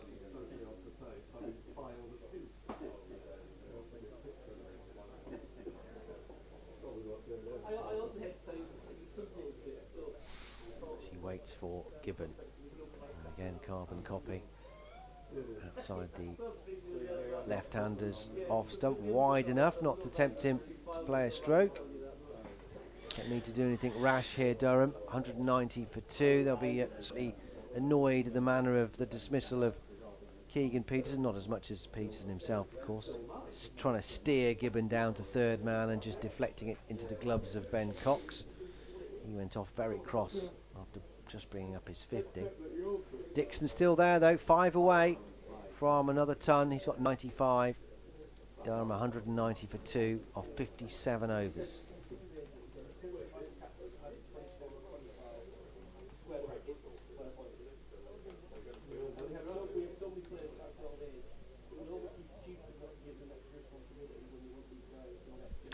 Chris Lang says it was outside edge. It's Baker bowls. It's just gone up towards mid-off for 1 by Dixon, off Baker. D'Oliveira collects. What was the village called where they filmed it? Where's this? Outside edge. We were at You've been there, haven't you? yeah, I can't. Oh, you should don't I ask couldn't me remember. then. I couldn't remember where I was. We went past Goodwood Racecourse. Baker left arm over, pulled by Borthwick towards mid wicket. No run there. So we drove over the South Downs, past the gate of Goodwood Races, and then dropped down the hill on the other side, sort of north of Goodwood. Balls again defended. Beautiful countryside around there, really rolling hills.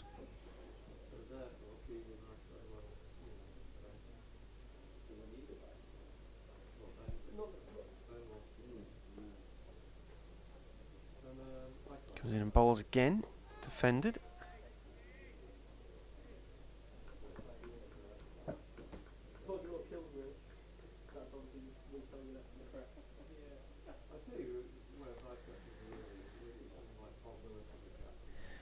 Balls once again, and once more played back up towards the bowler's end, this time by Borthwick. It runs behind the stumps, collected by D'Oliveira.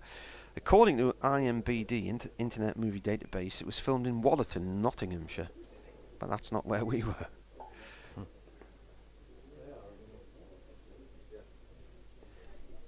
Baker bowls, cut by Borthwick out into the covers, no run.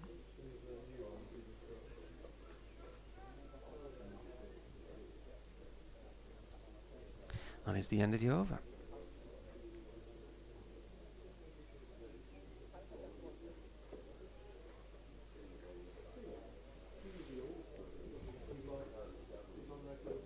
On 91 for 2 is the score. Dixon 96, Borthwick 11. We're going to see the captain come into the attack, I think, Brett D'Oliveira.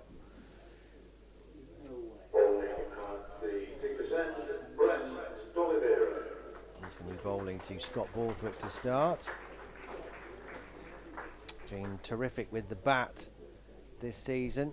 Now with the added responsibility of captaincy, Brett D'Oliveira.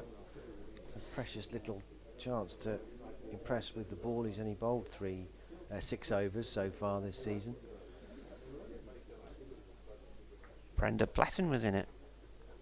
Richard Harris, Timothy Spall, Josie Lawrence.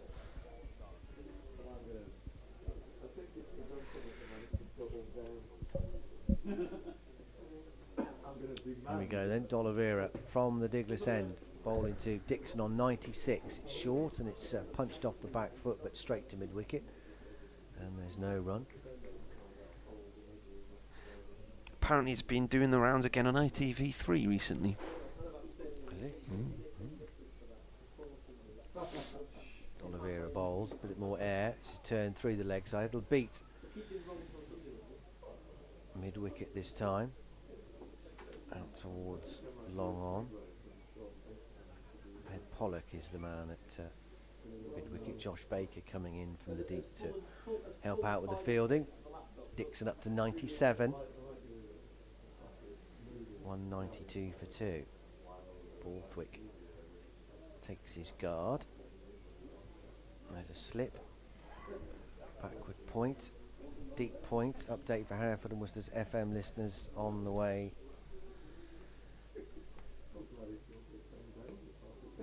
Well, Durham have moved on to 192 for 2. Worcestershire have at last taken a second wicket, and it's a first wicket in professional cricket for young left-arm seamer Ben Gibbon.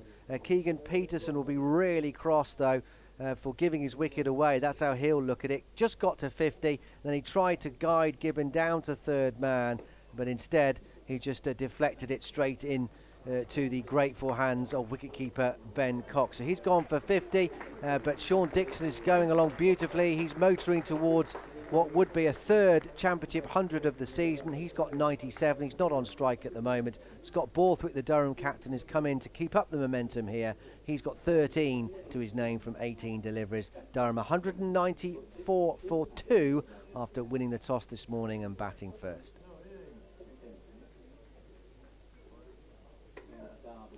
Two balls to go of this D'Oliveira over. Forward comes Borthwick. No danger there. D'Oliveira fields on his follow through.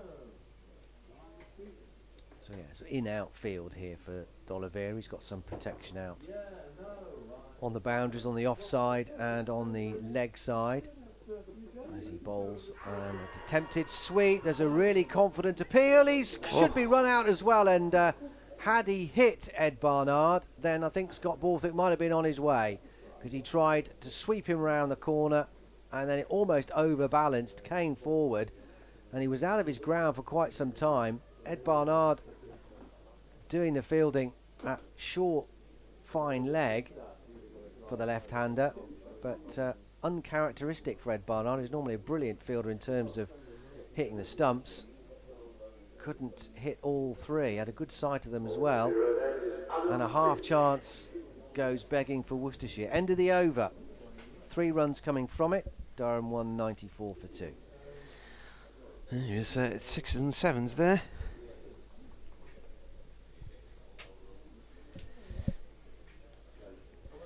Next in from a Durham point of view, you would imagine would be David Beddingham, and then you'd think Ben Stokes. Ned Eckersley's just down below us in his tracksuit at the minute.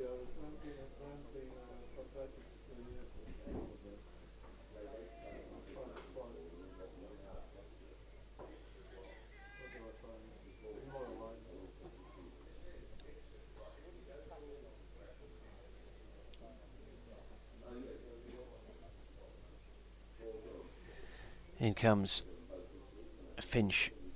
Right arm over, replacing Baker. Ooh, an attempted cut there from Dixon on 97, playing a miss. Paul's been back on. He says, a mate born in Gateshead claims you're a Geordie if you're born within the smell of the Tyne. Is this a definition which you support, and on that basis are you? No, because I was born in Sunderland. Grew up in South Tyneside. But all of it was County Durham and back in those days.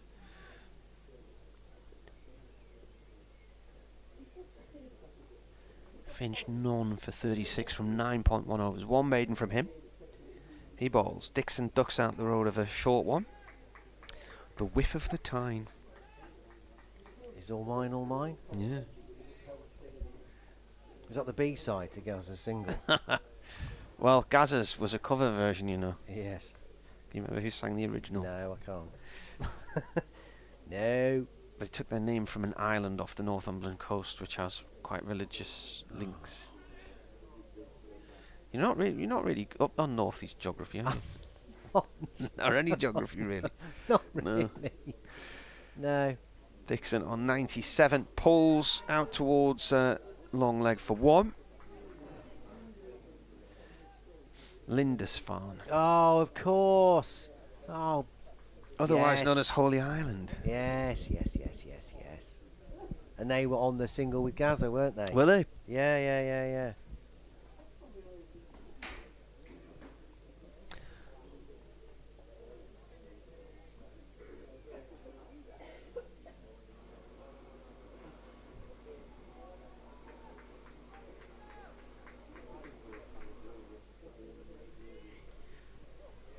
Borthwick's on 13.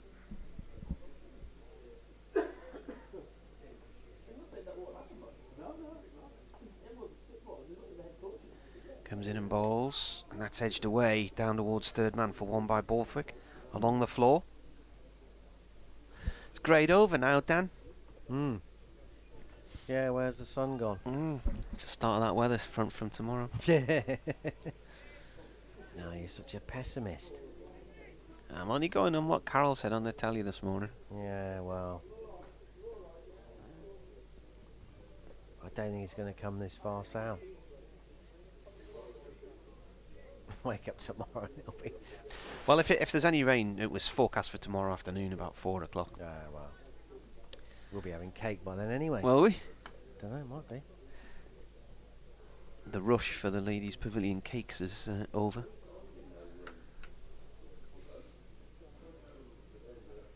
Finch bowls. Through to the keeper. Left by Dixon.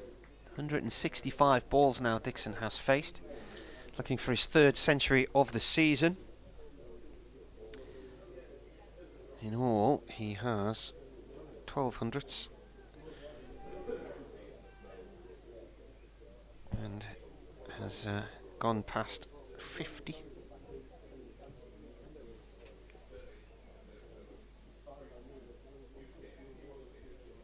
On 18 occasions.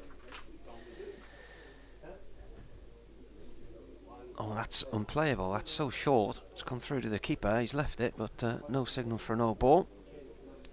End of the over.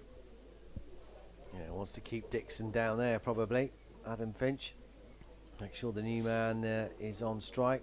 Although Borthwick's already got 14 to his name from 21 deliveries, so he's not struggled to get going.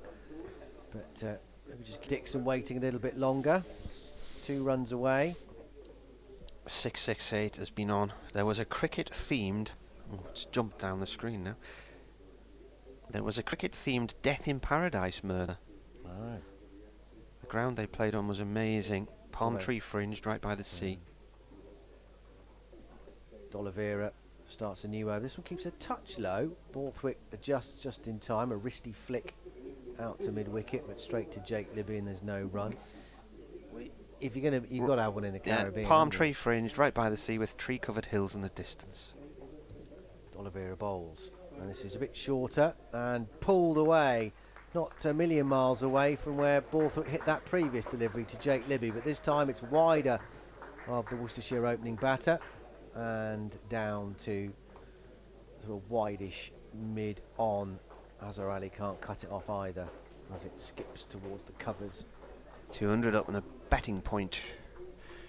Yes, the first batting point for Durham in the bag. Borthwick up to 18. Faces D'Oliveira again. And that's stopped by Jack Haynes. Down low to his right, one-handed. That was travelling as well from Borthwick.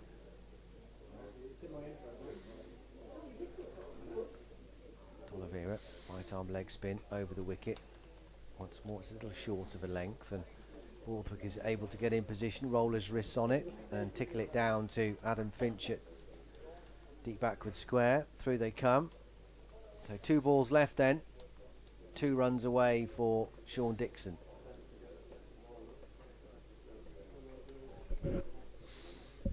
Quick conflab. Worcestershire fielders. Here he comes, D'Oliveira. And he won't get a run here. He's been sent back by Scott Borthwick. As Ed Pollock runs around from mid-wicket to make sure they don't pinch a single. There's a lot of open space, to be fair to Dixon, just off his hip in that area.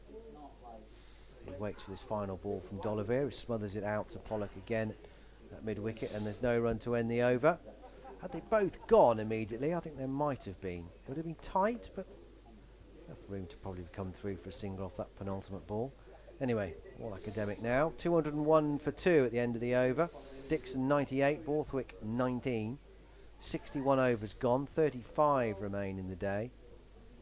2 overs, none for 8 for D'Oliveira. Finch to continue.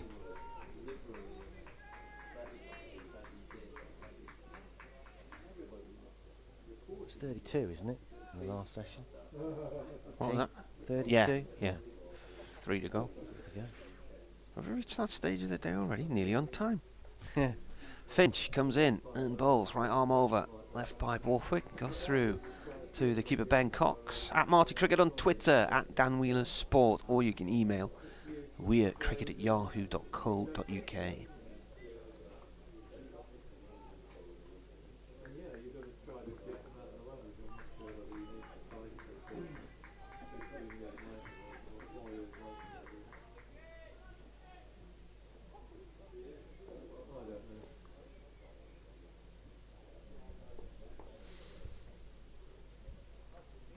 Finch comes in, right arm over, another leave outside the off stump. League table going into this round of matches saw Notts top with 73 points, then Derbyshire with 65, Middlesex with 59, Glamorgan 51, Durham 42, Worcestershire 40, Sussex 31 and Leicestershire 25. Leicestershire have drawn 2 and lost 2. Sussex have drawn 2 and lost 2 as well. Worcestershire won 1, drawn 1, lost 1. Durham still looking for their first win of the season. As Finch bowls, again it goes through to the keeper. They've lost to Notts and drew against Glamorgan, Leicestershire, and last week against Sussex.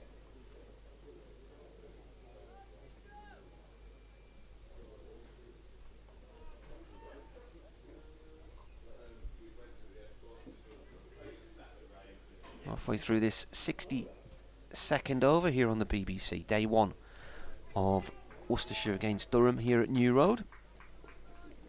Pleasant afternoon, plenty of people in t-shirts and shorts in the stands.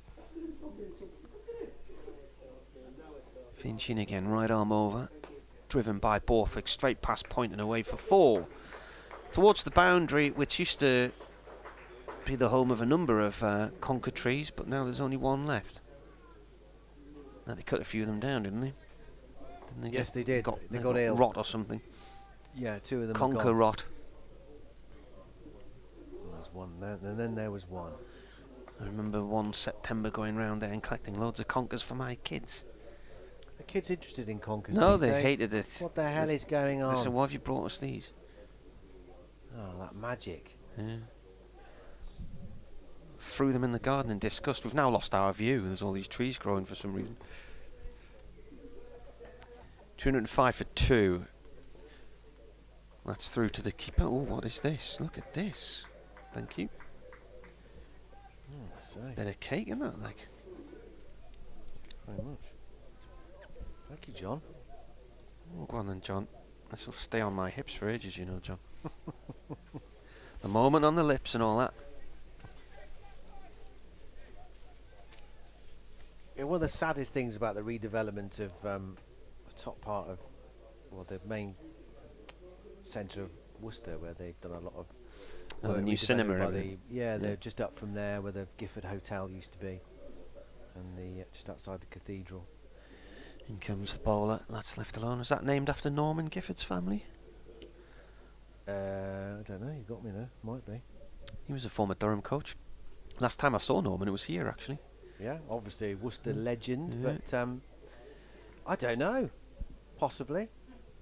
What was I saying? Oh, my laboured point was about they got rid of a massive horse chestnut tree which used to sit in the middle of a big roundabout. Now they've I they've remember shrunk that. Yeah. the roundabout to the Mhm. size of like a beer mat, and the tree's no longer there. And I remember it was always a very special time crossing the road as a kid onto there and scrabbling around in all the filth for the spiky shells and the chestnut treasure they held within.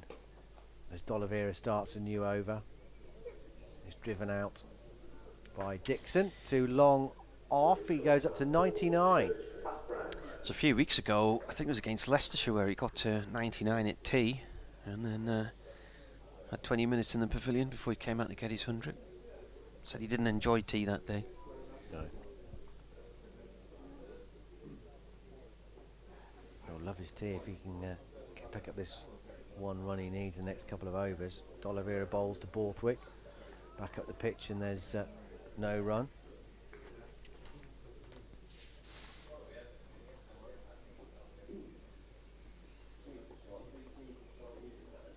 D'Oliveira, a little bit of more flight on this delivery, and it's turned off his hit by Borthwick, out for a single.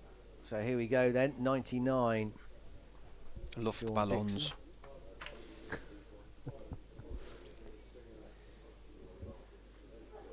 Field come in a little bit, but there's not too many changes. I suppose they are coming up now on the leg side to try and cut this single off. There's still Adam Finch down there on the cover point boundary, so there's an easy single. 99 then. Dixon waits for D'Oliveira, comes forward. There's an appeal for LBW, pad before bat, if anything. There's a lot of bat in that. Yes. Out to Jack Haynes at cover. And there's no run. 2 balls to go in this over. Dixon on 99. Waits for D'Oliveira. Forward drives. Oh, this is well stopped by Haynes. Dixon thought that was it. He took 2 or 3 steps outside his crease. I thought it was as well because I couldn't see Haynes behind the pillar. I thought he'd gone, was racing away. I thought, why is he not running? Last ball. He's debating whether to push his mid on back there, Brett D'Oliveira, but he's thought better of it. Dixon on 99 waits. He's going to have to wait again.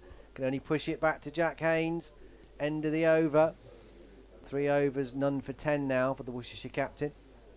Dixon still on 99. Durham 207 for 2. Last over before tea as well. Oh, if it's me, I wouldn't better eat. I It's know. a waste of a tea, isn't it?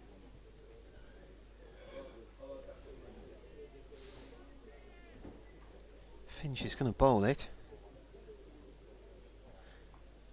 And where we're at, it's 3 minutes to 10 to 4. So should finish this over at about 10 to 4. Finch into Borthwick. Borthwick defends. Ball runs out on the offside, no run. Thanks for all the emails and tweets this afternoon, and questions and observations and geography lessons. Dan's appreciative of it all. I am.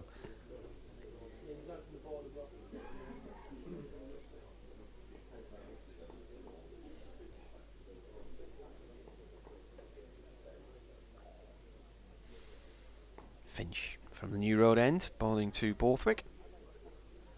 Keeper takes it. Borthwick's on 24 from 34 balls. Started the season with a half century at Glamorgan. Been a bit mixed since then.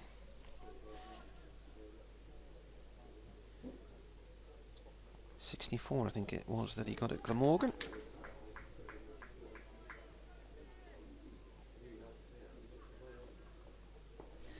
That was the first game of the season.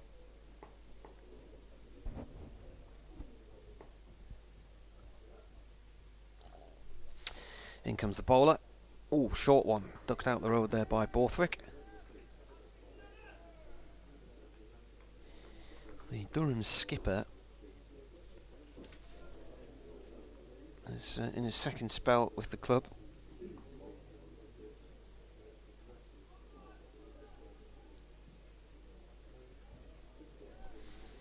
And I think he's something like 305 matches in all formats for them now. 186 first-class games for them as well.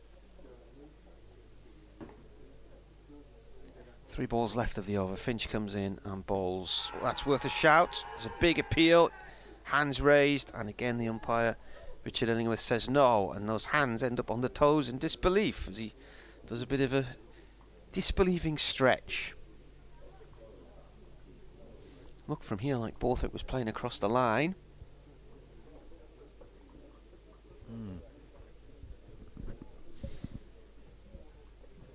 Touch high? No? Maybe. I've not seen it again, to be honest. We are at wide, long off here.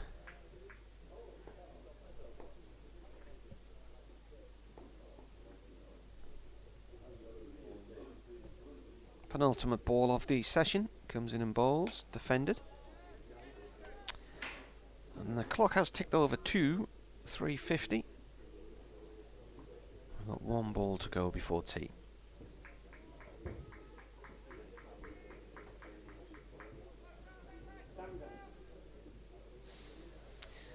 Now the commentary will continue. Dixon's on 99 again at tea, by the way.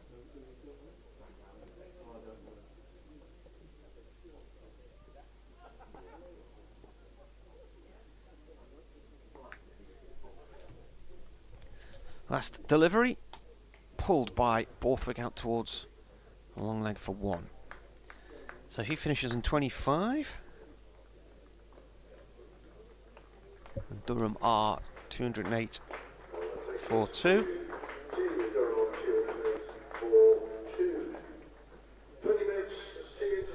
Borthwick 25. And they have had 64 overs so far. So that, ladies and gentlemen, is tea. We'll see you in 20 minutes' time.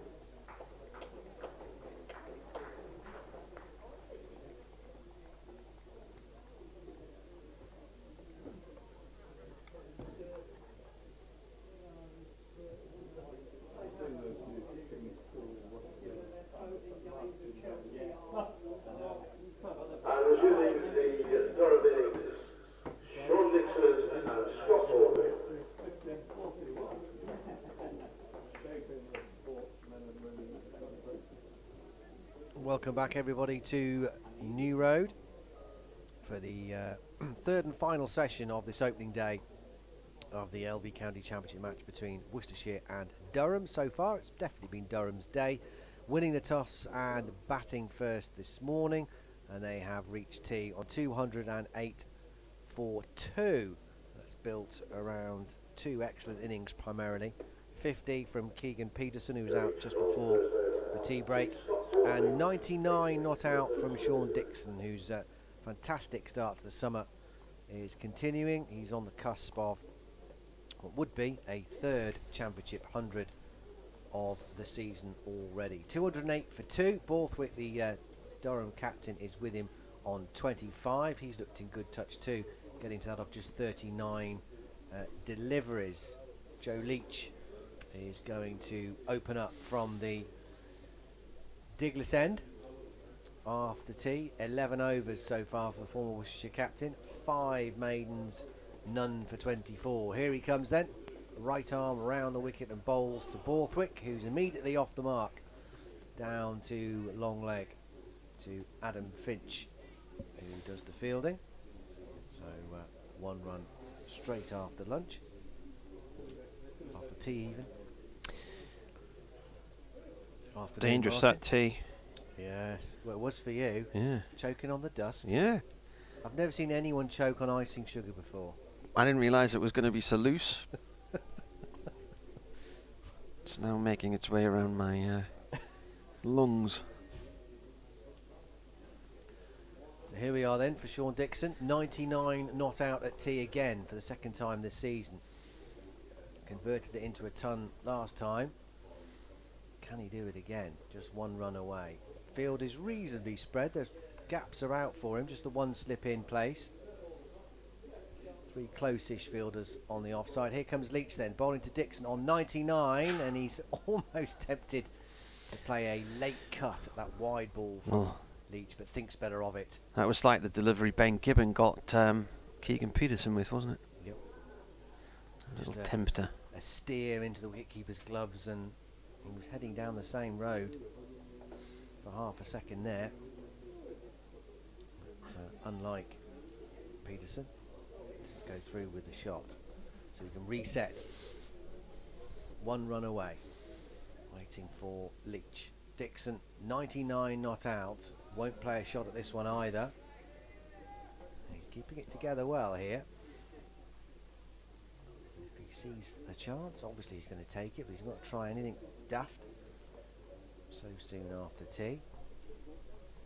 Goes for a little wander towards square leg, twirls the bat in his hands a couple of times, and walks back to his mark. A couple of taps to the ground of the bat, and he's ready. Leach just about to turn at the top of his run from the Diglis end. They brought the fielder up from the fence on the cover point boundary. It's about 3/4 of the way, but I guess he is stopping a single as Leach comes in now. Dixon on 99, drives in the air, and it's almost carried. Almost to Adam Finch, who was the fielder who was brought in for that delivery. And had he been in an extra 5 yards, I reckon he would have made that into a catch. All 6'4" of him diving forward. As it was, he sort of wore it on the upper part of his chest on the half volley as he dived and almost got a mouthful of the coconut matting that's protecting one of the squares. Know what a mouthful of coconut's like.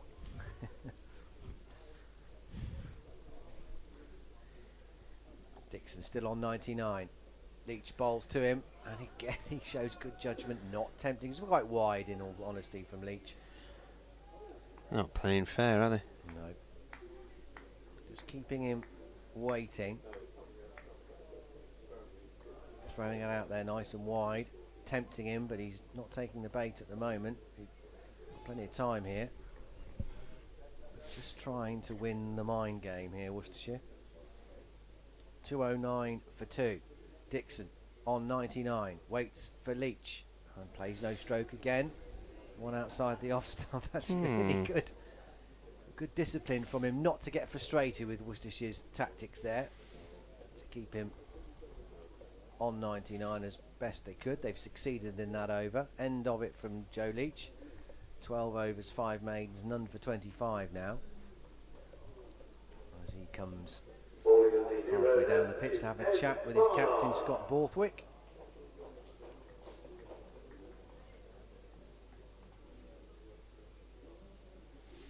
He's already done it twice this season. He's unlikely to be rattled, you would imagine,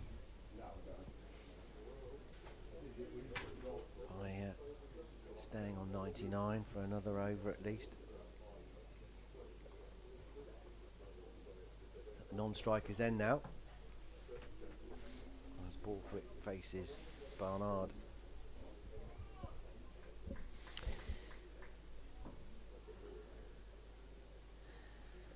One of the 2 wickets to fall today from Barnard was that of Lees, inside edge under the middle stump. And right arm over he comes. Borthwick plays the ball to point, no run there.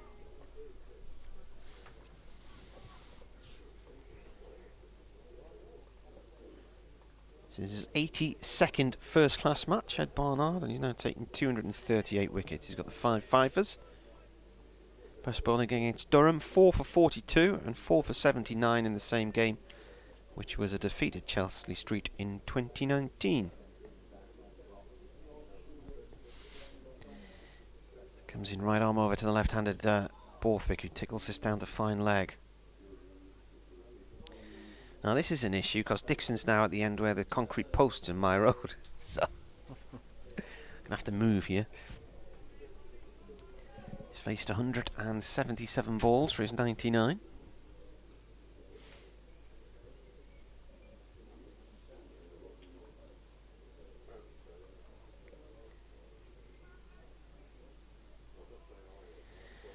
So having a look around as they alter the field. Got a short mid-wicket in there. 1 slip, point, deep gully, 3rd man down on the boundary. Barnard comes in and bowls, and that's another wide ball which is left alone. Wideish delivery. A few of those now, hasn't he? Yeah. May as well bat at 7th stump at this rate.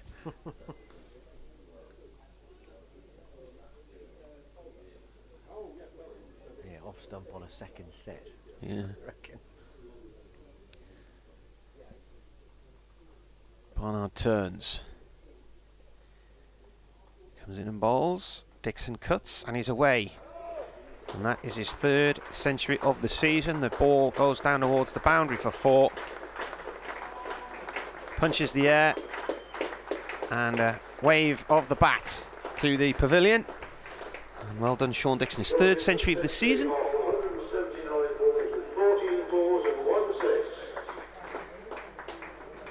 14 fours and a 6. What a terrific inning it's been. 1 or 2 false shots, and by that I mean edges that flew through vacant 3rd slip areas. Worcestershire didn't have fielders in this morning. Had a couple of those. But other than that, he hasn't put a foot wrong. And ever since he got past 50, this 100 has looked pretty inevitable. Barnard in. Ooh, playing a miss this time outside the off stump.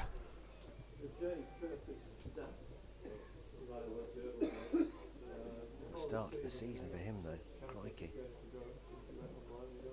What's he got now? Threatening 700 runs, is he? He was 600 fairly early on. He was 5 something or other, wasn't he? Was it 5-4-2 or something, did I see?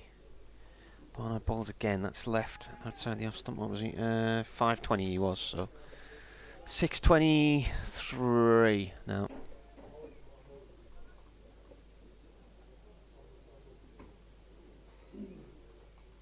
You seen useless Durham stats tweet? No. Thank you very much for this. Last Durham player to score a ton in back-to-back county championship games was Keaton Jennings. 221 against Yorkshire and 129 versus Hampshire in 2016. Yeah, he ended up the leading run maker in the country that year. First class wise, he started that season, Keaton Jennings, with hundreds in each innings against Somerset as well. Gareth Hart scored 112 against Middlesex in 2018, and then 108 not out against Durham University, or MCCU, in 12 months later. Thank you for that, Useless Durham Stats. Good to have you with us. First ball of the next over from Joe Leach is defended by Borthwick. Back at the pitch for no run. 2.14 for 2. Azhar Ali has come down to long leg for the first time today. Hands thrust in pockets. Looking forward to batting on this. He gets the chance. Leach round the wicket to Borthwick. Times it nicely off his toes, but straight to Josh Baker at mid-wicket. And there's no run. So Dixon's now got 13 centuries, I think it is, in first-class cricket. Yeah.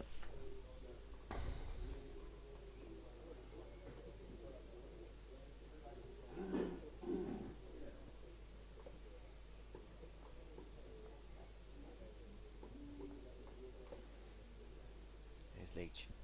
Round the wicket, bowls. Tucks Borthwick up for room a little bit, but squeezes it out to Ed Barnard at cover, and there's no run.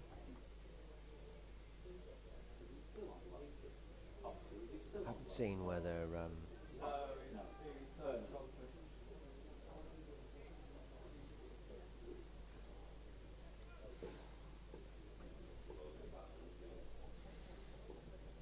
here's Leach.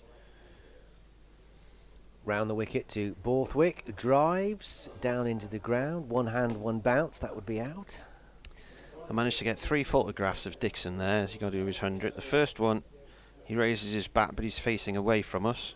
The second one, his glove and his bat are obscuring his face. And the third one, he goes to get a handshake off Scott Borthwick, so that's one I've had to use in the end.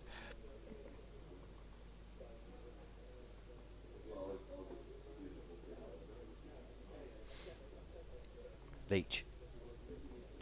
Ball to Borthwick, who stand and delivers a bit on that cut off the back foot, and he smacked it away. Should go for 4. It has. Your money or your life. Yeah, just in front of point, but just enough to the right of cover, so Ed Barnard couldn't get across and cut it off, and there's plenty of open space behind him as it runs away towards the cathedral for 4. He's into the 30s now. Scott Borthwick, 31 of 47 deliveries.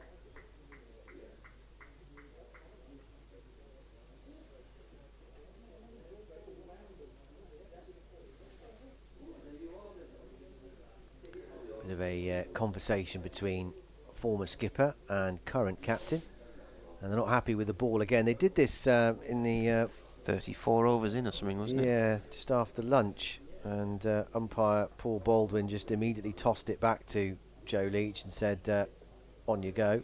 It looks like he's going to do the same thing, is he here? We might go and have a word with Richard Illingworth.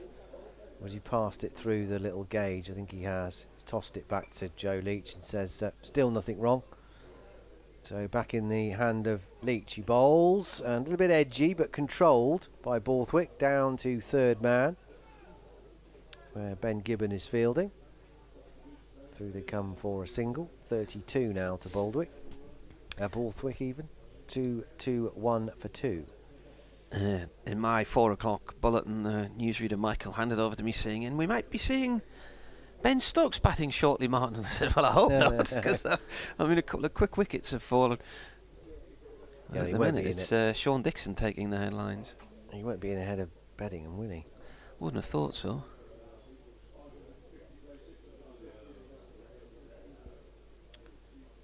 He's on 103 as he waits for Leach. Off the back foot, pushes out through cover point. He'll get a single all the way along the ground out to Josh Baker. End of the over. 2-2-2 for 2. Daniel Hayes tweeted a post-tee challenge. Who's the record for the most times going to tee one run from a milestone? That would be. How would you even find that out? No idea.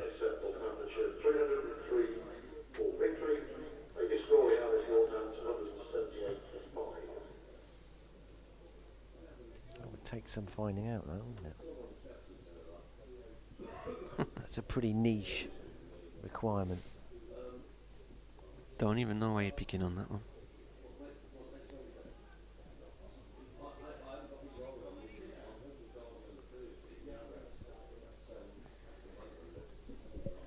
Barnard to continue from the New Road end. Here he comes into his 14th over, 1 for 41. He bowls, and the right-handed Dixon again is very correct on the back foot, punching it up to Brett D'Oliveira at mid-off. Goes for a little stroll towards mid-wicket, Dixon, but there'll be a lot of relief at finally getting that single. He was stuck in the 90s for a while and stuck on 99 as well for good half an hour or so, including the tea break. As Barnard bowls to him. Now edged and caught. Well held by Ed Pollock. And Sean Dixon's terrific innings is over.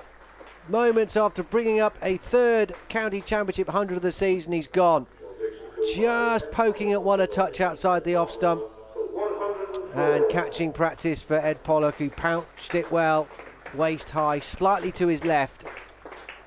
But a simple catch, and Dixon has gone for an excellent 104, and Worcestershire have taken their third wicket. It's fallen on double Nelson, 222 for 3 now. Ed Barnard's second of the day, and the third wicket means the first bowling point for the hosts as well. Well, we saw Keegan Peterson get to 50 and then get himself out. And that one, a simple edge to, was effectively a sort of wide-ish first slip.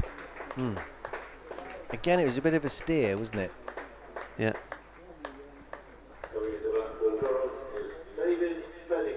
Well, it's not going to be Ben Stokes. I'm not really surprised by that, because it's the in-form David Bedingham. What a season he had last year. And he's pretty much carried on this summer as well so far. Already notched 100. Got 100 here last year as well in the comfortable Durham victory. So likes it at New Road, and he's coming in at a very good time. The game is set up for him. 222 for 3. His captain is there looking good on 32. 184 balls Dixon faced for his knock of 104.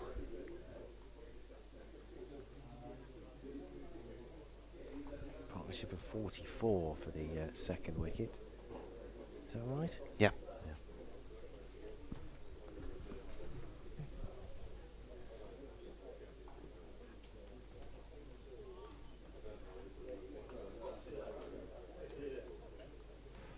So Birmingham will take his guard. Worcestershire would love to see the back of him pretty quickly if they could. Can one bring 2 as far as they're concerned?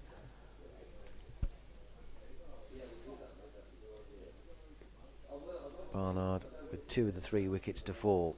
Bowled well today. Here he comes, 2 for 41. First ball to Bedingham, who's got time just to swivel round and punch it away through backward square leg for 4. Welcome to the game. Lovely little swivel off the front foot there. And put away easy as you like. Off the mark straight away with a boundary. 226 for 3. Bedingham made 4 and 14 in the match against Notts. As Barnard past the umpire, bowls to him. Won't get a run here, pushing it out to Josh Baker at cover. He got 191 against Leicestershire. Batted only the once last week and didn't get any runs. And in the opening game against Glamorgan, he made 76. Thrown his lot in now with England. When does he qualify? A couple of years, is it? Well, he hasn't actually said that, has he? That's what everybody's asking, but I'm not sure he's given up with South Africa just yet. But Barnard bowls to him now. Forward he comes. But here's a question. I was just asking this at tea time and nobody really answered it. But what's Sean Dixon's situation with South Africa?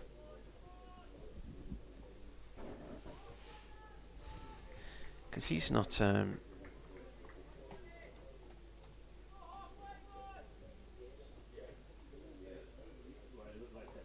Barnard. Last ball of his over, in he comes and bowls wide outside the off stump. Bedingham takes a big stride towards the ball, plays no stroke.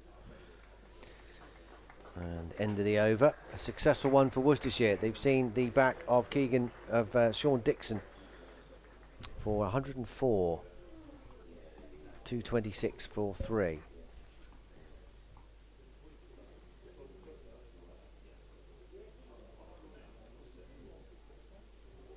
Has he intimated to you what he might do? No, but I mean, he's having such a good run of form at the moment. What is he, 30 at the moment? He now has a UK passport holder and is England qualified as a UK passport, but here's Leach coming around the wicket to bowl to Borthwick. That's left alone outside the off stump. Well, there's still a vacancy at the top of the order, isn't there? Potentially. Well, don't think Durham could afford to lose Lees and Dixon. No. South Africa are here this summer, aren't they? Because Keegan Peterson's playing until the Test series starts later in the summer. Dixon's mother is from Kent, isn't she? That's where he gets his UK passport from. Leach in, left again by Borthwick. Does it say whereabouts in Kent? Is it a village with a Thorpe in the name? No, don't think so. Well, Worcestershire have struck for the third time today, but it's still Durham's day so far. 226 for 3. The Centurion Sean Dixon has just perished, though. Caught at slip by Ed Pollock off Ed Barnard for 104. I mean, a terrific innings from the South African. Looked in great touch, and it was a surprise when he perished so soon after bringing up his third championship 100 of the season, just steering a delivery from Barnard straight to first slip. Catching practice, really. Alex Leach out for 27 this morning, bowled off an inside edge from Ed Barnard, and Keegan Peterson for a very well accomplished 50, giving a first wicket on his debut for the left arm seam bowler Ben Gibbon, caught behind by Ben Cox. But otherwise it's been pretty hard graft here for the Worcestershire bowlers. 226 for 3 Durham after winning the toss this morning and batting first.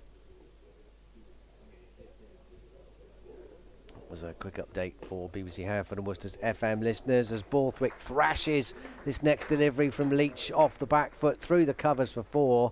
Glorious stroke. Looks like he switched to one day mode. Scott Borthwick, when he sees anything slightly airing in line or length, wasn't a terrible delivery from Leach, but seized on it immediately and just smashed through the covers. It's a fielder in quite close at short cover, and a mid-off and a cover point and a backward point as well, so there is some cover there, but it was thrashed into the gap. So Leach bowls and again tries to go for a repeat, doesn't get all of it though. Down off the bottom inside edge and trickling out to Libby at point. It's Haynes at short cover and Barnard just behind him into the batsman's left as he looks out. So he's got two fielders quite close, disturbing his vision if he just happens to glance that way. All eyes focused on Leach though. Round the wicket again, he tries to find that gap between Barnard and Haynes.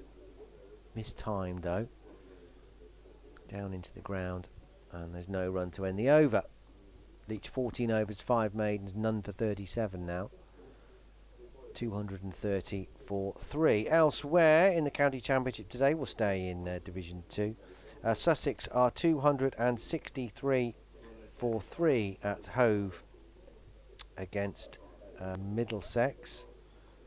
There was runs there for Ali Orr, who was out for 99, and a century for Tom Alsop. He has 111 not out. 263 for 3 as Barnard begins a new over from the New Road end. No runners. Bedingham Plays it back to the bowler who fields on his follow through. So Sussex 263 for 6 against Middlesex. Leicestershire 180 for 3 at Glamorgan. Anything significant in that game? There's another half century for Hassan Assad, who made 64. As Barnard turns, runs away from us now past the umpire and bowls. Bellingham solidly forward. Thou shall not pass there. Back up to mid-off, D'Oliveira fields. So into the first division then.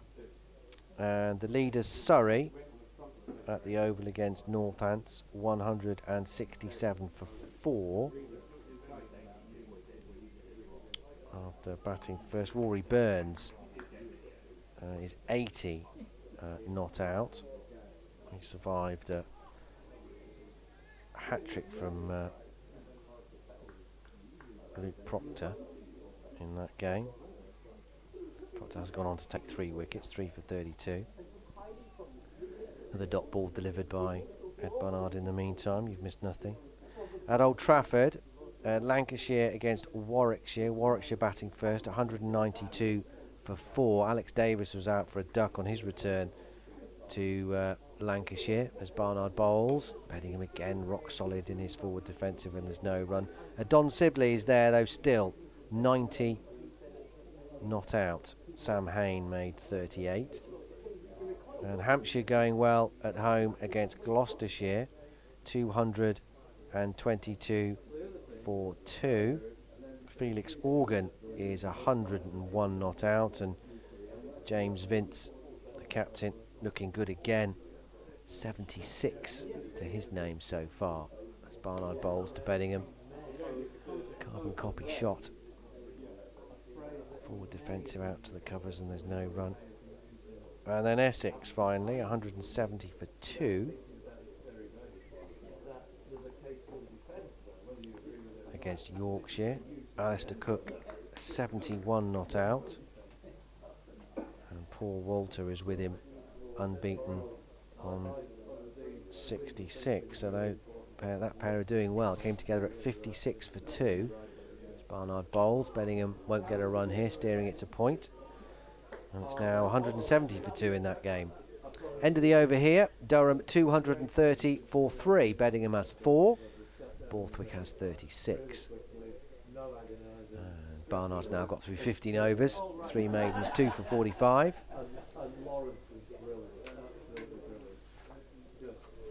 Martin has returned from telling the good folk of BBC Radio Newcastle what the latest is.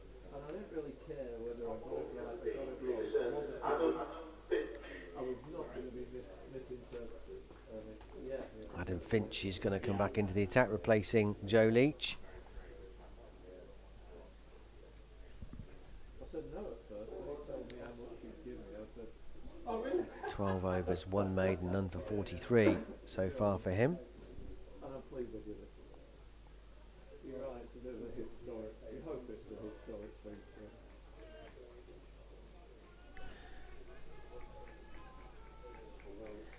Just trying to work out when we'll finish today. So, Finch comes in and bowls. Borthwick plays this wide of mid-on away from Leach for 1 run. So 26 overs to go, including this one. Yeah, so I think they have to go along at something like 2.7 overs, 2.7 minutes and over, something like that. Well, the board did say -1 on the over 8. Now it says 0. So we're looking about an hour and 10, an hour and 12 minutes then. So what's that? That's Can be on for 6, isn't it? yeah. Well, they'll probably slow things down, won't they? If they've had a bit of spin on this afternoon. Pushed down towards third man by Bellingham for 1.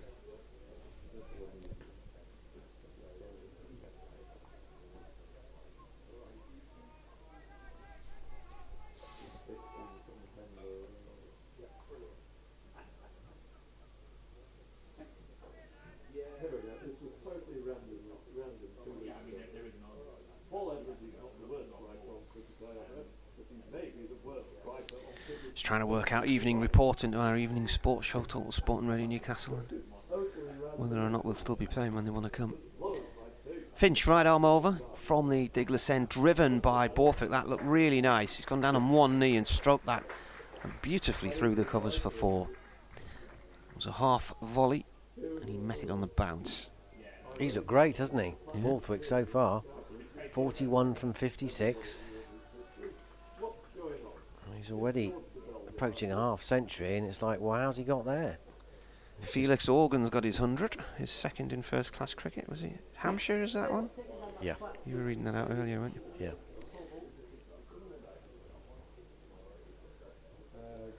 I've mixed up about this as well.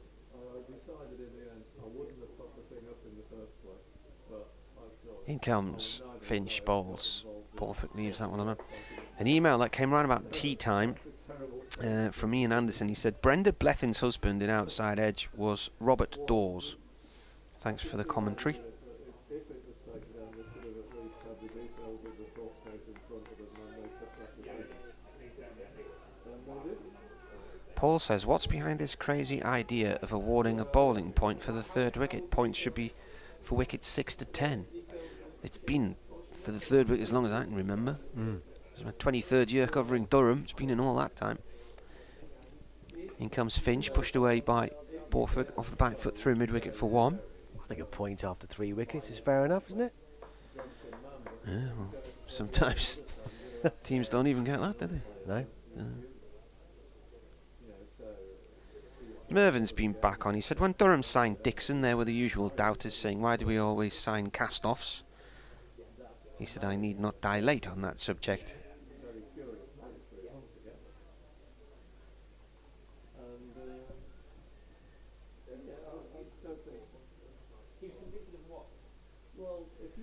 In comes the bowler again, cut away, past point. Nice shot that one by Beddingham. And that's away for 4.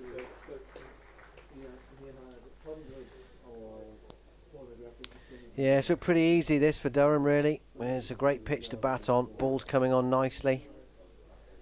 Very little margin for error for the bowlers.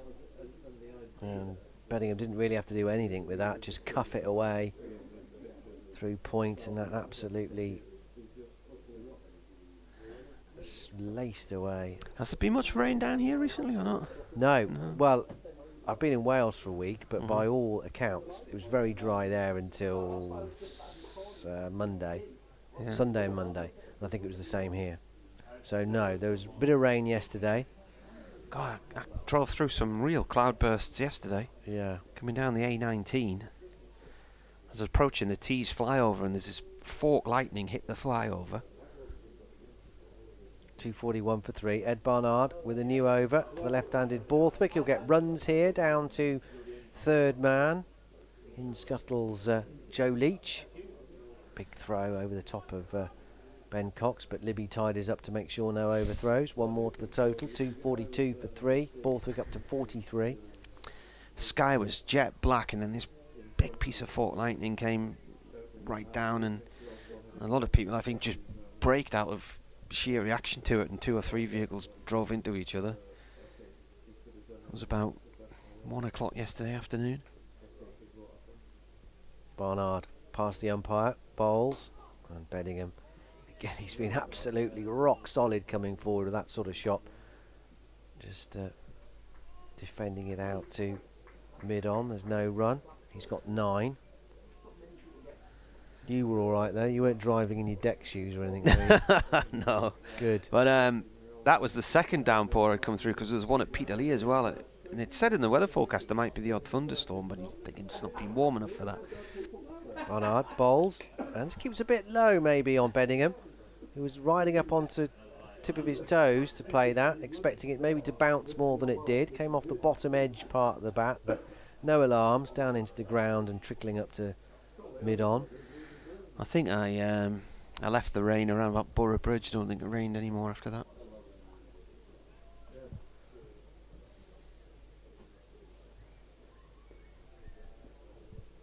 Barnard past the umpire.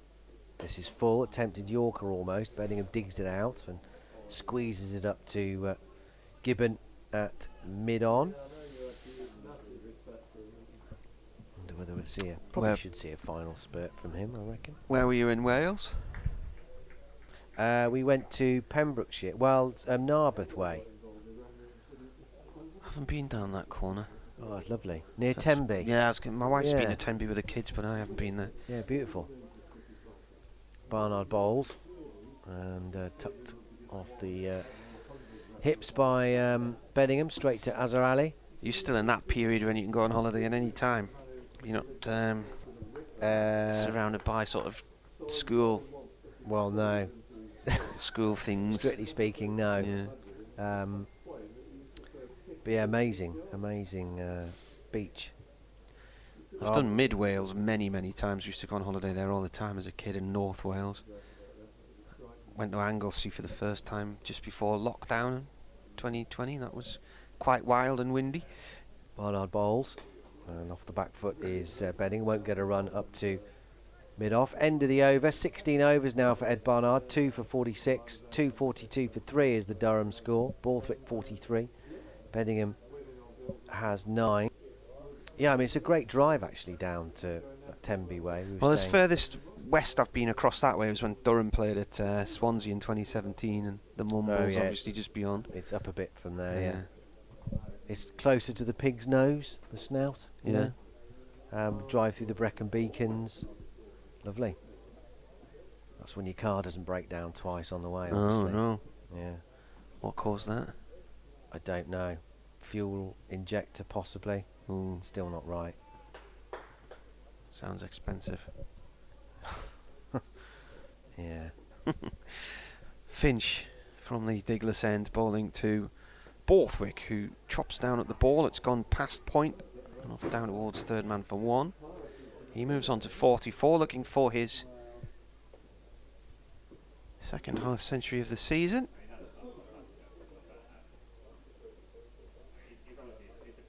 Where we used to go right into the heart of Wales, near Raider,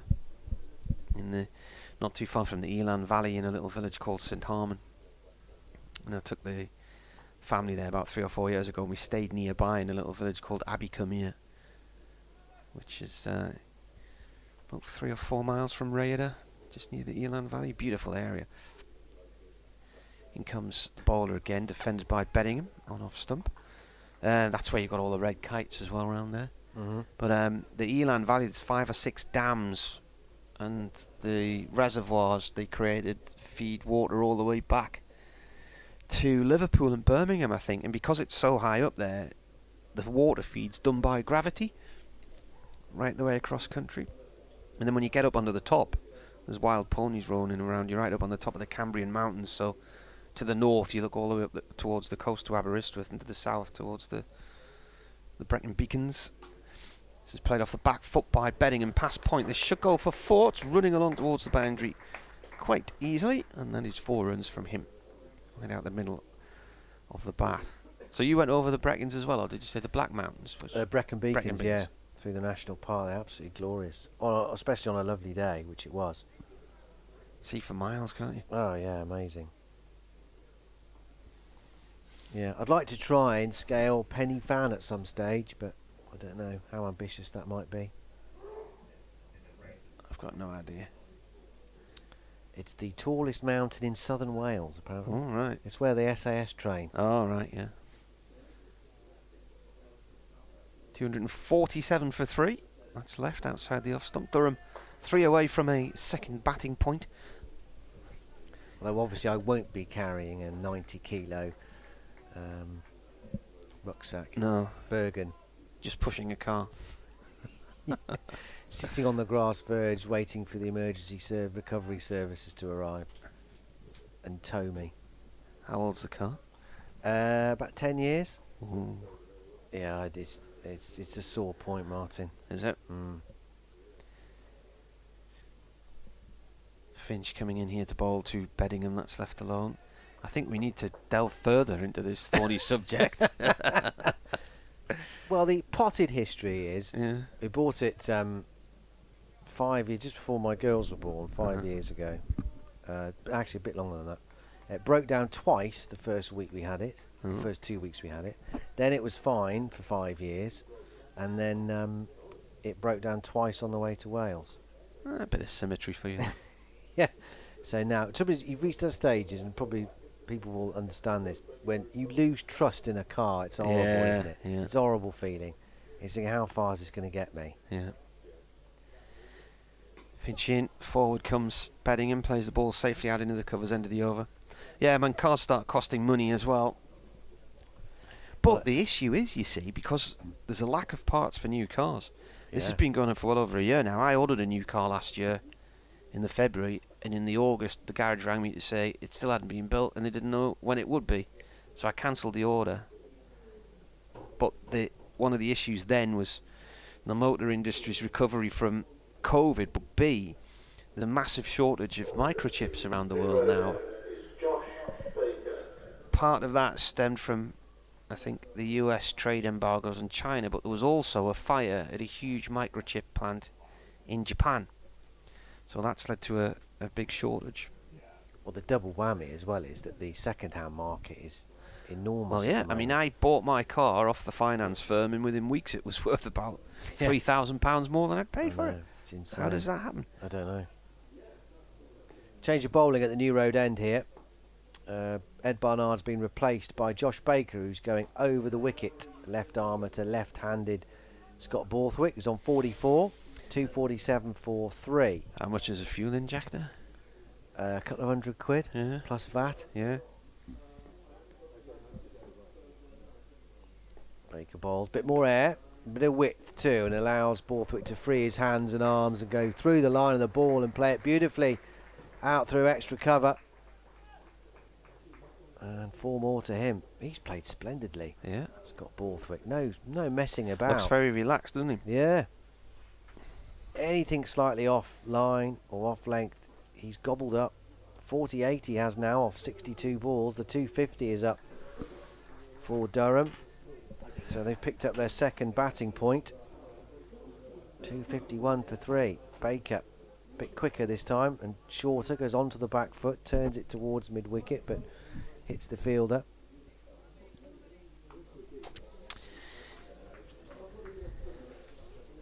So I'm looking for a swap, ideally, really. I'm not sure how realistic that is. For a car that works. Would you like my car that doesn't work for your car that does?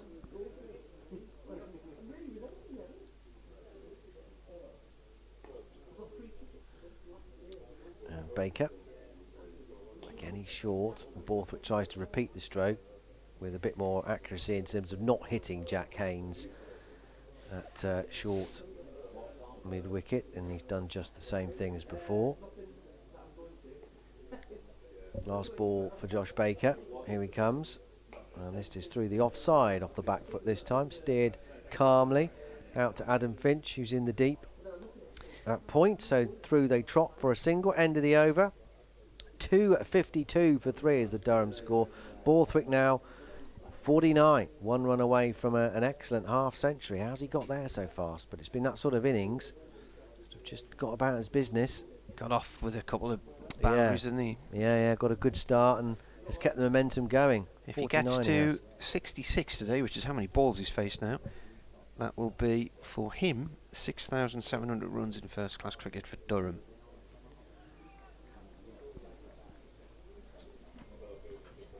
This is his 187th first-class match, and he started it with 9,880 runs, so it's nearly 9,930 now, one short of that.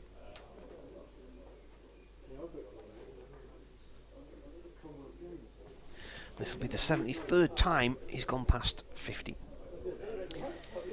Comes in and bowls, it's left alone by Borthwick.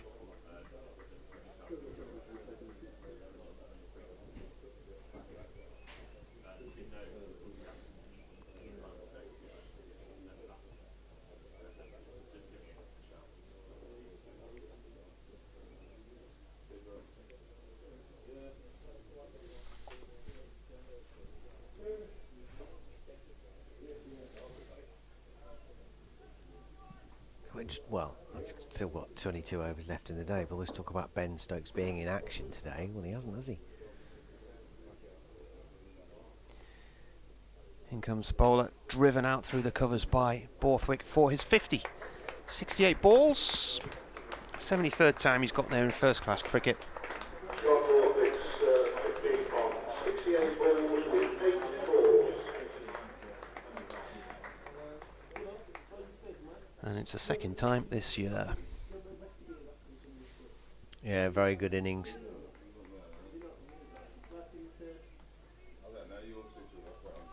Almost unnoticed. That doesn't sound too daft.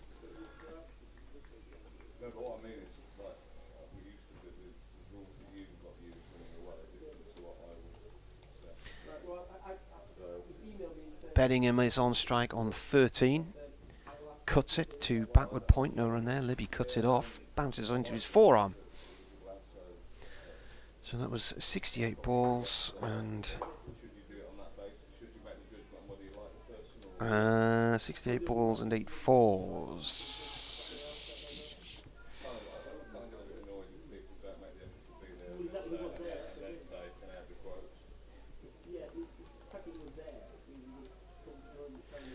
So Durham rattling along here, 253 for 3. We've got their second batting point. As bowler comes in again and Beddingham cuts past Libby at backward point, and that's racing towards the pavilion boundary. Oh, and a good stop in the end there by Baker, sliding down and landing on the ball right in the corner of the ground next to the rope. Definitely would have been a 4 if he hadn't got there.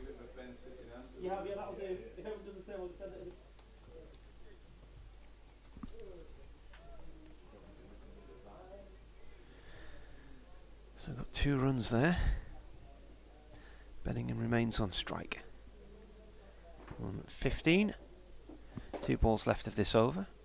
Here's one of them, a thick edge down towards third man for 1, cut off by Ali. Yeah, it wasn't a chance that. I mean, even if there had been a gully or third or Yes. fourth slip, it wouldn't have carried.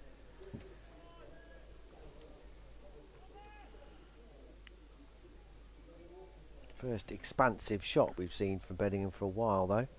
Played within himself, timed the ball really nicely. That was the first time he'd really kind of thrown the bat at it.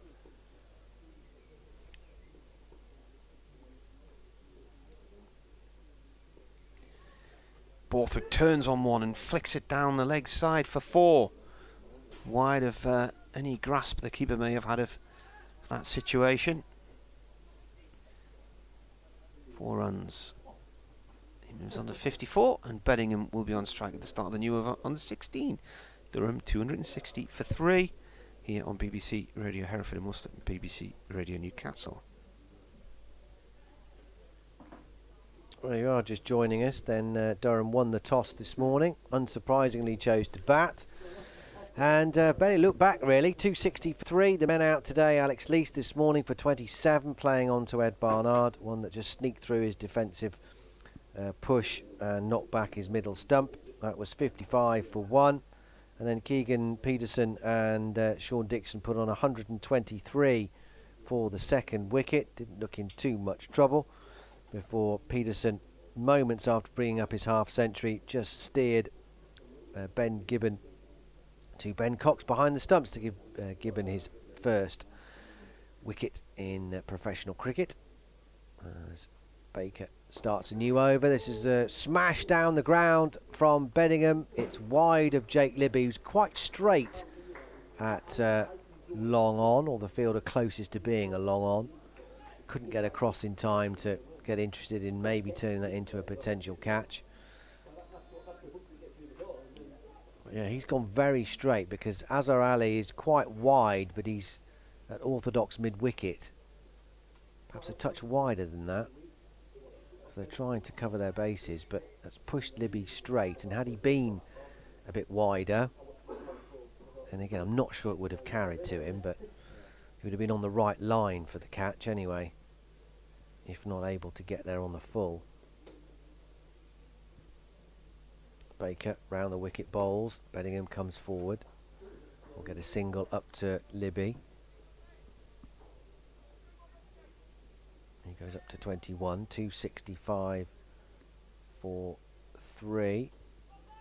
So Peterson out for 50, and then not long after tea, Sean Dixon after bringing up his 100 on 104. Again, bit catching practice really, steering Ed Barnard to Ed Pollock at slip. Baker Bowles drags this one down and round the corner, pivots at Borthwick, and he helps himself to another boundary. Away it goes down there towards long leg. Not a great ball from Josh Baker, just dragged it down, and no margin for error on this pitch at all. And Borthwick hammers it away. That's his 10th four. 40 of his 58 have come in fours. 70 deliveries only he's faced as he waits for Baker. Squeezes this one out into the offside. Azhar Ali runs around to field.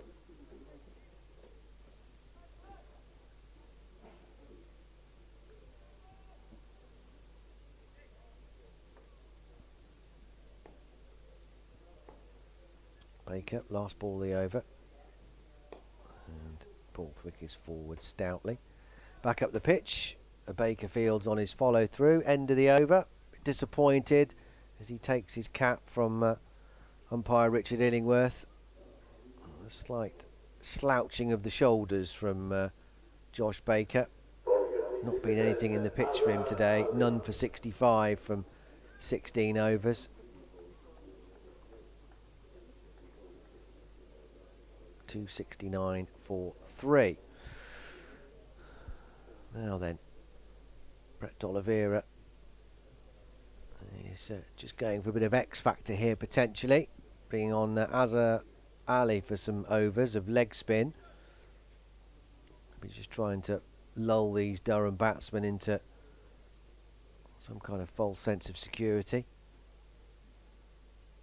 and perhaps just bag a wicket. Worcestershire in desperate need of another couple at least today. 20 overs to go in the day's play. There's a slip, and then a shortish mid wicket, point, cover, and everyone else is spread.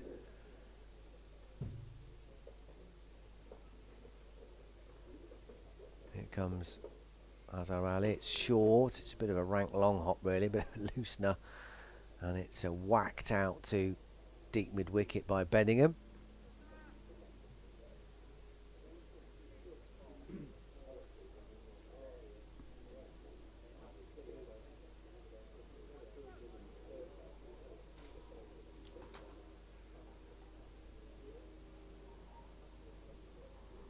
Has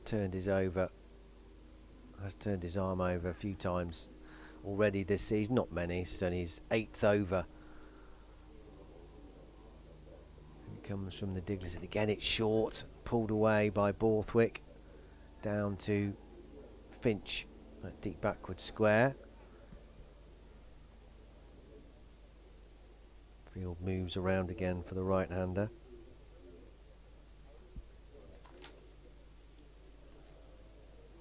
Picked up a wicket though in the second innings up at Leicestershire. 1 for 12 he got there. And he comes again, bowls. Better length from Azhar Ali. Can't do anything with that Bedingham as he tried to steer it late off the back foot. Could only hit it to Finch, who's now come up for the right-hander to orthodox point.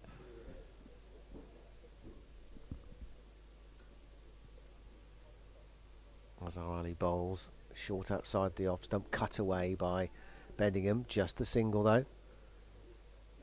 Out to Baker on the fence in the covers.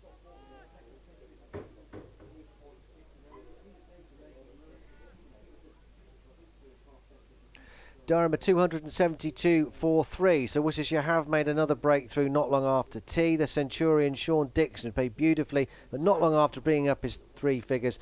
Caught in the slips by Ed Pollock off Ed Barnard for 104. Keegan Peterson out for 50, giving Ben Gibbon his first wicket for Worcestershire on his debut. Alex Leach out this morning, bowled by Ed Barnard for 27. Borthwick has 59, played splendidly. Bedingham looks in good touch too, he's got 23. Durham going very well, 272 for 3 with 20 overs left in the day.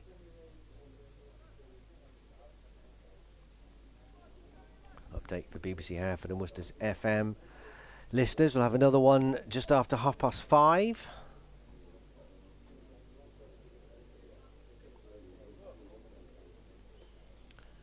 End of Azza Ali's first over, 4 runs coming from it. Didn't look the most threatening though, if we're being as polite as we can about that opening over from the Pakistan batter. And he'll find his rhythm the more he bowls. Spin from both ends. 273 for 3. Borthwick 60, Beddingham 23. Baker to continue, Martin's back. Yes. And his front. Don't they come as a pair? That's generally attached to each other, yes. Through the rib cage area. Drinks break here, and gloves and a bit of a refresh for Scott Borthwick and David Beddingham. It's a greyish day now, but it's still a pleasant day. It's nice and warm out there. Good day for making runs from a Durham point of view. Borthwick's on 60 as he faces...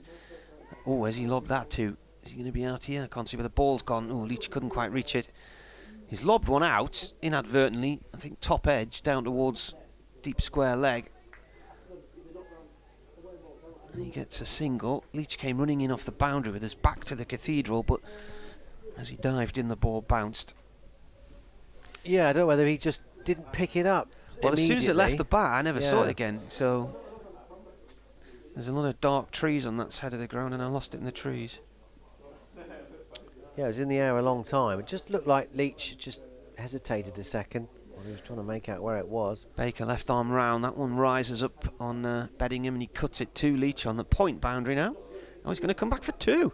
That was sneaky because he gave the impression there he was settling for 1. So Leach seemed to ease up, didn't he? And then suddenly they ran a sneaky second.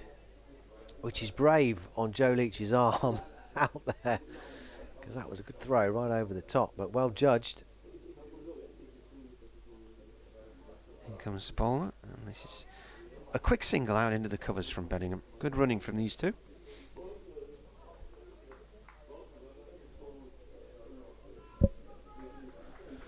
Now tomorrow night, it's all about, once the day's play finishes, finding a telly with a Sunderland game on in town somewhere.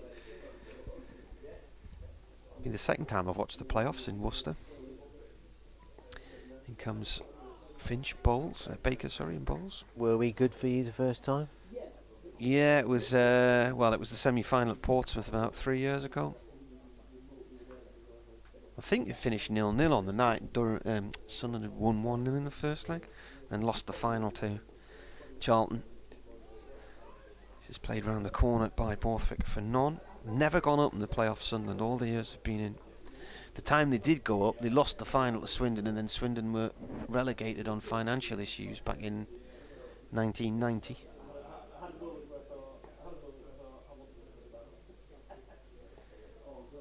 Baker bowls, cut by Borthwick, down into the ground and out through towards the cover boundary.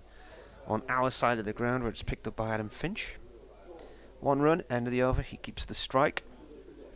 I've just seen a tweet here about an airport. What was that? Stephen says, I'm watching and listening in Amsterdam Schiphol Airport. Good to see we are finally scoring first innings runs. And please Scott Borthwick, who need a score, he says. Hector Capelletti? That's an Italian. I've gone down the Italian route again. Should have learned from earlier. You're the man, Marty. Hector Capelletti says, nice to hear you back on comms after your incident. Thank you, Hector.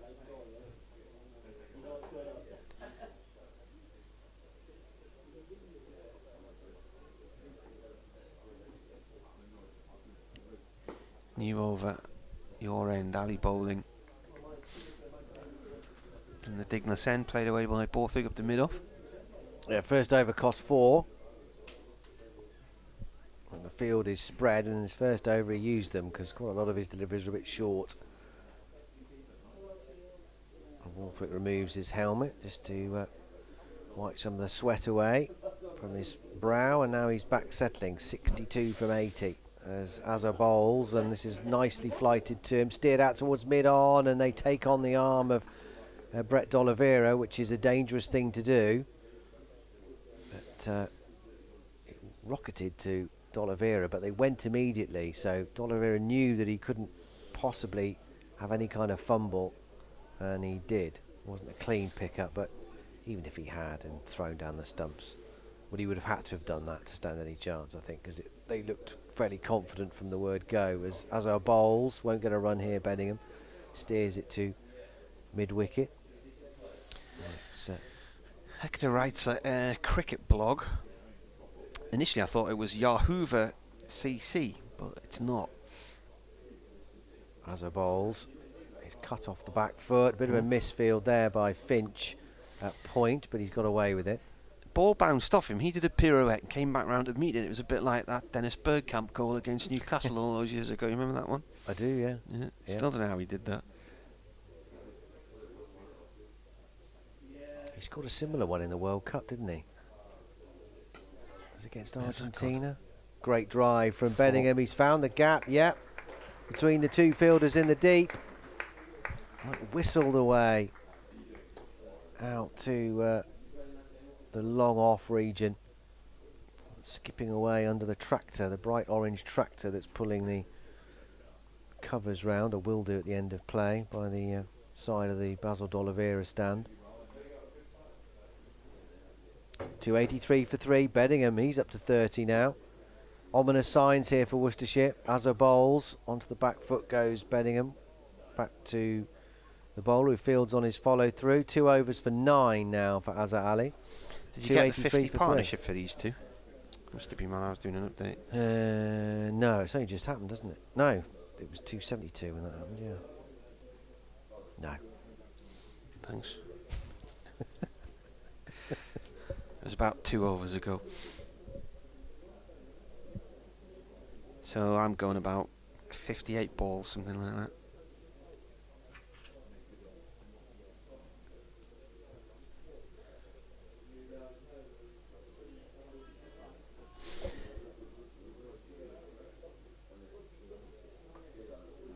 Anyway, that his cricket blog is Yahoo over Cow Corner, not Yahoover CC.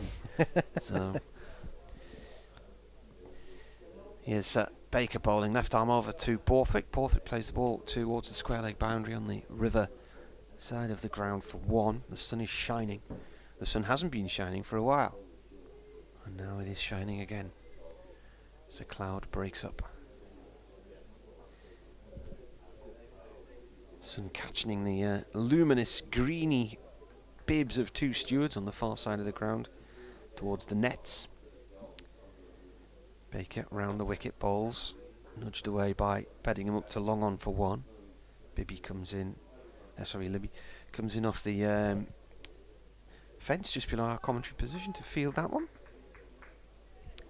Is there a Bibby in sport? Ian Bibby? Who's Ian Bibby? Ian Bibby. Yeah. I don't know. I don't think he's a sportsman. No. I'm sure there's a Bibby somewhere. Left arm over from Baker this time. I think he's a cyclist, professional cyclist.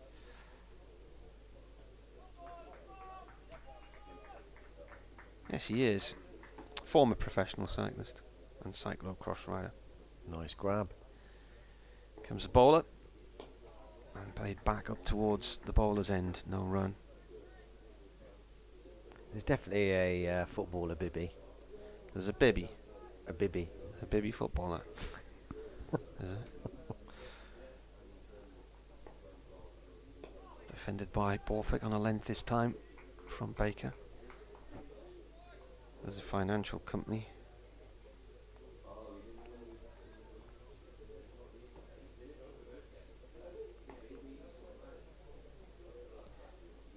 Baker in again. Borthwick forward once more. Defended. No run.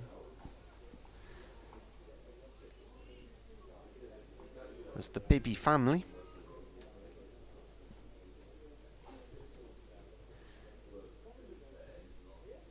I've done Bibby footballer. It's got Charlton Bobby footballer. Charlton Bobby Bibby. Now you're sounding Thomas Bibby Connors Key Nomads. Is that who you were thinking I of? don't know. Now you're sounding like Metal Mickey. Jake Bibby, English Professional Rugby League footballer. That's probably him. I don't know. There was a chance, Martin, you may have noticed, I could just have made it up. I think you might have done.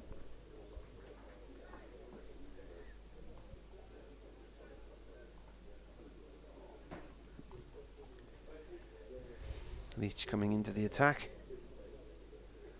replacing Ali from the Diglas end.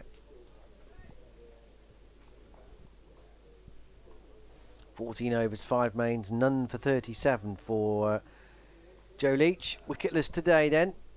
He'll want to correct that before we go off tonight. 16 overs left in the day's play. Worcestershire will want another couple of wickets, I reckon. At least.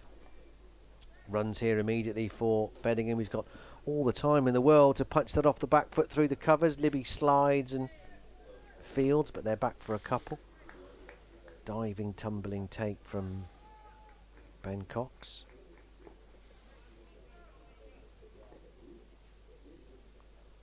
.287 for 3, closing in on a third batting bonus point here, Durham.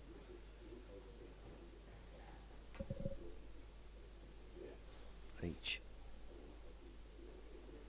Beddingham stretches forward, doesn't time this. The inside edge out to Brett D'Oliveira at mid-on. And there's no run. Seen a couple of overs from the Worcestershire captain today. He's got through his options. 7 bowlers. Did they take the new ball there, Dan, or not? I didn't see. It's the 81st over. Let's have a look. Yes. Is it nice and shiny? Yeah, that's a new quality, isn't it? So I wonder if Ben Gibbon will come back and have another go from the New Road end.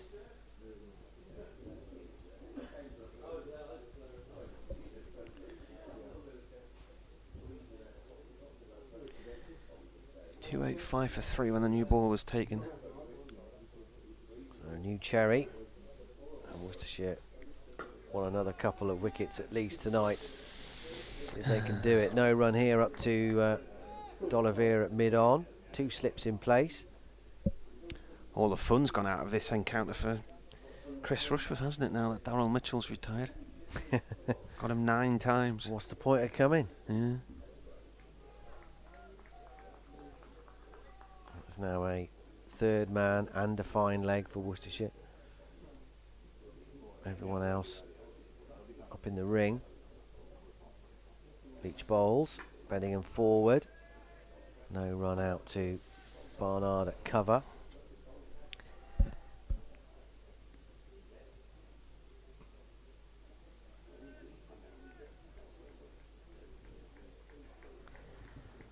Plenty of people in the stands in t-shirts. Nice to see.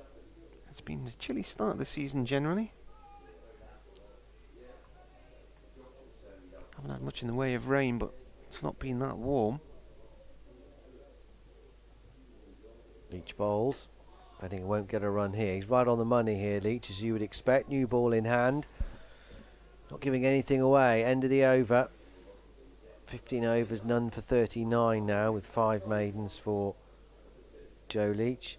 287 for 3. Felix Organ is out finally for Hampshire for 107. Hampshire 236 for 4. See a few Durham spectators on the far side of the ground in the Basil D'Oliveira stand, who just wondering if the travel clubs brought a bus down for this one. I know it was, I mean, they book up months and months in advance, but I only booked my hotel a week or so ago. Hadn't realised this fixture clashes with the Malvern Flower Show. Oh, there Hotel you go. rooms are at a premium. Well, quite. Yeah. Gibbon is back into the attack. 3 counties show soon. Same showground, is it? Yeah, yeah. I have loads on there. 3 county showground. Bet they don't do stock car racing. They don't do stock car racing No. there. No, they don't. Wouldn't be good for the grass, would it? No. They do pretty much everything else, but not that. A 287 for 3 then. Here he comes then, Ben Gibbon, on his debut for Worcestershire. Through to the keeper it goes. We were following his stock car up the motorway the other day, and the kids were asking what it was, and I was trying to describe it and thought, what a silly sport. Probably more reliable than my car. You reckon? One careful lady owner.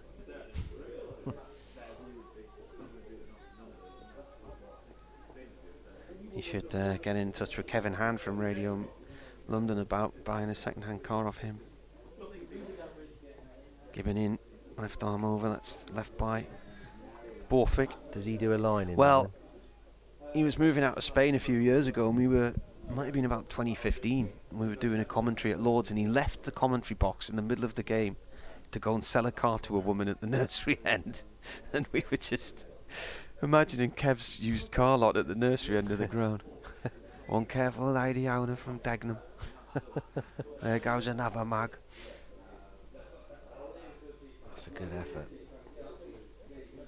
Things you've left a commentary for. Yeah. In comes the bowler that's left alone. There's always the famous moments where people are commentating on football and the stadium announcer announces a car registration. Was it Alan Green one time on Five Live? That's my car. That's my car. Kevin James, Radio Solent cricket commentator. Yeah. He used to have a car auction business. Did he? Yeah. Don't think he still has, but I'm sure he did for a while.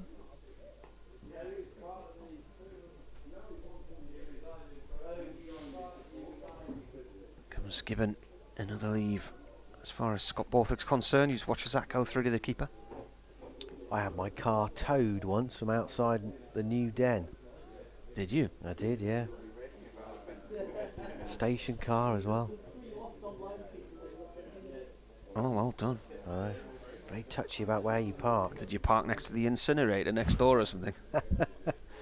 No, I was suspicious, thinking, can I really park that close to the ground? Can I really? Everyone seemed to think I could, including the stewards. It turns out I couldn't. Gibbon bowls.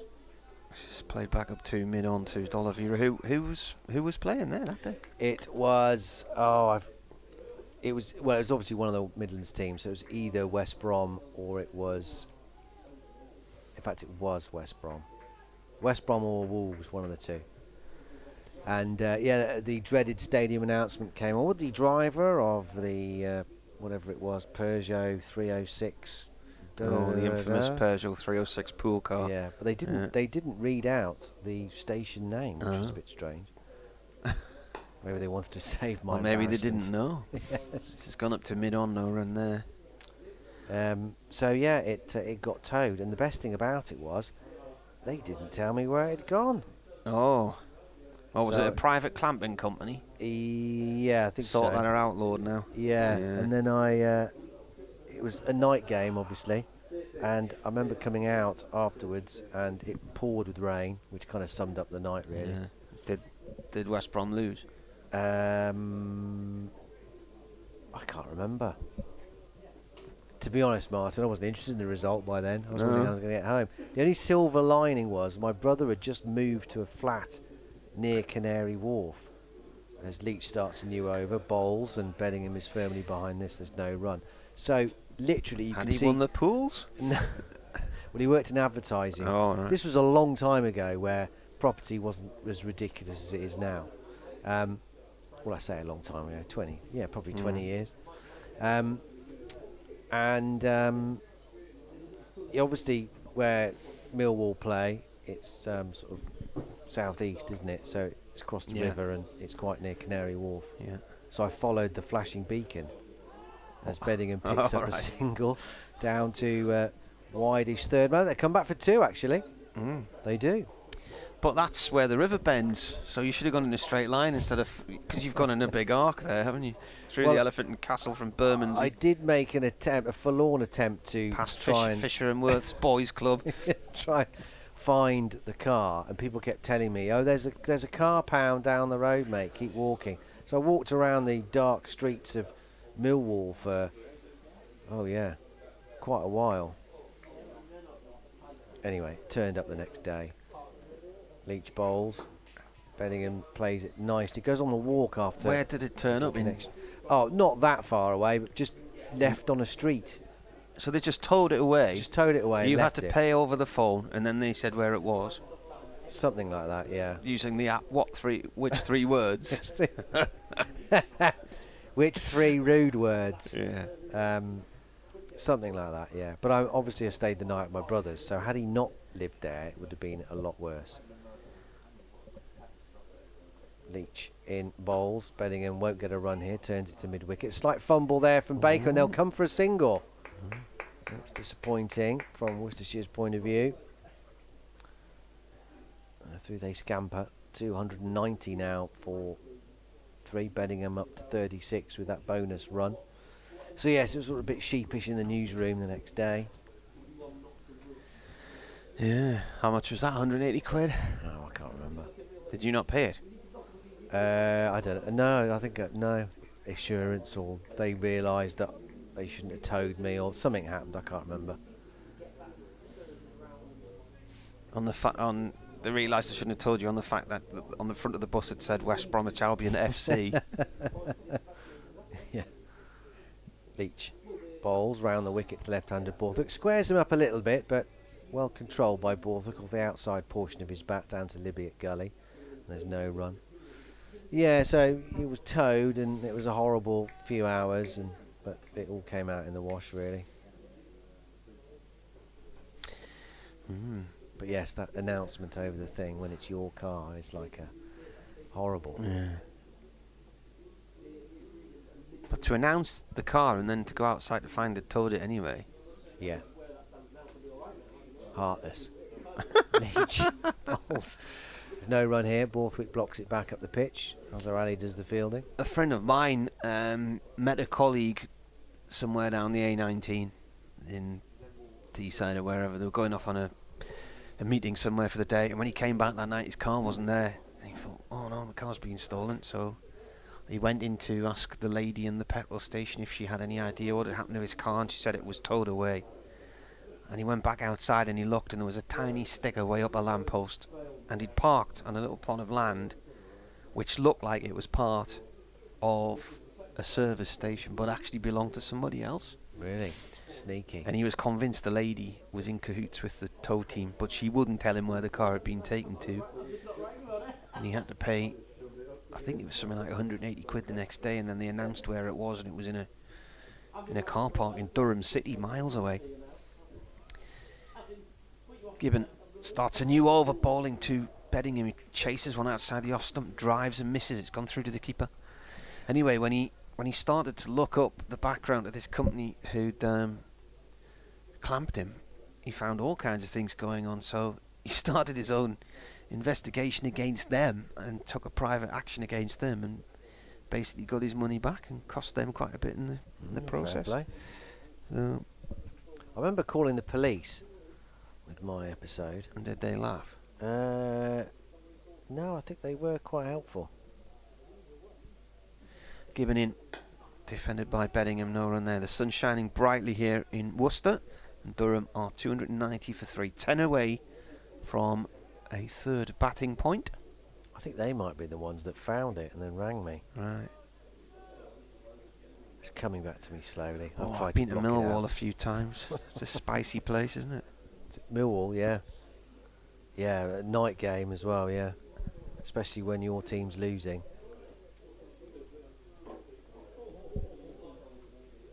Gibbon balls, Bellingham plays it into the covers, no run.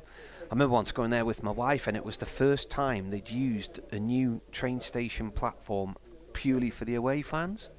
Oh, right. So it went from London Bridge and pulled in at this little platform, and you got off and walked through this cage, like this tunnel cage thing. My wife was, why are you walking through a tunnel cage? And then the next thing, you'll find out bouncing off the cage. Yeah. I saw a young Harry Kane play there on loan from Spurs before he was before he was a thing.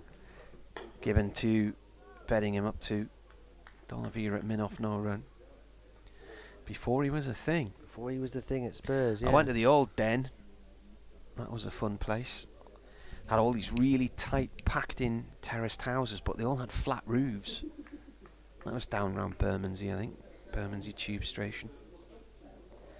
There were that many fences at the away end, you couldn't actually see the goal at the end you were standing at. Halcyon days.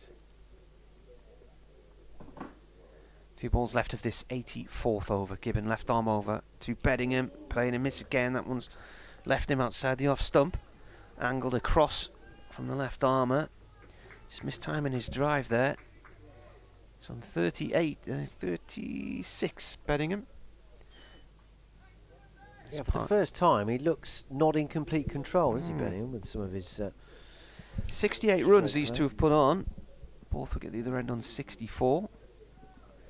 Last ball of the over, and then I've got to go and do an update for Radio Tees. Yes, the update for Hereford and Worcester on the way too, shortly. Given in, New Road End. And another attempted cut from Beddingham, and he plays and misses at that. That is the end of the over. 290 for 3. Beddingham 36, Borthwick 64. Martin disappears to update listeners to BBC Radio Newcastle. BBC Radio Hereford and Worcester's FM listeners will be joining us shortly. Live too on the BBC Sport website and app. Find us through the cricket pages. You can watch the live stream too via the Worcestershire cricket page and also their YouTube channel. As Joe Leach starts a new over from the Digless end. They think about running a leg by, but Beddingham is sent back by Scott Borthwick as Ed Barnard screams in from mid-wicket to make sure they don't pinch a single.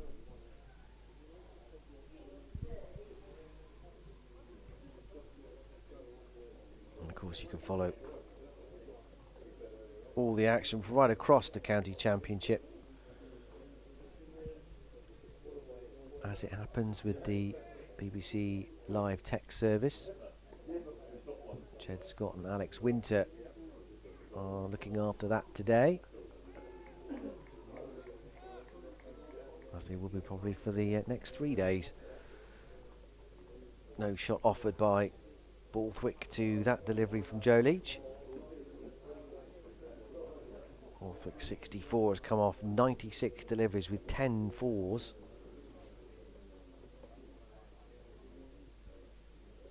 Obviously want to go on now. He's got a really decent start. Peterson unable to do that, gifting his wicket away really when he had just reached his half century.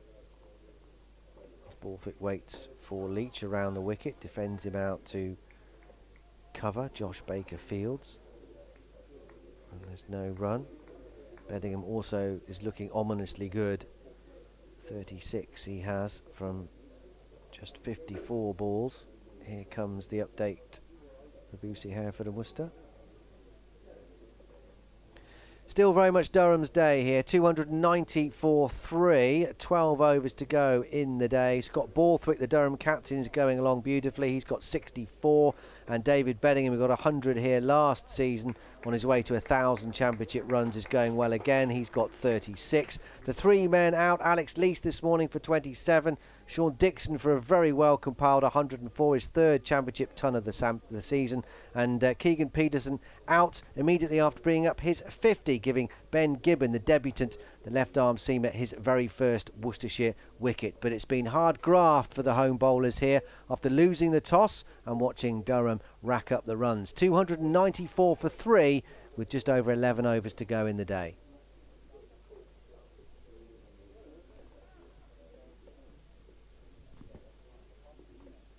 Here comes Leach round the wicket, and Borthwick slaps it off the back foot and finds the rope perfectly between Josh Baker at cover and Jake Libby at point. Almost laser guided that cut. perfectly in the space. He moves into the 70s, 72, 298. Durham on the cusp of a third batting point.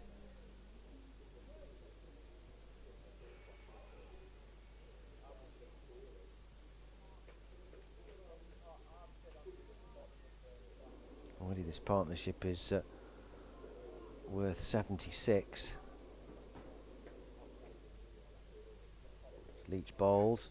Borthwick is squared up by this one, and thuds into Ben Cox's gloves. Beautiful delivery from Joe Leach, round the wicket, angling in and then seaming away, or just holding its line really, more than seaming I suppose. There's been precious little movement off the seam from the surface today. A little bit of swing maybe this morning. Ben Gibbon got a couple to go. But this new ball, she's only 5 overs old. Worcestershire will want to use it to try and eke out a couple more wickets here in these last 10 overs or so. 10 to go after this one. Gibbon has shiny red ball in hand. Here he goes. 1 for 39 from his 14 overs today. Left arm over the wicket, edged and down. It hasn't quite carried to Jack Haynes at slip.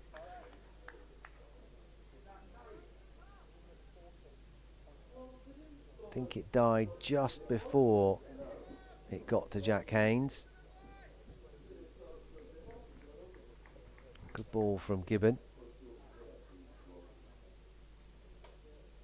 Betting him on 36.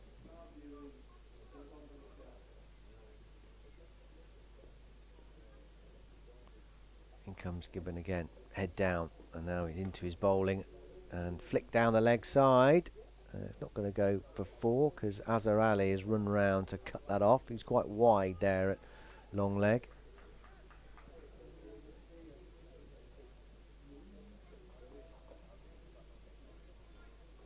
One more to the total though, betting him up to 37. Borthwick down to face on 72.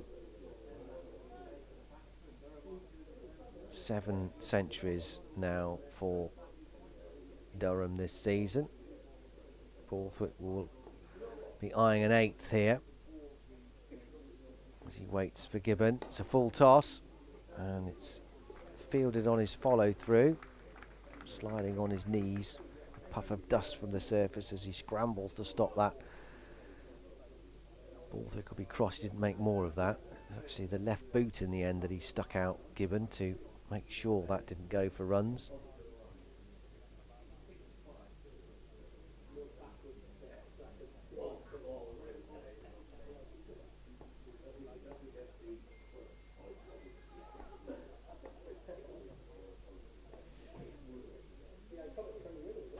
There goes Gibbon past umpire Illingworth and bowls wide outside the off stump. Left alone by Borthwick. Through it goes to Cox. Lovely evening here now. We've got a bit cloudy this afternoon, but the sun's been out a while now, and now it's a glorious evening here. The spectators on the far side of the ground next to the hotel, the cathedral side, having to sort of put on hats or use their hands as a bit of a visor with the setting sun. That would probably put Joe Leach off, that potential catch for Borthwick. A few overs ago, wide outside the off stump from Gibbon. No stroke offered from Borthwick.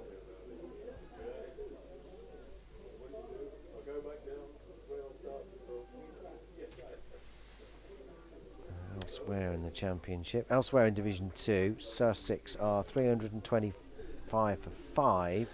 Hove against Middlesex. Leicester 247 for 6 at Glamorgan. Just been hearing Jonathan Doidge's report from Essex, Yorkshire at Chelmsford. Only the 2 wickets falling there today. Sounds like a hard day for the bowlers there as well. Yep. Gibbon gets some pace and bounce in this delivery, but it's sufficiently wide of Borthwick for him to have nothing to do with it at all. Tom Alsop is out. Alsop is out now for Sussex. Made 113. Ali Orr, sadly for him, out for 99. Surrey, the leaders in Division 1, 215 for 4 against Northants. Warwickshire recovered from the early loss of Alex Davis. They're 242 for 5, 100 there for Dom Sibley. A couple of wickets for Matt Parkinson. Hampshire 265 for 4. Felix Organ with a ton, 107. No 100 though for James Vince, out for 78. That's away for 4. New ball, new over from Leach, bowling to Beddingham. Beddingham cuts hard at that 1-pass point. And gone to rest at the front of the Graham Hick Pavilion on our right-hand side. And Sir Alistair Cook has brought up yet another 100. He's 107 not out. I think he has a canny future out of him, that lad, you know. Yeah. Could be a contender for England honours of one day. And Paul Walter is with him on 85. Third batting point with that 4 as well.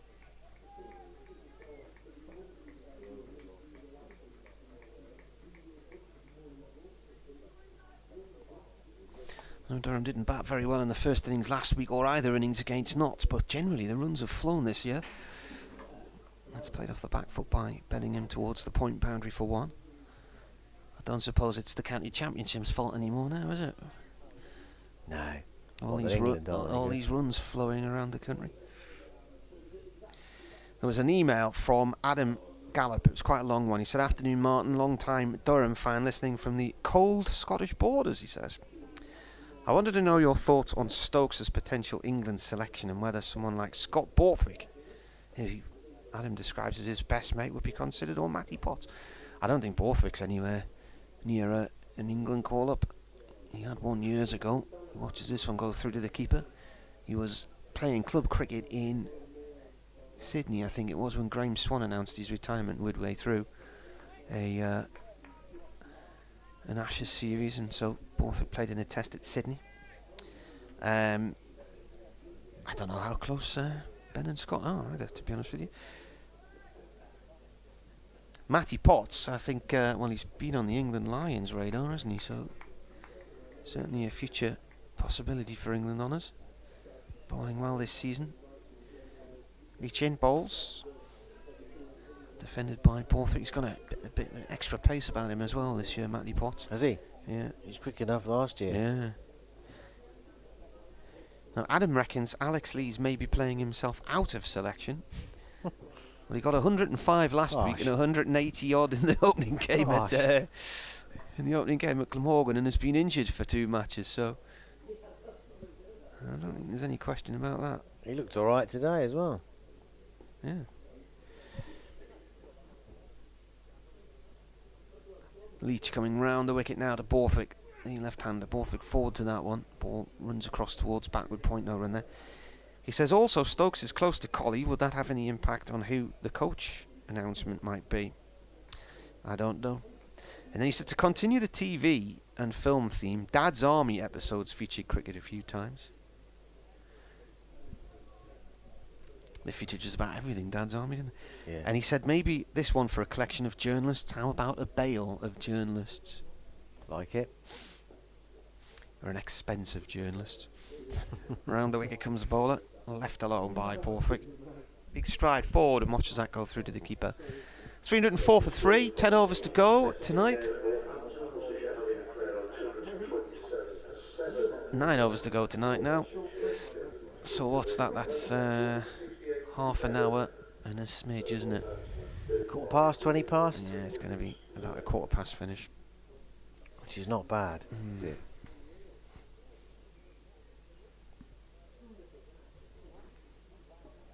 $304 for 3.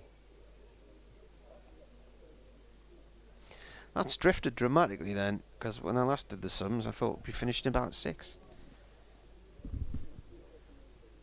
Oh, it's rare it finishes on time, Yeah. isn't it? It's rare. Here's Gibbon then, into his 16th over. Left arm over the wicket. That's nicely punched through mid-wicket by Beddingham. He'll get 2 here, might even push for 3.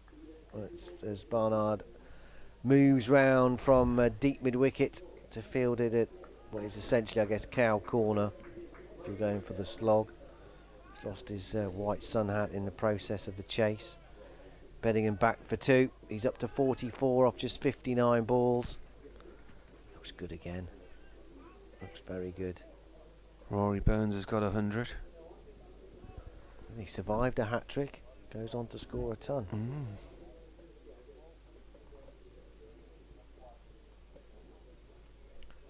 Gibbon, 306 for 3. Durham on the drive, on the walk, Beddingham, but he won't get a run. Too close to D'Oliveira at mid-off. Tim Singleton says, hello from Saddleworth, checking in for the first time this season. Hope you wintered well and you are keeping well. Hello, Tim. Hello, Tim. Who probably doesn't have to do the Pacer train commute these days with the leaky roof. Sent us a video once of rain coming in through the train roof. Did he? Yeah. Hope he complained.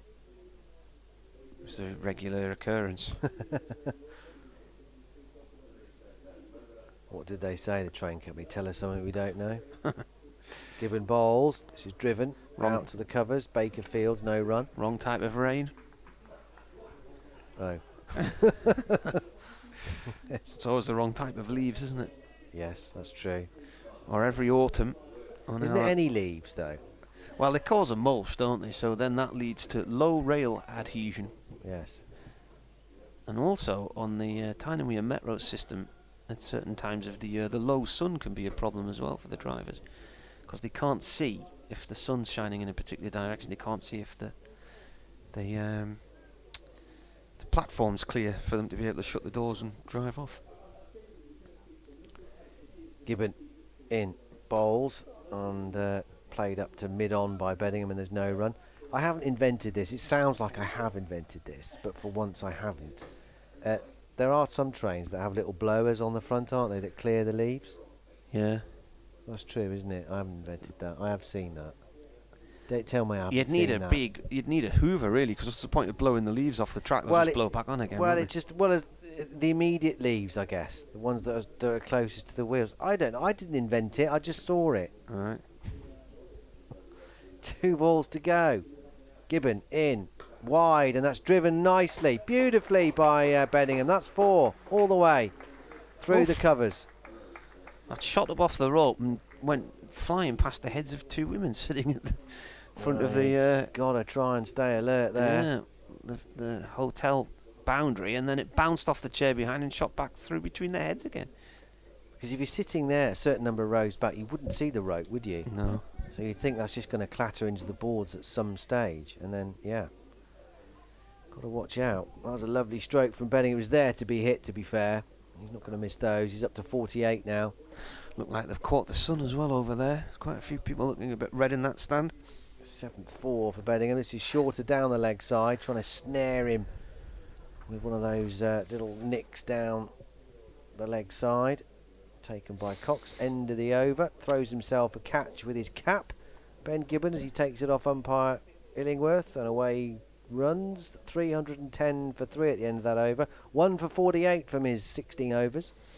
Beddingham got 1,029 championship runs last year, and when Durham came here to play Worcestershire in the May, so it was May the 3rd the game started last year, it was him and Jake Libby who were battling it out at the top of the table for runs. I think Beddingham was the first to 500, 600, 700, 800, 900, and then got pipped right on 1,000 runs by Tom Haynes towards the end of the season.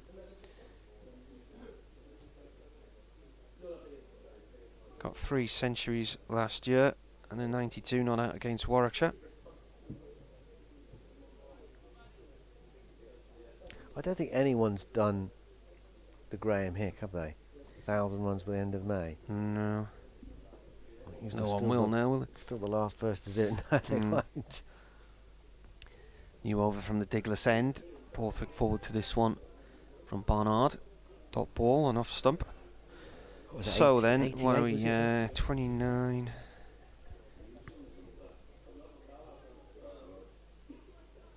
This will be the 30th time Beddingham's got to 50 in first class cricket. Needs another 2 runs.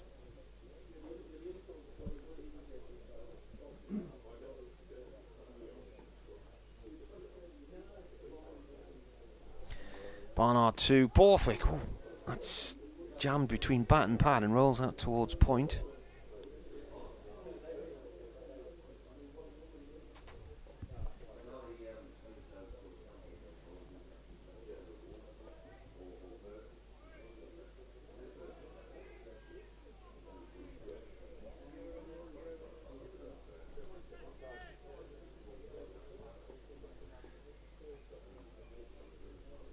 Barnard in, defended by Borthwick around middle and leg.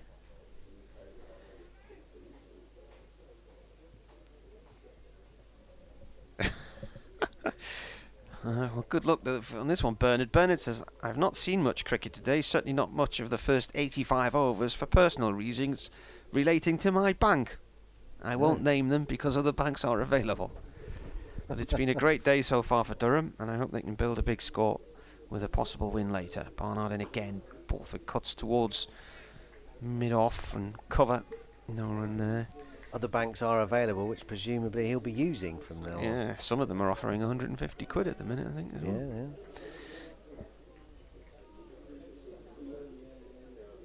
I think it's bad. It looks bad though if you keep moving, doesn't it? On your whole, you know. Oh, your credit, not your credit score, but the general impression if you keep moving your bank account every year. That's why the banks rely on you not doing it, isn't it? Barnard Boyles, it's defended by Borthwick. It's interesting because we're all encouraged to move insurance firms each year, aren't you? You know, it's very rare that you get a better deal staying where you are. Although the law's meant to have changed on that. Gas supplies, electricity supplies, although at the minute, where do you go? But none of us have really got into the habit of moving banks that much. We did it a few years ago and it was fraught with problems. Barnard again, turned by Borthwick past square leg. Oh, he slips as he's looking for a second, but manages to pick himself up and will get a second. Possibly a third here as he's chased it all the way towards the pavilion on our right hand side. Only 2 runs in the end. Throw from him wasn't the best. I think the keeper Ben Cox was blinded by the sun there.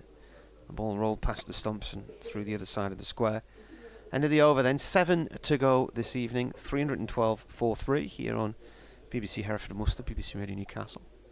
Borthwick has 74, Beddingham has 48, and this partnership is currently 90 from 130 balls. Now what Bernard goes on to say is, I dread this being a 500 plus plenty, playing a 500 plus plenty with only a draw left as the outcome.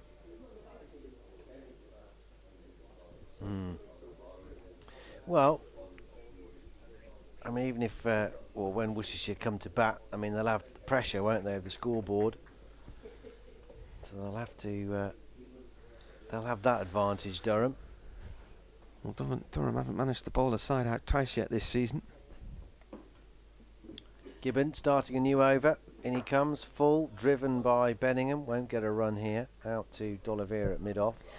I think if it hadn't rained and, well, the hailstorms that hit Cardiff 2 days in a row at the start of the year, if that hadn't happened, they could well have gone on to win that one. They were in a really commanding position in that match all the way through. The game against Leicestershire, they only took 2 wickets on the final day. Pitch was as flat as a pancake. Lost to Notts and had to fight back with the bat last week at Sussex. Gibbon bowling to Beddingham. Wants a run here. He's not going to get it as Libby slides on his knees and cuts it off at point. Bernard also says, I hope your injuries are fading and you are recovering well, and I hope you don't get a bill for damaging public infrastructure. The only thing that was damaged on that occasion was my eye socket. The pavement was still in one piece. Still in perfect working order. Soaking up my blood. So, the injuries that can befall you when you're not expecting them.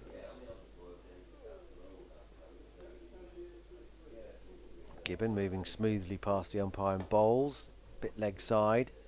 Easily turned away by Beddingham. Down to deep backward square. They come back for 2. Pinched a couple and that'll bring up his 50. 30th time he's got there. Terrific innings from David Beddingham, who's looked in wonderful form ever since he came to the crease. Of 67 balls, with 7 fours. And he's carrying on his terrific form of last season into this summer.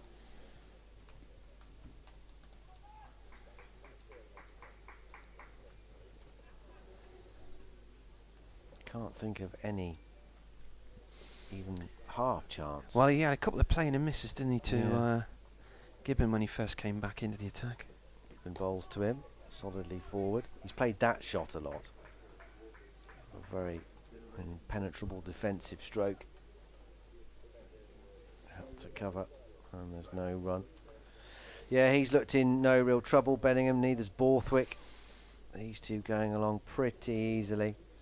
Leach for 27 this morning. 92 runs now. Yeah, Peterson for 50 and Dixon for 104. The men out. 2 wickets for Ed Barnard, 1 for Ben Gibbon on his debut. He has ball in hand now, the 21-year-old. Here he comes. 2 balls to go. Bowls, and this is punched back up the pitch. They'll get a run here. Might even get 2. Brett D'Oliveira is giving chase. Yeah, they come back. No, they don't come back for a second. Think better of it. Probably the right call. So just a single. Bedding him up to 51. 3:15 for 5. So that's Peterson, Dixon, Borthwick and Beddingham have all got half centuries here, or a century. Carrying on from the second innings against Sussex, aren't they? That momentum. Good toss to win, and they made the most of it so far. Durham 3:15 for 3. Borthwick on 74. And he pulls this shortish delivery. Doesn't get up that high, barely waist high in the end.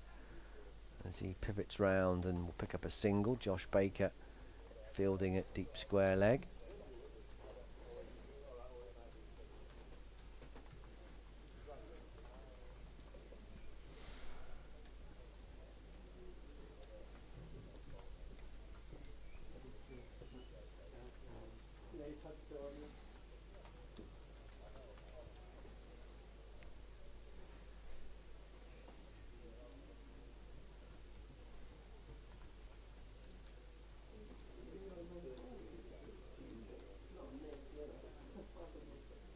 End of the over. 17 overs, 4 maidens, 1 for 50 for Ben Gibbon, which is his steady return on his Worcestershire debut. Barnard to replace Joe Leach from the Diglas end. Barnard 17 overs, 3 maidens, 2 for 48. Worcestershire's most successful bowler today. And he comes. He'll pick up a single here, Borthwick, pushing it out into the offside. He's up to 76. 5 overs to go after this.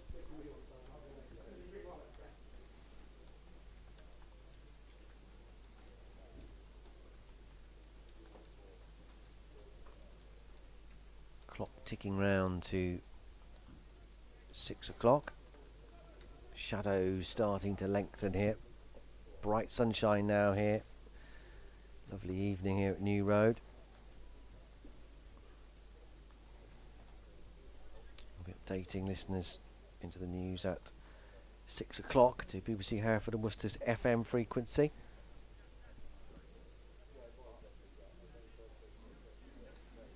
Bit of a conversation about a field tweak. Let's just push Jake Libby back and Haynes in a bit closer at point. It's Haynes that comes forward to field now. He's pushed out to him by Bellingham.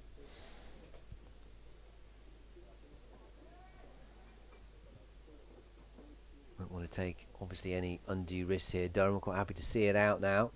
These last 5 and a bit overs. They could get to the close. We're still only 3 down. That'll be a terrific day for them. Wide of the off stump from Barnard. Beddingham says not interested.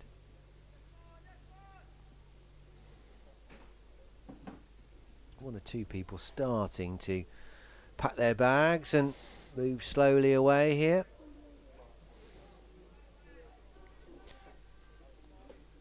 Still, What was the decent Barbara smattering. Dixon song? Another suitcase, another haul? Remember that one? No. Barnard Bowles steer down to Jake Livy. Fatty. Backward point and no run. I know him so well, I remember that. Yeah, that wasn't her, was it? No, it was her and Elaine Page, wasn't it? Yeah. Fool if you think it's over, or was that Carly Another Simon? suitcase in another haul. Was it? This is recorded by Scottish singer Barbara Dixon in 1976 for the concept album Evita. The concept album? Yeah. Right. Did Evita move around a bit? Barnard in. Bowles. Wow. Short and pulled away disdainfully by Bedingham. Crikey, he seized on that very, very quickly, and he's pulled it away for 6. There's a group of people sitting in the middle of the little terrace on the river side of the ground who lost that in the sun, and they all ducked behind the advertising hoarding as it cracked into the seat behind them. Good idea. Yeah. I'd lost that in the flight as well. Yeah. Couldn't see whether that'd gone for 4 Gave or it a 6. wallop, didn't he? Yeah, certainly did. And cleared the ropes out through mid-wicket. He's up to 57, 323 for 3. Forward he comes this next delivery. Won't get a run here as a swooping Jack Haynes does the field at cover. End of the over though, 323 for 3. Bedingham with that maximum moved himself up to 57. Borthwick now will take the bowling. He has 76. What time's your update? Imminently. I can't hear. I've not heard output all day, to be honest with you. No, they don't. They come to me. I only hear the sort of, here's Dan Wheeler or Ela. You just hear la. Yeah. Yeah, those days keep you on your toes. No, Right, they've well, been pretty good today. Jump across me any minute now. Mark Stoker says, if these two survive tonight, it will make me chuckle at the scoop of cricket writers who wasted a trip today. Yeah. And he said, and if they return tomorrow, I'll roll around laughing if Durham declare before Stokes gets to bat. Well, he should be in next, shouldn't he? That's what we're expecting. Well, Durham will be hoping he's not in tonight because there's 5 overs to go. Yeah.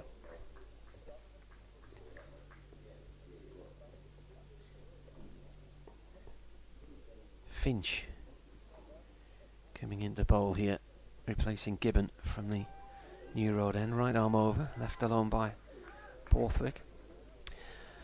Yeah, at one time when I first started covering Durham for the BBC in the summer of 2000, you would certainly have cricket writers at all the county matches from definitely the Times and the Telegraph.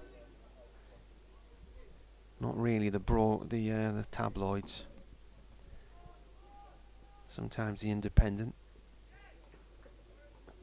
But you generally just wouldn't see any more than that. Plus the local cricket reporters. Finch in, driven on an attempted drive from Borthwick and playing a miss. He's down on one knee. At one time you'd have the Journal and the Chronicle, the Northern Echo, the Sunderland Echo. None of them are there anymore now. It's generally just the one written reporter at most county championship matches who files for everybody. So it is quite interesting to see at least 6 national newspaper writers here today.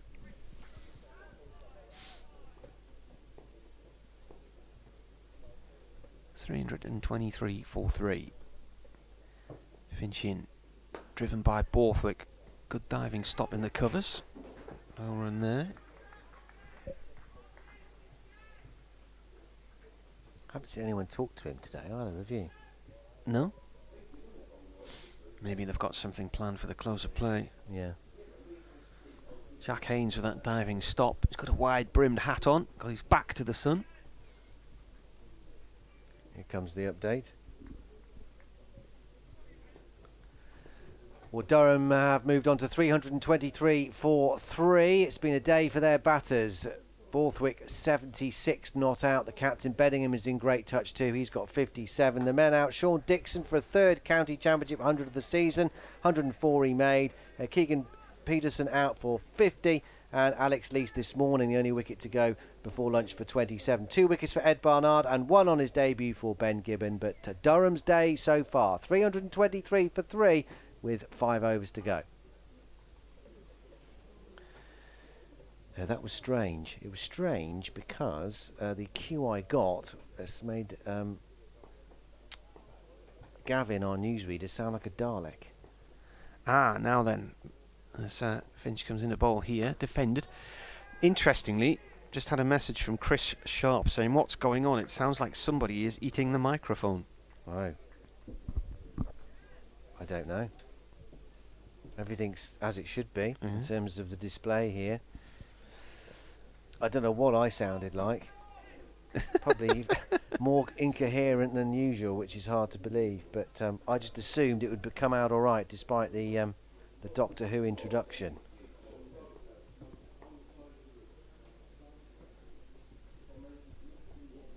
Finch again, and this is in the keeper's gloves, and that's the end of the over, is it? Yep. Well, so far, oh, hang on, there's another email here. What's this? What is going on?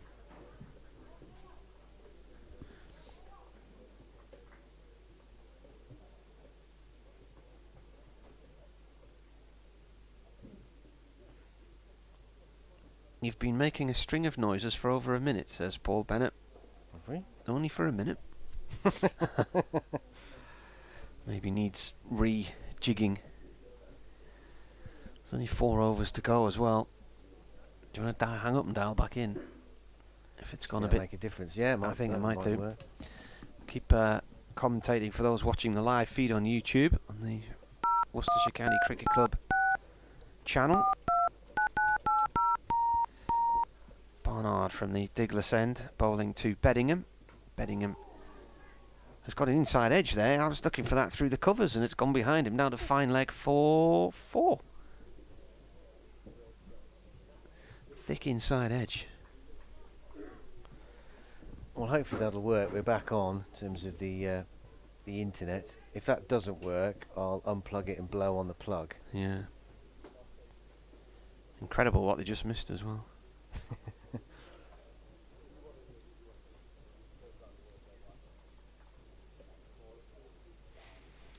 3:27 for 3. In the closing stages of this opening day, which has belonged to Durham after winning the toss and batting first. 327 for 3. Scott Borthwick looking to become the second centurion of the innings. He waits for Barnard, and Beddingham on strike will crack it off the back foot. There's a dive at cover, which has taken a bit of the pace off the ball from Josh Baker. Azhar Ali sweeping up behind him does the rest of the fielding, so a single to the total. Beddingham up to 62. He's almost caught Borthwick now. Borthwick 76. These two have rarely looked in any kind of trouble. It's been a trying day for the Worcestershire attack, who've stuck to their task. No one's really disappeared around the park. Finch has leaked 4.19 runs and over. That's the most expensive as Barnard bowls, and Borthwick will get a single here, stroking out through the covers out towards the cathedral. Leach none for 55 from 18 overs. Gibbon 1 for 50 from 17, so he's gone for under 3 and over, which is a really good effort. Barnard 2 for 61 now, from into his 19th over now. Finch none for 67 from 16, none for 72 off 18 for Josh Baker. As Barnard comes in and bowls, he's cracked off the back foot, not timed by Beddingham, but he'll pick up a single. Baker fields to his left at cover, but through they scuttle. And then we've had 5 overs of leg spin between Brett D'Oliveira and Azhar Ali, which has cost 19 runs.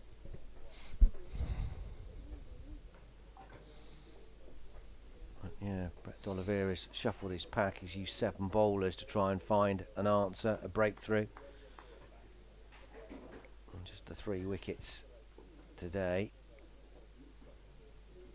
Barnard bowls off the back foot, steered out to deep cover. Joe Leach runs round the ball a little bit as he tries to just steady himself out there. They come for a single.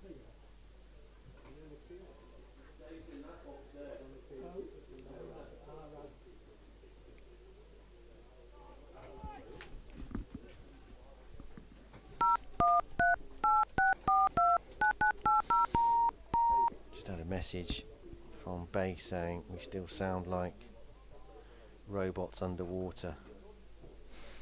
I'm not sure what's going on. Some robots are designed to be underwater. Well, we sound like the ones that aren't, I think, is the gist. This has gone from Beddingham's back down towards the point boundary as O'Reilly cuts it off. Especially the robots that work on the foundations of gas pipelines and whatnot, oil rigs and things. No, don't think it's worked. Paul says it's the same issue at the Sussex-Lancashire match, but the others are unaffected, so I don't know if it's a issue in Manchester or not, Salford, which of course is not Manchester, it's a city in itself. Bernard sent a list of Elaine Page songs. What up, Bernard? Barbara Dixon songs, sorry. Where are we at here? 3 overs to go. This is dragging out now. They're not even going to finish a quarter past now. This is really slowed down in the last few overs. Finch has replaced Gibbon from the New Road end into his 17th over. Somebody mentioning the sound's fine on the YouTube channel, yeah, because they take a direct feed straight out of our commentary machine, so that wouldn't be affected.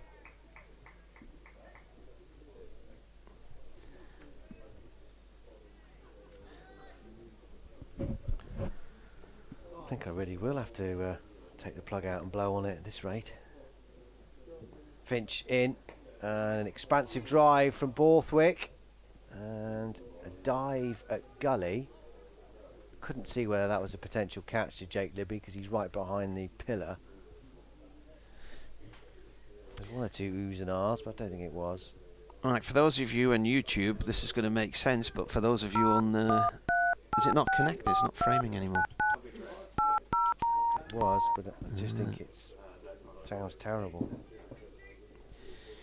Bernard says, if you look for songs in the musical Chess by Murray Head, you'll find Barbara Dixon's #1 hit with Elaine Page.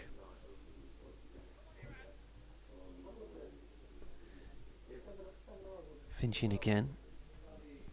From the New Road end. Bowls.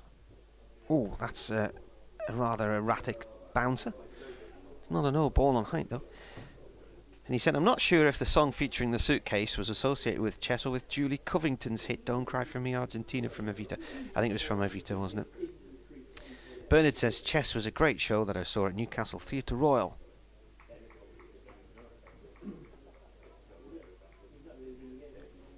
Yeah, it's not worked. Calls are in to Salford. Paul now says it sounds like somebody chewing a crunchy live mic, not a crunchy chocolate bar. Defended here by Beddingham, goes towards Blackwood Point. Yeah, so sounds like someone chewing a crunchy live mic, not a chocolate bar. Well, I'm afraid, Dan, it's your problem, mate. And I'm going next door to talk to Radio Newcastle. Thanks, Marty.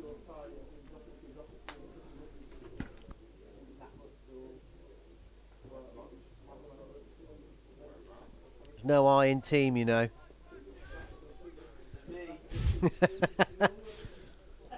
How do you spell team? M-A-R-T-I-N. No delivery, no run here as Beddingham steers it down to backward point. Jake Libby does the fielding. So apologies if... well, they won't be able to hear, will they? So there's no point apologising for people listening via the BBC Sport website and app, because we're not on that at the moment, so just the viewers on the live stream via the Worcestershire cricket homepage and the Worcestershire YouTube channel. Last throws of this opening day. Cut away by Beddingham, that'll be 4. Lovely shot to finish the over. Bit short, touch of width from Adam Finch, and Beddingham in this form is going to seize on anything. Away it goes again. He picks up his 9th boundary to go with his 1-6. He's up to 69, 338 for 3. So just 12 deliveries left in the day.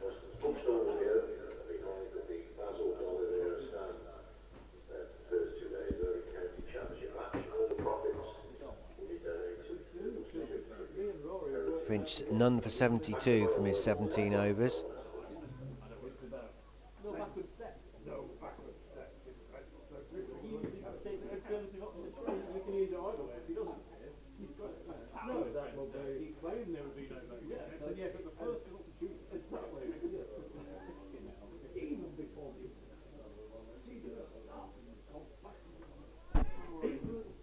So the penultimate over of the day is going to be delivered by Ed Barnard. 2 for 65. Into his 20th over now. He's earned his rest today. In he comes, right arm round the wicket to the left-handed Borthwick, who steers it out to mid-wicket, fielded by Azhar Ali. And there's no run, just the one slip now. Ed Pollock with Jake Libby at point, and then we've got a third man, a fine leg, a deep cover. There's Joe Leach. Well, it's a deep cover point really, and we've got an orthodox cover and mid-off, mid-on, mid-wicket.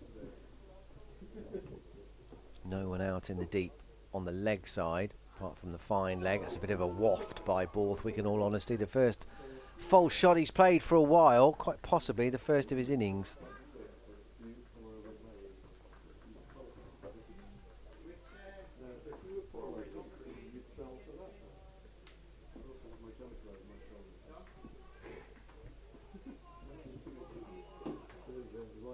Doesn't want to throw it away now, so late in the day. 338 for 3. Won't get a run there. Straight to Azhar Ali.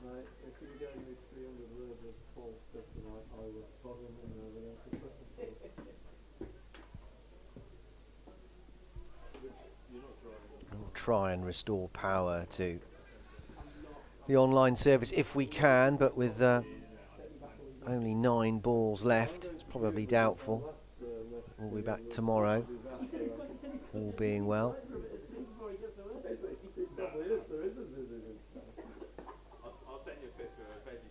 With day 2, where Durham will start with a firm grip on this match.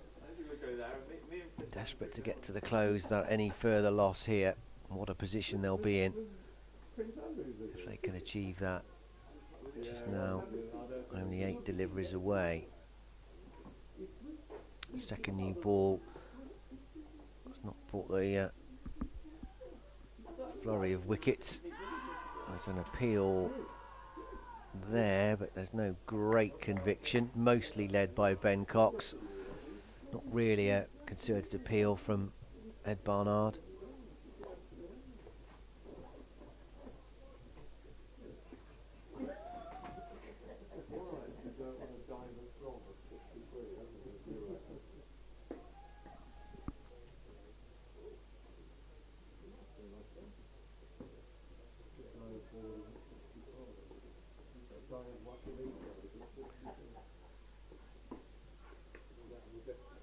Certainly pick up 1, and that's all they'll get. Finch was there quickly. It was fast to him over the outfield, nicely timed by Borthwick off his hips, and he goes up to 80 now, 20 away from 100. 339 for 3.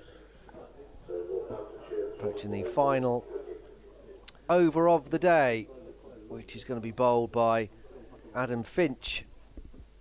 None for 72.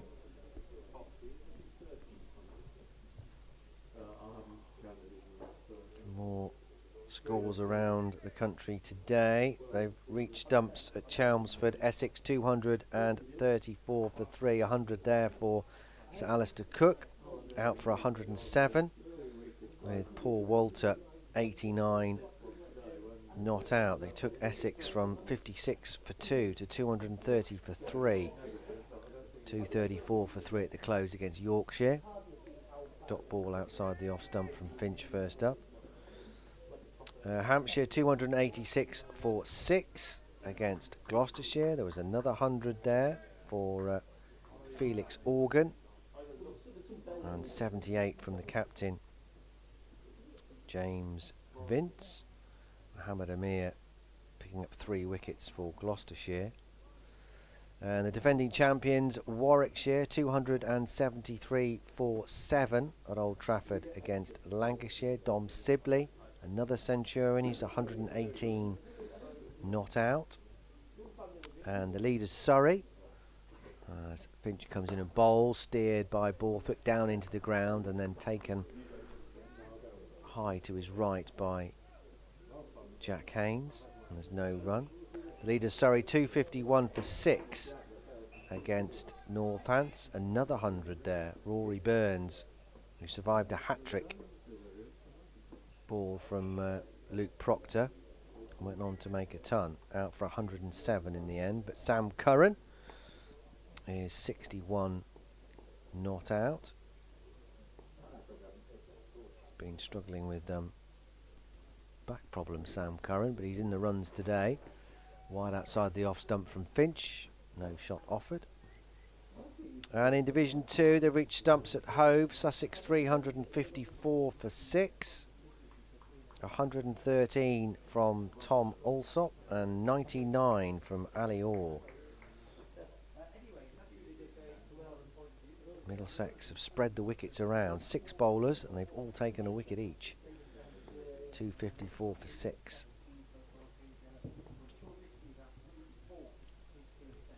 Three balls left in the day. Finch bowls wide outside the off stump, no shot offered.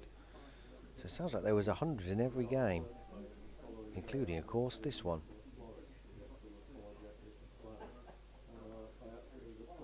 Sean Dixon 104, and Borthwick is on his way to matching him, and so is David Bedingham, who's 69 not out.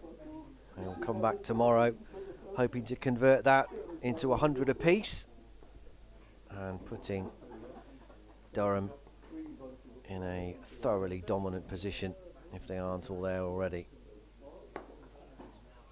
Driven by Borthwick up to mid off, and there's no run. Finch has a quick check of the ground, maybe lost his footing on that delivery. D'Oliveira's got a rag, polishing the ball. One last big push to try and take a wicket then with the final ball of the day. 339 for 3. Here's Finch then, throws himself a catch at the top of his run, and off he goes, shirt billowing in the wind as he races towards the stumps now and bowls, and outside the off stump. Borthwick has a look, plays no stroke, lets it go through, and umpire Illingworth walks slowly towards the blue stumps and dislodges the bails, and now starts removing them, and the day's play is over. Durham's day, very definitely. 339 for 3. They reached close after winning the toss this morning and batting first and making the most of pretty good conditions. Alex Leach out this morning for 27, playing on to Ed Barnard as Barnard sneaked one through his forward defensive stroke, and that ended a partnership of 55 between him and Sean Dixon. Then Dixon was joined by Keegan Peterson, and both of them played splendidly in putting on 123 for the second wicket. And a surprise when Peterson was out just after bringing up his half century, steering a delivery from Ben Gibbon into the grateful gloves of Ben Cox when he was trying to guide it down to third man. He was very cross with himself as he walked off, because he played splendidly and not been any real trouble at all, but had to go for 50. A first wicket on his debut for Ben Gibbon, and Dixon was out not long after tea, again shortly after bringing up his third championship 100 of what's been a brilliant start to the summer for him, when he was caught smartly at slip by Ed Pollock off Ed Barnard for 104, that wicket going at 222. But these two,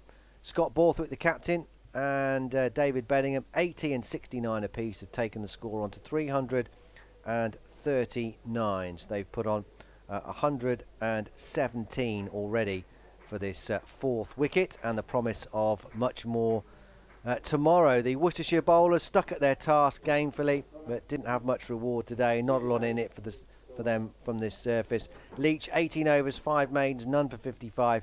Gibbon on debut did well. 17 overs, 4 maidens, 1 for 50, going at under 3 and overs. A damn fine effort. Ed Barnard, 20 overs, 3 maidens, 2 for 66. Worcestershire's most successful bowler. Finch, 18 overs, 3 maidens, none for 72. Baker, almost identical figures, 18 overs, 1 maiden, none for 72. And then we had 5 overs of leg spin between Brett D'Oliveira and Azhar Ali.